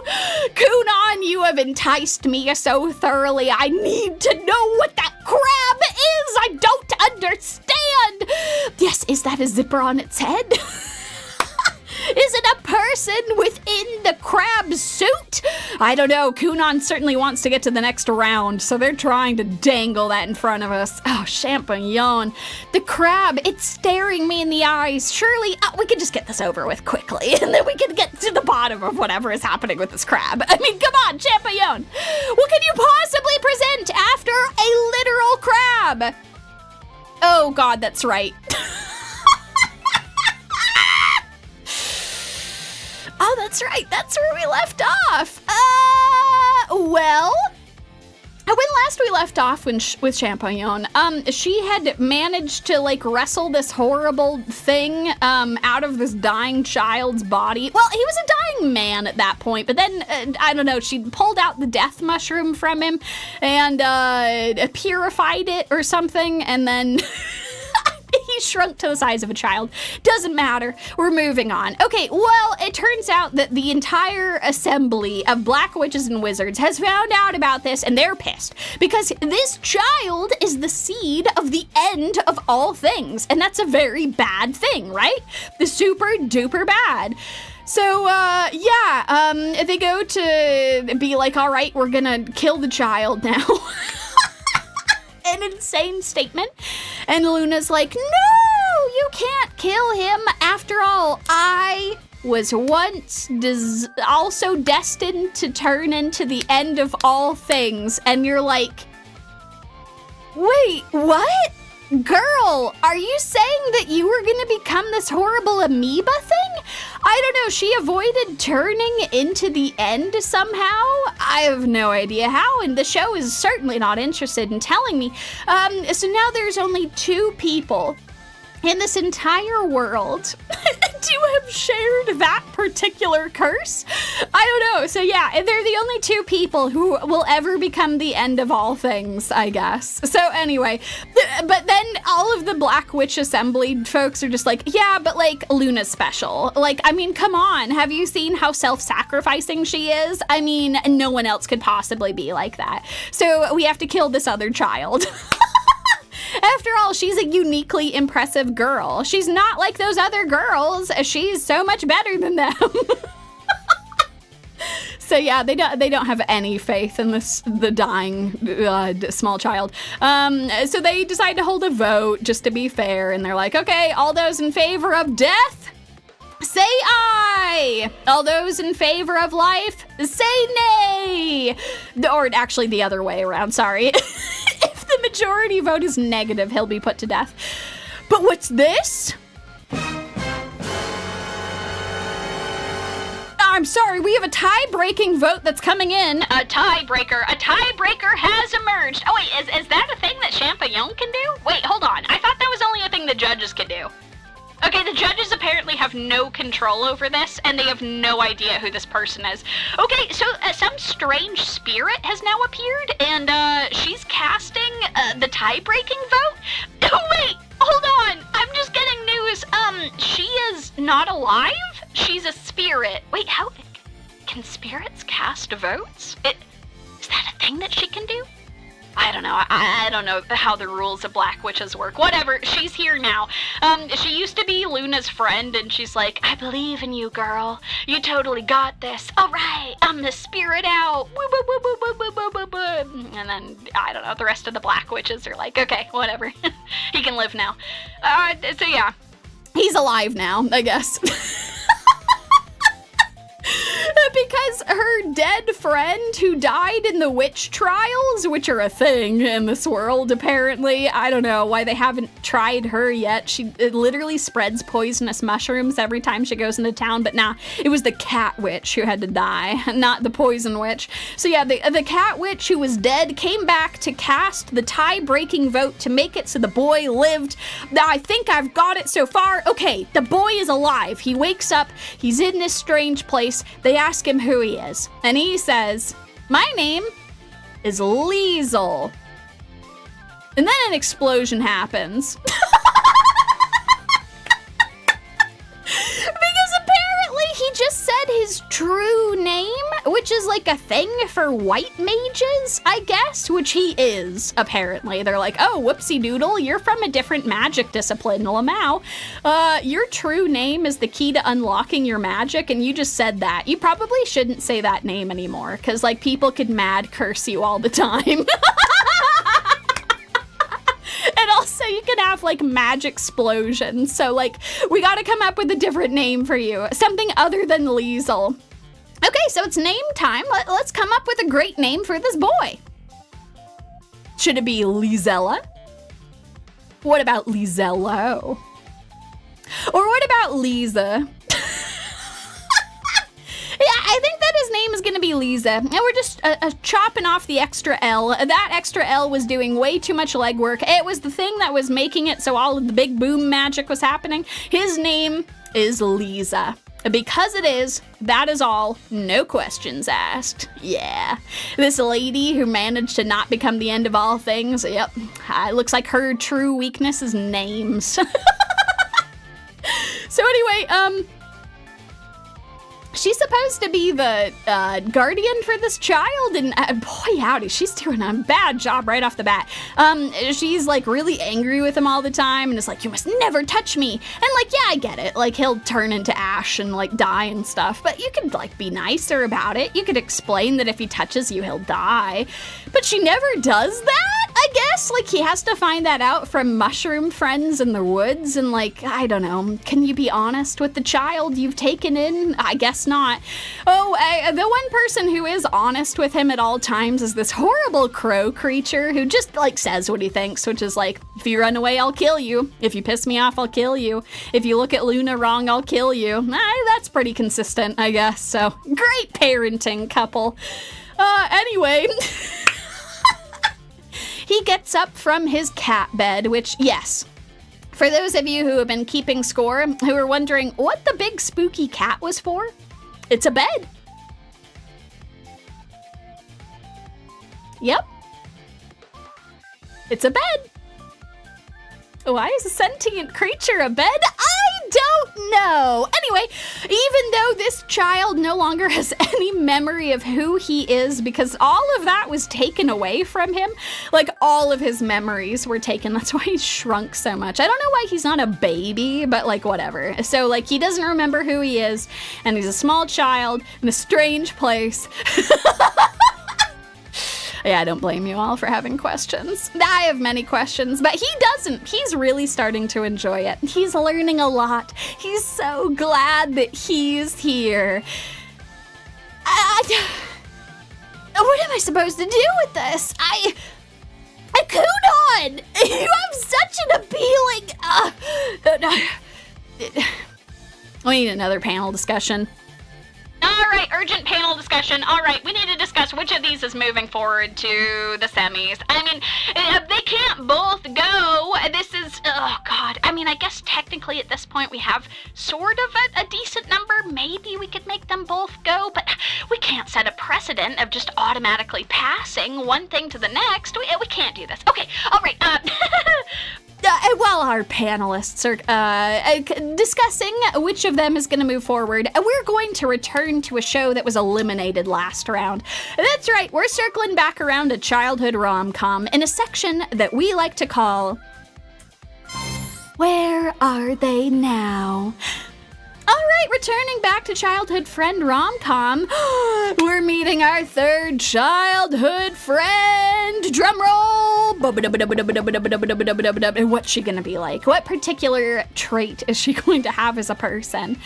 Was your guess that she calls him Oni-chan all the time? Because that's what she does. She calls him Oni-chan, and she's moving back in. She is younger by a year, I think, so it's not too weird. But, like, she calls him Oni-chan, and she's like, I want to be with you forever.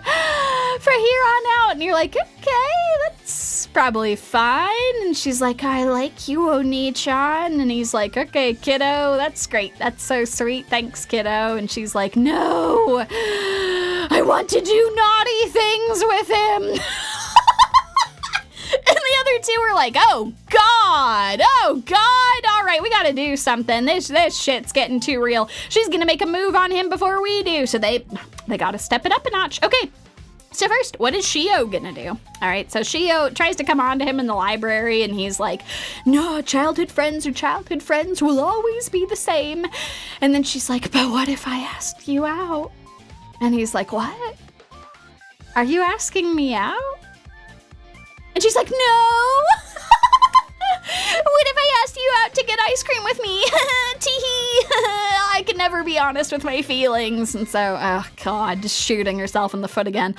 All right, so Shio's out. She barely even tried. All right, it's Akari's time. She starts getting really soon at the beach, and then due to a series of circumstances that just, I don't know, you just really don't need to know. For whatever reason, they end up spending the night together. Dumb, contrived reasons. So they are literally sleeping in the same bed. She rolls up next to him and she's like, I love you. And he's like, oh my God, what? Oh my God, she just whispered that and then fell asleep. That's crazy. This changes everything. This changes everything. That was unequivocal. She said, I love you. What else could she possibly mean? So he prepares himself. He's like, I'm going to take responsibility for this. I spent a night in the same place as someone who said they loved me. And, you know, it's not like I don't have romantic or I guess horny feelings for this person. I have to respond in kind. So the next day he goes to her and he says, Akari, thinking seriously about what you've been saying last night? And she says, what? What are you talking about? Ew, gross. Forget that. Stop peeking at a girl getting ready. So yeah, anyway, that was Where Are They Now? Somehow they have not made any progress with the 3 out of the 4. Here's hoping that the 4th potential girlfriend can really kick this into gear, because otherwise it looks like he's not gonna end up with any of them by the end of this.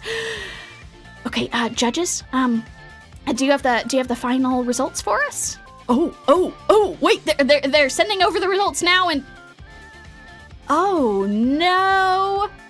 Folks, I don't believe this. Oh my God, while the judges were discussing whether Kunon or Champignon would move forward to the semis,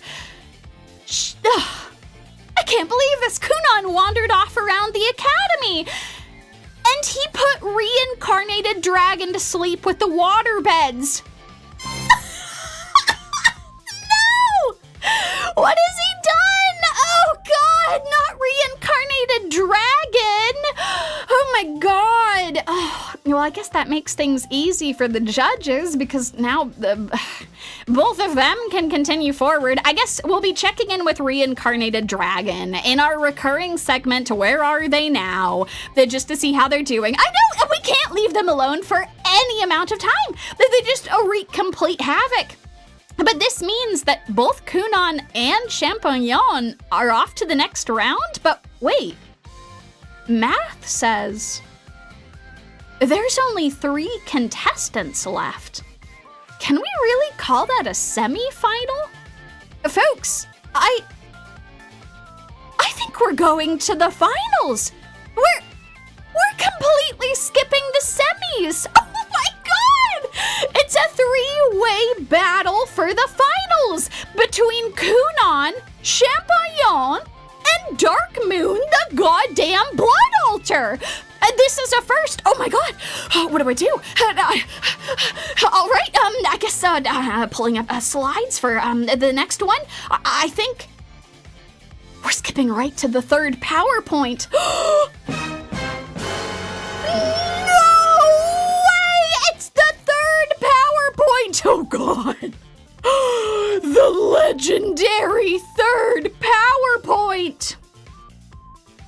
There it is. It's time to go, folks. We're hopping right into it. Welcome, one and all, to the Thunderdome Finals!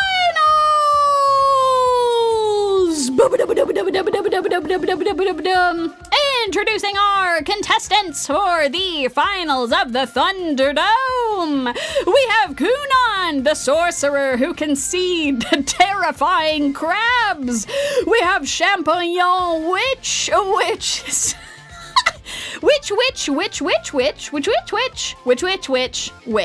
and Dark Moon, the blood altar, which is promising to be a very dance-tastic finale. Without further ado, let's hop into our finals!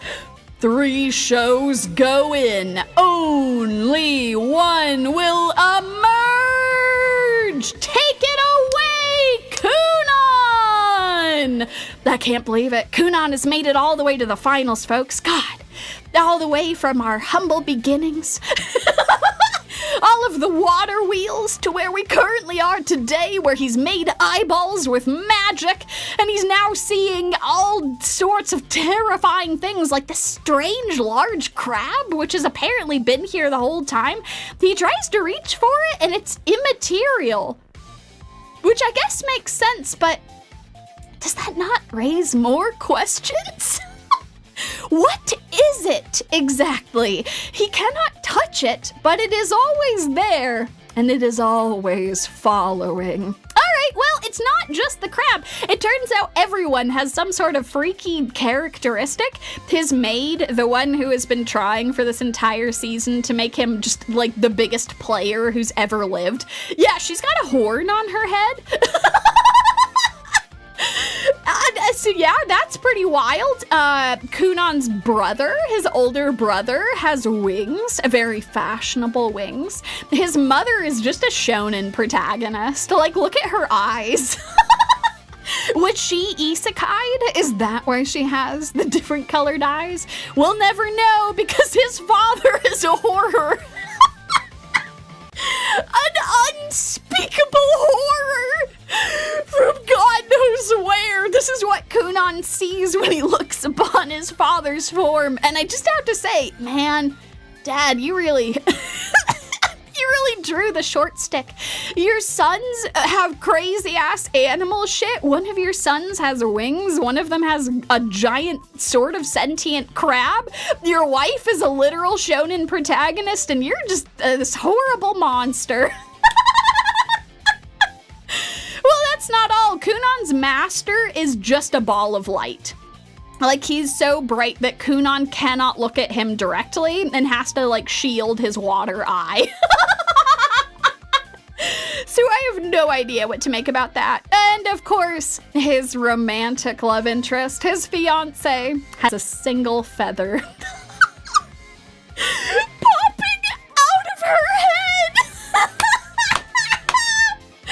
Oh my God, I'm so delighted. For those of you who are just joining us, you're getting here at the perfect time. The finals is always a great time to pop in for this shit. So yeah, this is wild. This is not what he expected. This is not what any of us expected. With him getting to see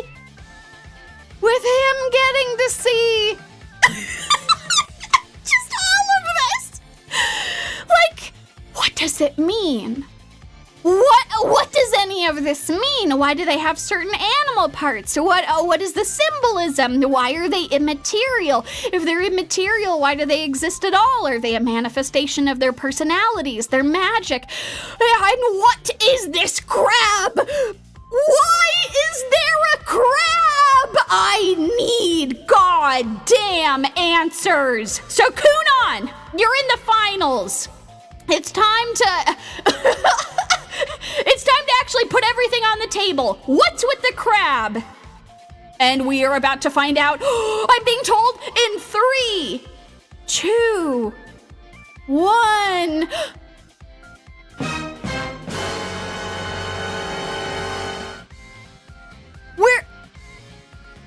We're not gonna be told what is with the crab?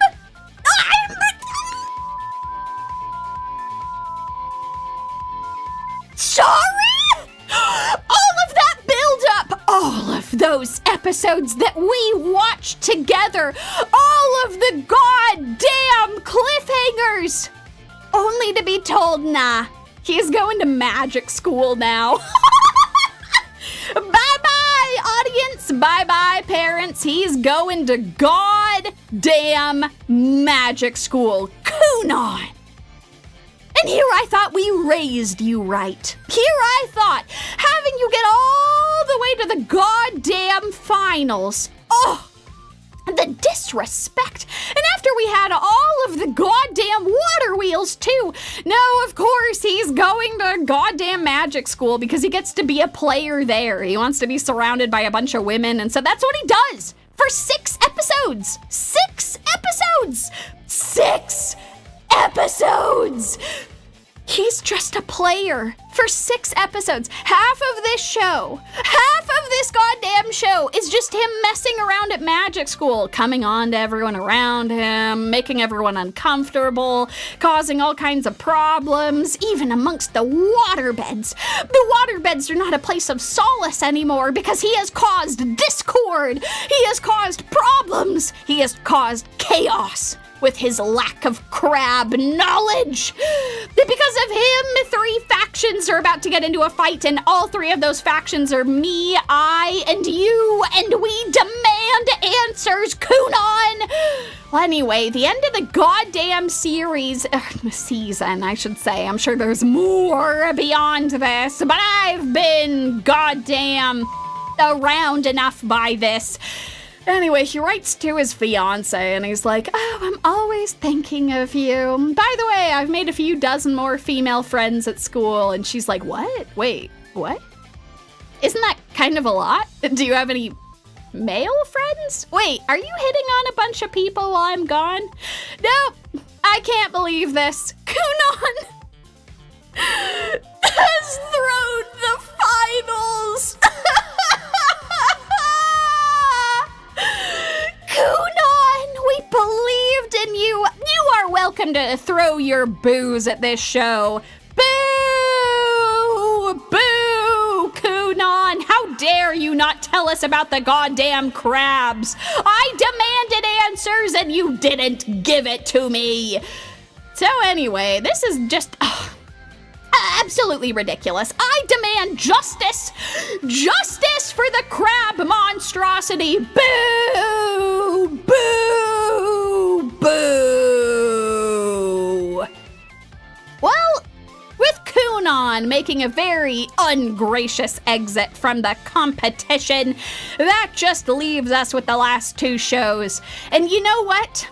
I'm happy for it. Well, I'm not happy that I don't get to learn about what the hell the crab is. I'm still mad about that. I'll die mad about that. But you know what? Dark Moon, the Blood Altar, has been faffed about this entire show. It is time to have a worthy adversary. And what better adversary than the absolute insanity of Champignon? It's time for the fated final match.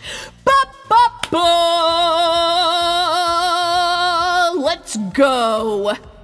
Do the dance one last time, Dark Moon, the Blood Altar. Okay, all right, this is the finals, folks. This is actually the finals. Kunon may have disappointed us, but we still got this. We can bring this all together right here, right now.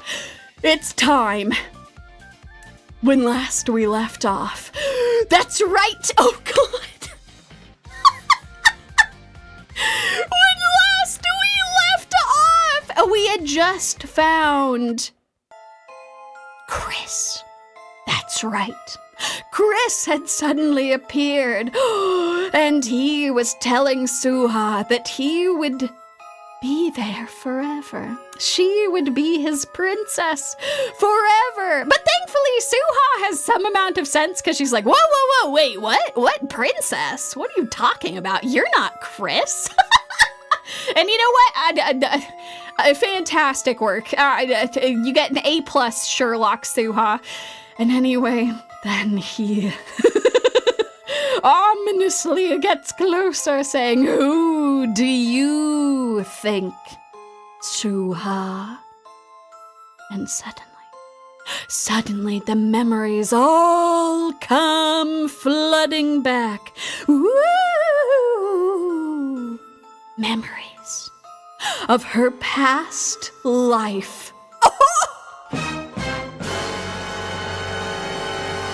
That's right! Suha used to be Selene, the princess who carried shaman's blood. And by shaman's blood, I mean a wolf god? She carried the blood of a wolf god. And back then, Chris was not Chris. He was Chancellor Darden, which is just a very slimy-ass name. Chancellor Darden. Anyway, he, hits on her super hard and is like, how can I make your heart mine, princess? Only for Helly. You remember, Vampire Helly, the poor kicked puppy of the series. Yeah, in the past, he was the head of the Knights, head of her personal guard, and he threatens Darden. The next time you disrespect the princess like that, you'll pay dearly. And he throws him to the ground. But Darden, oh, Darden, he does not care for this. So he becomes the first vampire. Right, he becomes the first vampire. I'm sorry, yes, serious time. He becomes the first vampire, and now he's trying to take over the kingdom.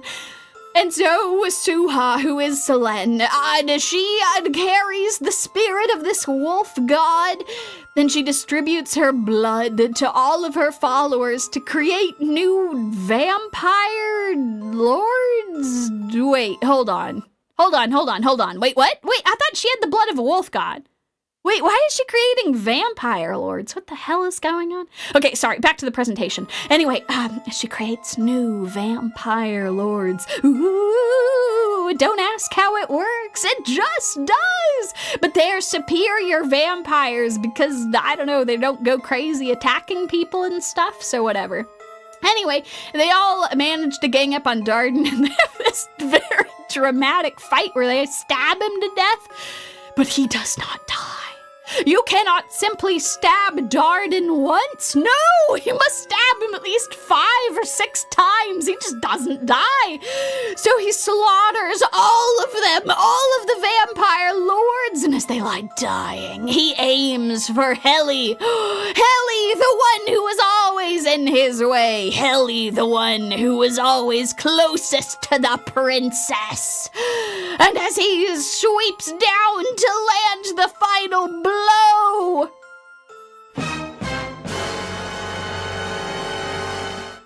yeah, he hits the princess instead. And also, I would like to note that he's doing this while he was stabbed with a sword. Like, that sword, he's not holding it in his hand. He is impaled on the sword. He's like, I'm gonna punch through you. Oh no, the princess! So yeah, no, that is his hand. That is his hand. He has just punched through her. And as she lies dying, she is sobbing onto Helly. Oh, Sir Helly, you've saved me from danger so many times. At least let me do this for you. And so she rises up into the sky, and with her dying breath, she brings all of the souls of her vampire lords centuries into the future to save them. And only now, after all this time, are they finally remembering who it is that they are, who it is that they serve, and what they must do. But it's too late. I mean, like, Chris already got the jump on them. I'm sorry. He's already got Suha. He kidnaps her immediately. As soon as they have this tragic backstory flashback, he's like, ha-ha! See ya, suckers! And he's off. So anyway, yeah, no, he takes her to an unspecified third location where he's going to use her to inherit her power, become the new king, and then marry her forever, or some shit. I don't exactly know what his plan is, but whatever. When the moon is full, that altar's seal will be broken thanks to you. Oh my god, folks. We've got it. The blood altar is real. Oh my god, it's happening. There's an actual blood altar. Dark moon, blood altar. It's all about the moon phases. When the moon phase becomes the right way, the blood altar will be fulfilled, and then he'll gain her powers. It's all coming together. We just needed a bit of boy band logic. So anyway, all of our folks come together, all the boy band members, they're ready to go. To the werewolves and the vampires, they're ready to start swinging. And so they go to raid the blood altar to save the princess. Khan, oh sad Khan, the one who fell in love with Suha. He talks to the wolf god, and he's like, you're gonna become the ultimate lycanthrope, and then he becomes this big ass werewolf, and you're like, all right, let's go, Khan. Solon, who was like a half vampire, half werewolf, he gets his moment, or he gets to turn into a werewolf. I know that you're like, Solon, who the hell is that? And I'm sorry, we just didn't have time to talk about him. All you need to know is he's half a vampire, half a werewolf, and he couldn't transform into either. I guess he's picked his werewolf side, so whatever, he's a werewolf now. Yay, Solon. Helly remembers his pact and is like, all right, it's time to roll. I'm going out, I'm gonna help everyone, and I'm gonna save the girl that I love. And so he goes up and whoops! Looks like Darden / Chris. I still don't exactly understand how he was able to possess Chris. Was he Chris the whole time?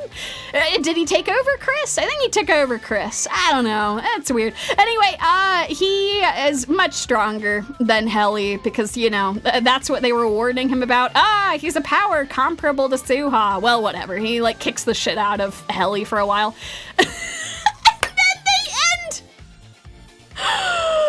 Oh my god! With the scene! Play it again for me, folks!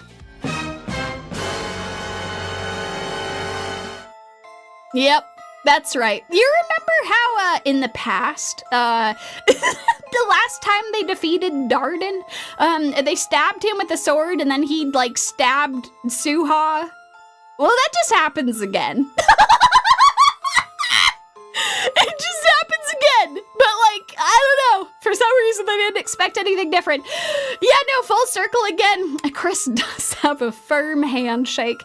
So anyway, Suha, she's bleeding out, and Helly's like, oh god, can we go back again? You reincarnated before, I'll bring you back as many times as I need to. To which she says, I'm sorry, I can't reincarnate again. Don't ask me the rules. I don't make this shit up.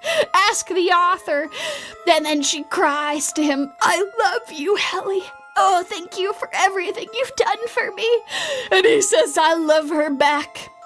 And together, they kiss one last time. A tragedy! Oh, who could have guessed? From a boy band show, they're gonna star-crossed lovers that aren't meant to be.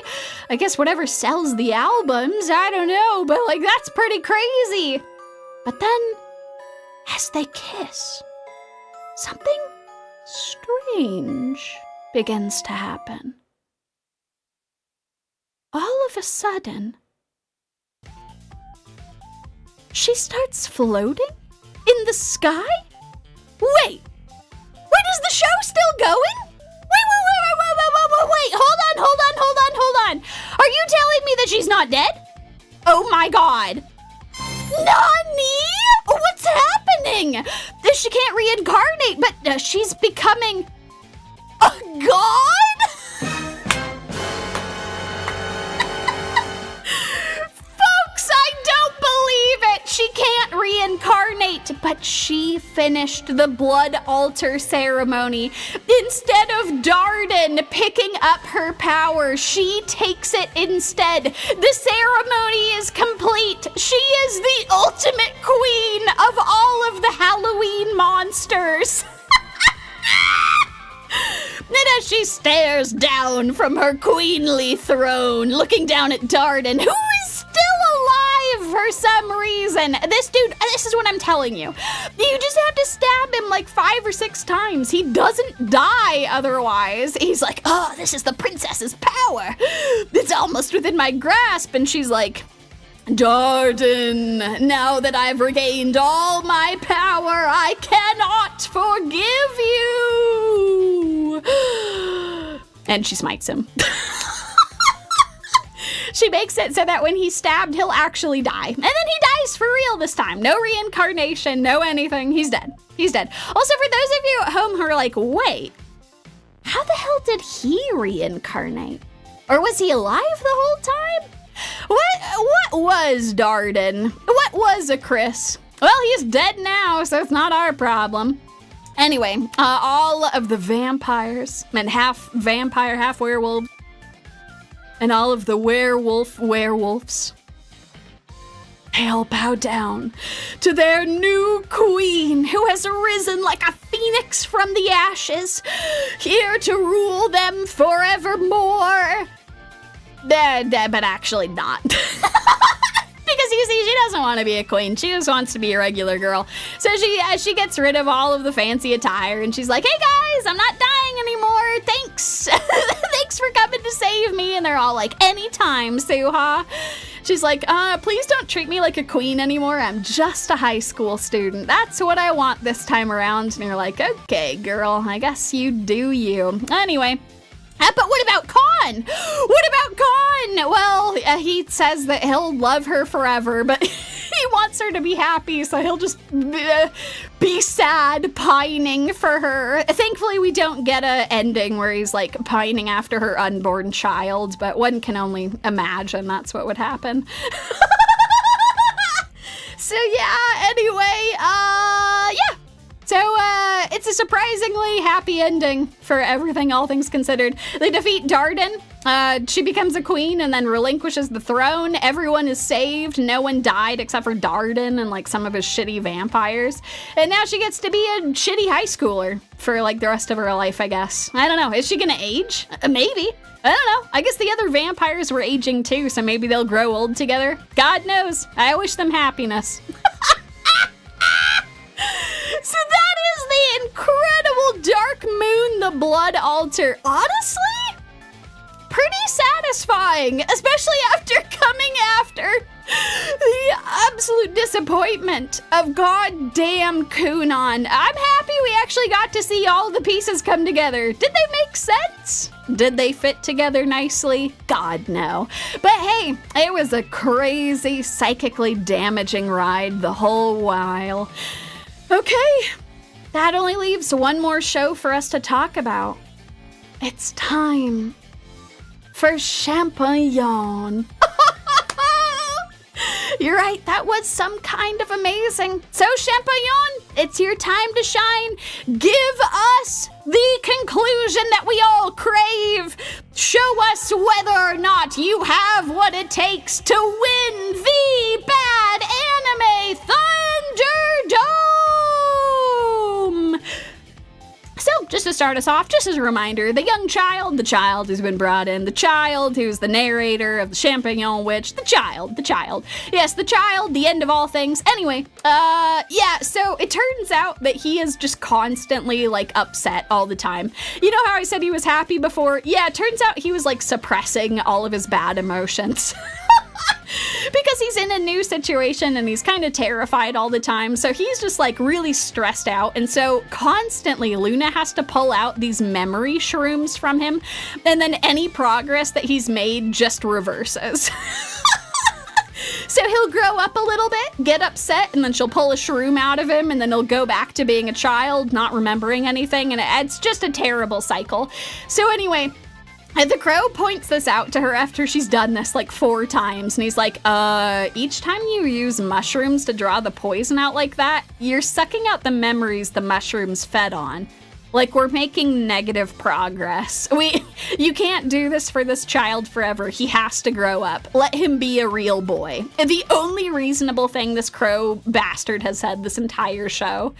So anyway, they come up with a different solution. They're like, okay, all right, have you heard about journaling? All right, so you're gonna journal now. Anytime that you feel bad, you're gonna write it in your diary. And then the bad feelings will go away. And I guess that's like a decent compromise. It's not like ideal, but whatever, it's fine.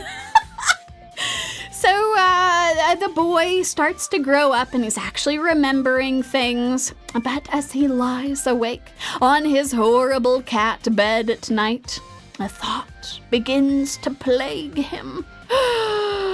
I'm lonely, the boy says. Oh, I'm so lonely. When I sleep alone, I'm always afraid I'll have nightmares. So he goes to the witch and he's like, witch lady, can I hold your hand? And she's like, no. And he's like, can I hold your hand if I put a glove on? And she's like, okay, sure. Just stay away from me. And he's like, okay, I'm a sad boy. With my big, sad, horrible cat. And then the next day, he goes about things as he usually would, but he finds a strange passage. He asks the Champignon witch, what are these people doing in the book? What is going on here? And she's like, it's a sign of intimacy, kind of like a greeting. I would like to kiss you, Miss Witch. Oh God, no! Not like this. Even if we have to do it through a magic cloth, the child says, and she's like, oh my God, am I becoming the mother wife to this child? This is not what I signed up for, and you know what, girl? I don't know what to tell you. This show is all over the place.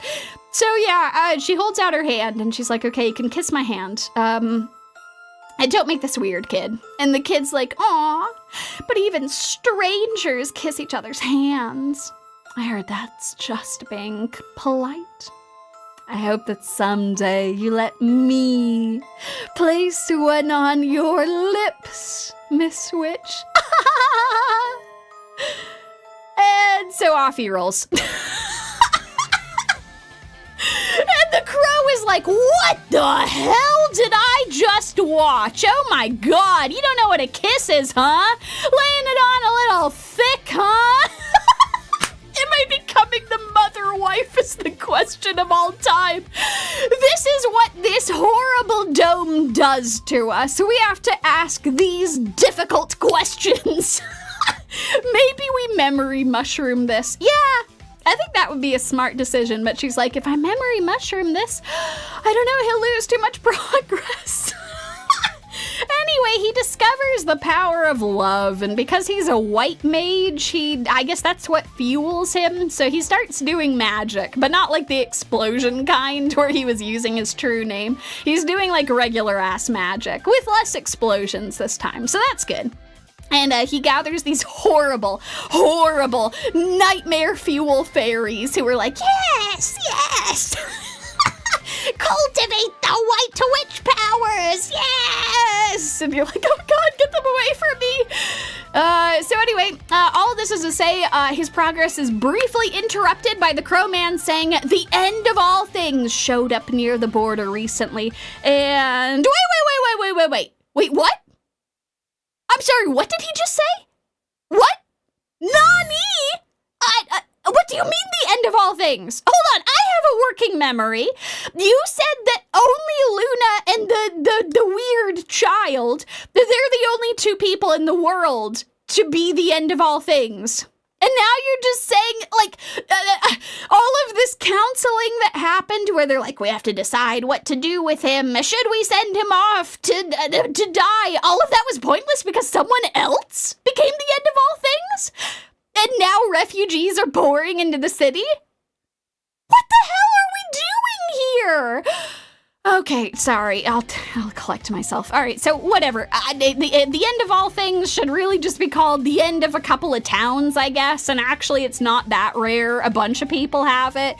So, like, the author is just making shit up as they go. Like, this is just the conclusion I have to come to. The author is not checking what they've already written. They're just making this shit up as they go. The author is using memory mushrooms on themselves and forgets about the plot they've already written. So whatever. The end of all things has shown up a couple of towns over. And now there's it's cloudy and sad everywhere, and they go into town to do shit, and oh my god, this show is insane. Okay, so they go into town.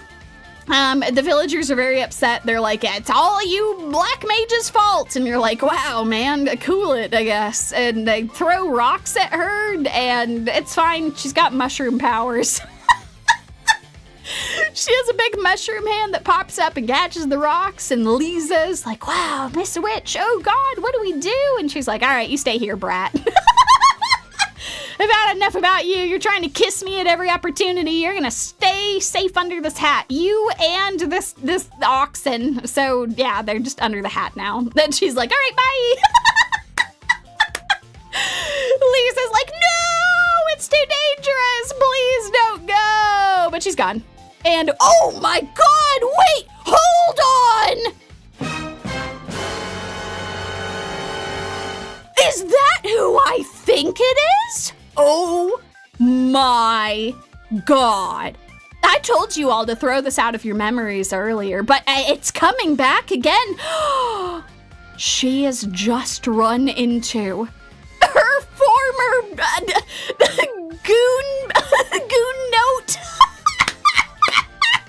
Boyfriend! Oh my god, and I guess that was a while ago because he's grown up. The passage of time is so mysterious in this place. I really don't know what's going on, but he's definitely older, so I guess they were like younger at that point when they went out and he almost died. Whatever, he like kind of has this positive feeling about her. Everything that he said about like, oh, Black Witch, I don't remember her, was kind of a lie, I guess, because he does remember. So like, again, the author just isn't checking their own notes. He's like, oh, I can tell you're just a normal pretty girl who cries easily. And she's like, oh, swoon. He points her away to the exit to get away from the rioting townspeople before they throw more rocks at her. And she's like, oh, wait, I have to go back for like my ox and the boy. And he's like, wait, what? Meanwhile, the ox and the boy are like, where did she go? So the boy crawls out from under the hat and is like, oh god, what's going on? So he runs up to see. Oh no. He's spotted them! Oh no! Our poor little boy. He's only just awakened to the love he feels for her. And he sees her with another man! Oh! He's been cucked! Anyway, he doesn't have time for that because the wind magician shows up and you're like, who the hell is the wind magician? And you're like, oh, I don't know. He was maybe mentioned at some point. He's here now. And well, he's gathered everyone together because they super need to get out of here because the white mages are on to them. And the white mages are like colluding with the townspeople. And they also want to burn all the black witches. What's going on? What am I watching? Anyway, this particular white mage locks onto them and says one of the craziest things I've heard. Isn't that the crown goddamn prince? Nani? Oh my god, it is. It's the crown prince. I'm sorry, it's the crown prince. So he shouts to apprehend them. This entire time this kid has been the crown goddamn prince. This is completely insane. So he shouts to apprehend them. The wind mage does this. And just slurps them away. Slurpity slurp. Woo! And they're gone. So anyway, they teleport away. And they teleport to the bird magician's abode. And the bird magician's like, yo, what's up? What are you all doing here? Hey, here's my butler, who's also a dude. Anyway, what do you folks want? What are you doing here? And he looks over and he's like, oh no, Luna, you're looking pretty bad, girl. And she's like, oh, I'm sorry. Yeah, I feel pretty unwell. And then the kid's like, wait, what? What do you mean she's unstable? She has a condition that's taboo for black witches? Her magic is weakened. And she knows exactly what the cause is. It's love! It's love! What? What? Wait, what? What? No. What? No! I'm sorry. This author is comically bad at this. What do you mean she has a condition called love and it's weakening her powers? What the hell were all of the earlier episodes? You're telling me she was weaker here? I call bullshit. There is no way this is accurate. I'm sorry. There's no way this is real. Okay, whatever. Oh, all right. We still have a Thunderdome to do. Okay.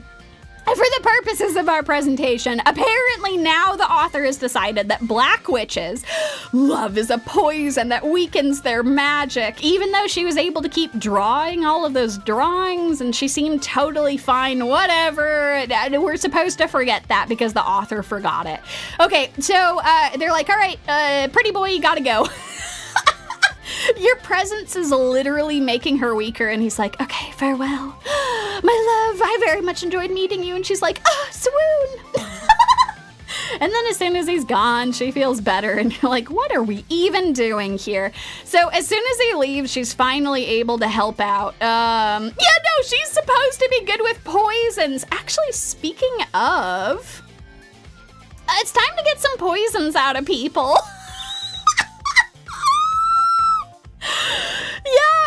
I guess the wind magician was affected by some of the poisons from the end of all things, so she pulls them out in a interesting way.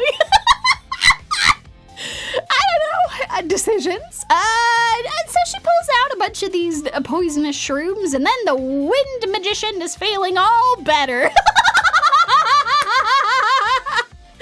Yeah, no, the author clearly had their memories erased by their own character. Yep, exactly.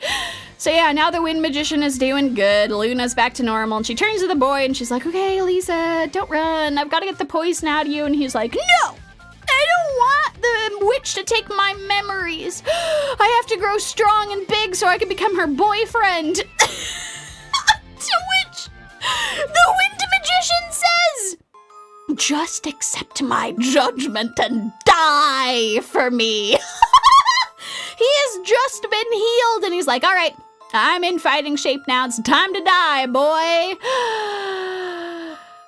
But then the Champignon witch just glares at him real hard, and you know, she just has that way with people, and he's like, oh, I don't want her to be mad at me. I guess I won't kill the boy. All right, I'm gonna have an interview with you that will determine if you pass or fail. And you're like, okay, what are we even doing here? So anyway, they go have an interview, and he just point blank is like, you're in love with her, right? And the boy's like, it's never gonna blossom. Oh, it's so terrible. It's unrequited. Because for black witches, love is a poison that weakens their magic. And the wind magician is like, man, brother, let me tell you, I certainly know. I once loved someone, and then I decided to take that love out of my body, and I blew it away, casting a wind spell to scatter my feelings to the wind, watching as all those different things drifted away from me. And you're like, wow, okay. I'm 14 and this is deep. But he's like, no, for real, it was super serious because I also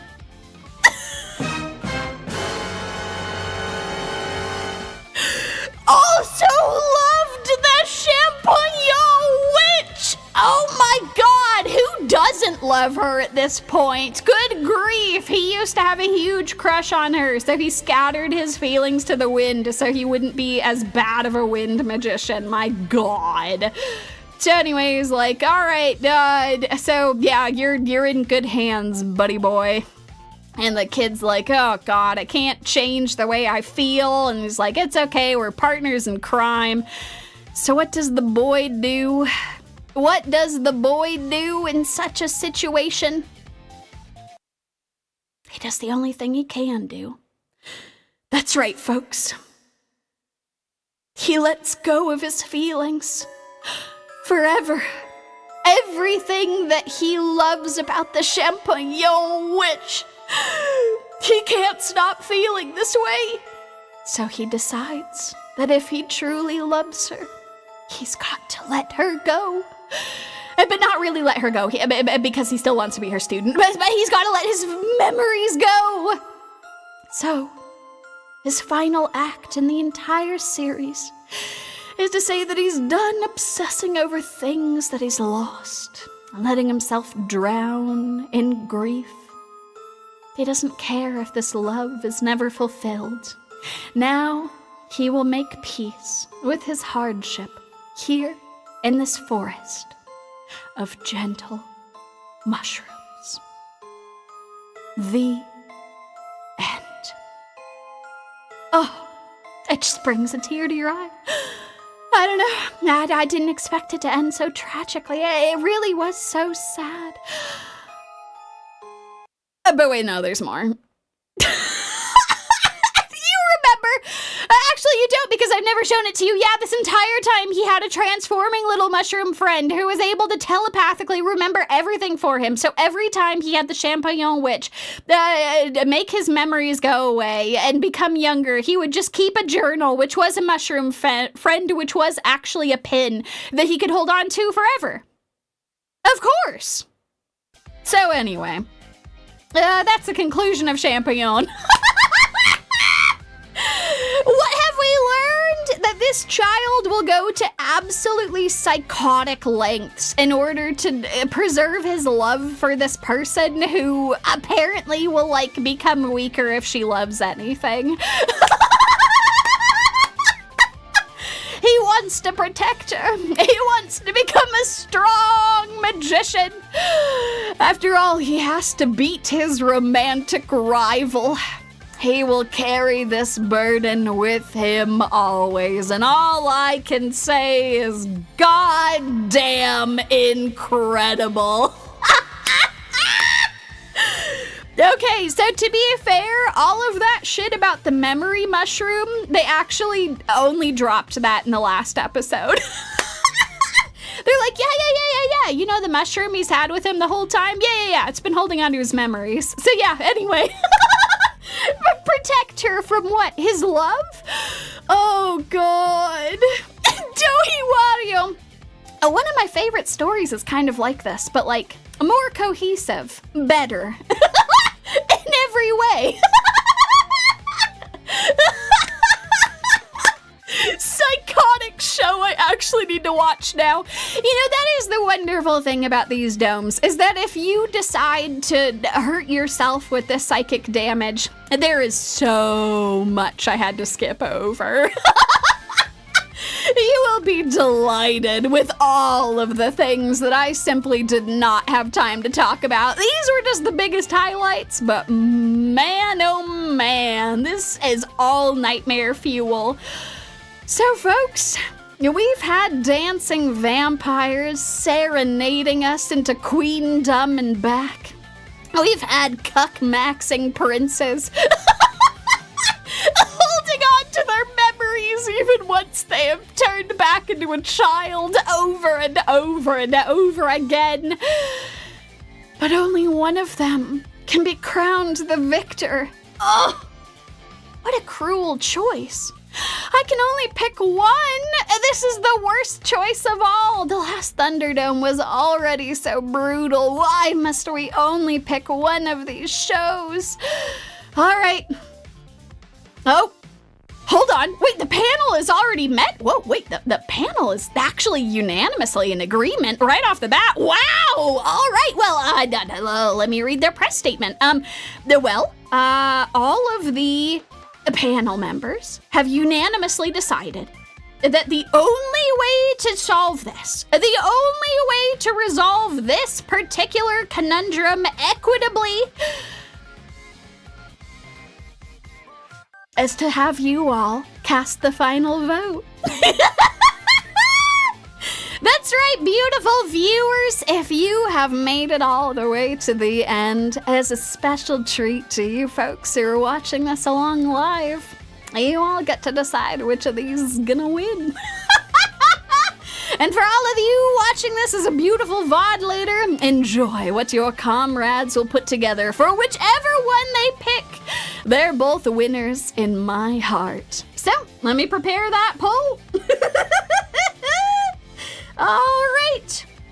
Which psychic damage should win the Thunderdome? Is it Dark Moon, the Blood Altar? Or is it Champignon Witch? Time to start that poll. Alrighty, well, the votes are coming in for that. It's time for us to circle back around as you cast your votes for which of these shows you think should win. We need to return back to where are they now, because my god, we need to check in. How are these shows doing? The shows that were eliminated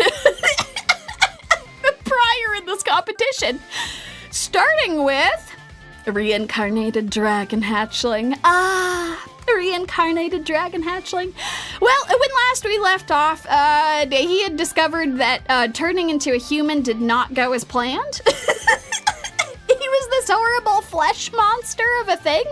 And so he decides, all right, I'm not going to be a human. I'm just going to be a dragon moving forward. And there's no consequences for that.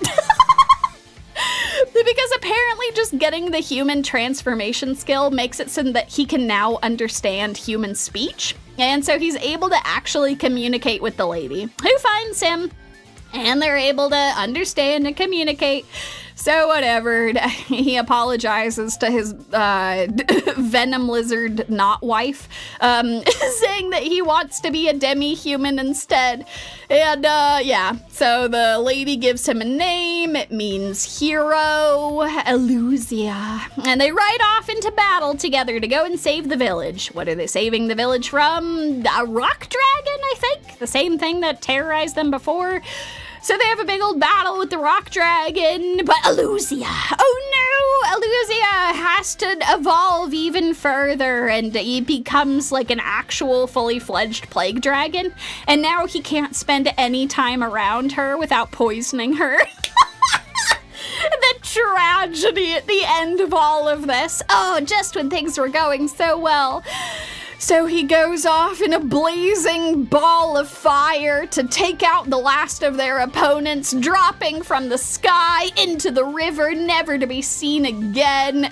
His not lizard wife looks on and is like, all right, well, we're watching over the place until he gets back. And all of her minions, because she has minions now, we kind of skipped over that part. All of her minions are like, yes, ma'am! Of course, we'll make sure that the love nest is ready for when he comes back, because he's surely coming back to you. But what's this? Oh my god, he survived. Of course he survived. Of course he survived. Okay, he survived, and he's alive for some reason, but he's stranded in the middle of nowhere. And that's where it ends. That's where it's all over from there. So thank you, Reincarnated Dragon Hatchling. May we never see your face for many, many seasons. I'm terrified this is going to get a season 2.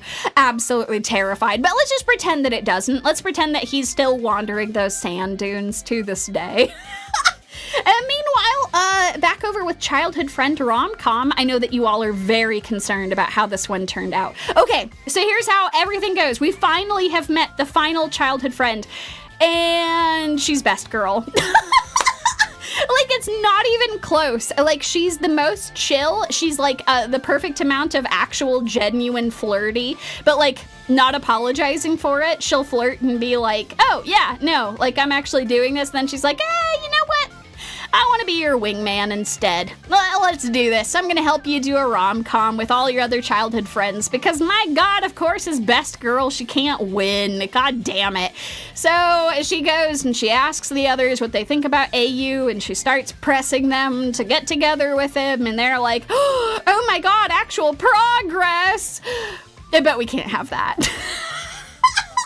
The ending of the stupid show is him being like, no, they're all my childhood friends.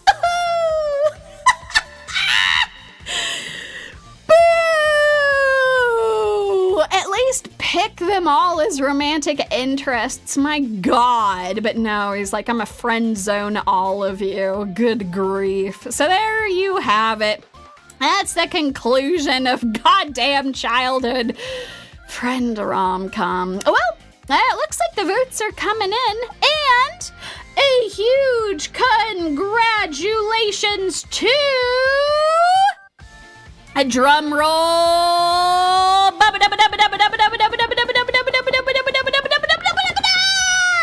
It's Champignon Witch! Oh, a huge round of applause. Good grief.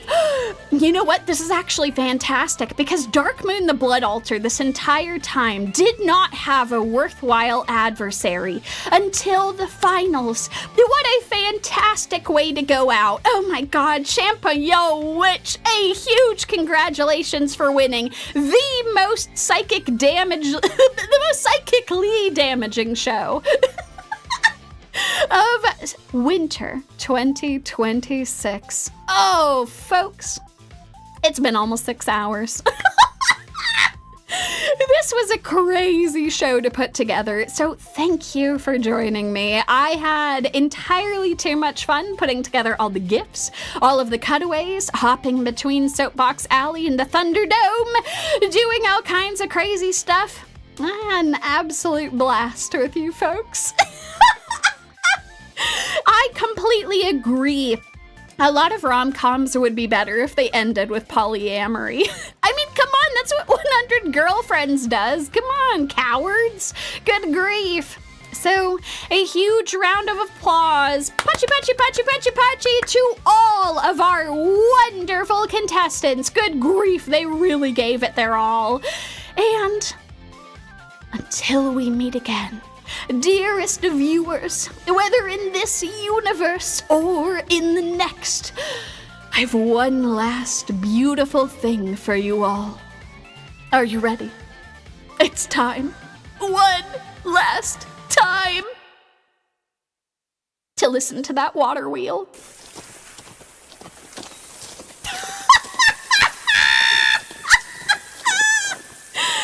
Thank you, folks, for an absolutely wonderful show! And I will see you all for the Tsuchinoko Festival in 2 days. Some of you I'll be seeing for Apex tomorrow. Oh, Companion Cube, thank you. Oh my God. Oh boy. It's way past my bedtime. Worth it though. Thanks again for the wonderful show. You've really outdone yourself this time. Looking forward to next time. Thank you all. You all make this possible. I am so grateful that I'm able to do so many goofy things for you all. So thank you from the bottom of my heart for letting me talk about all of these wonderful and very, very terrible shows.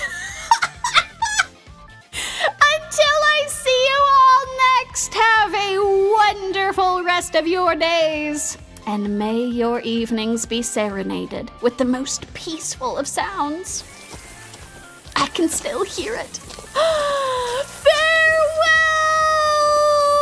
Otsumi!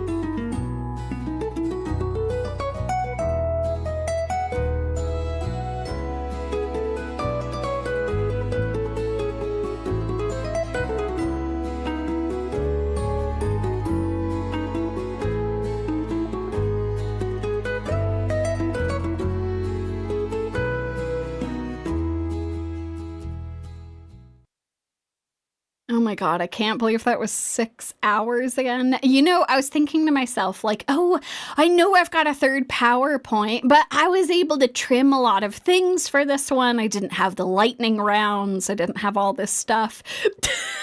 And it still ended up being 6 hours. I mean, that's the power of a Thunderdome. I don't know. The spirit runs through you, and you're just like, I gotta do it. I gotta do the Thunderdome magic until it all goes through. And then you're like, oh my God, it's been 6 hours. Well, I'm going to go get some throat syrup for my voice so that I'm in good shape for tomorrow's stream. And then I'll see you folks for the Tsuchinoko Festival. I'm super excited. Sleep tight and don't let the mushrooms bite.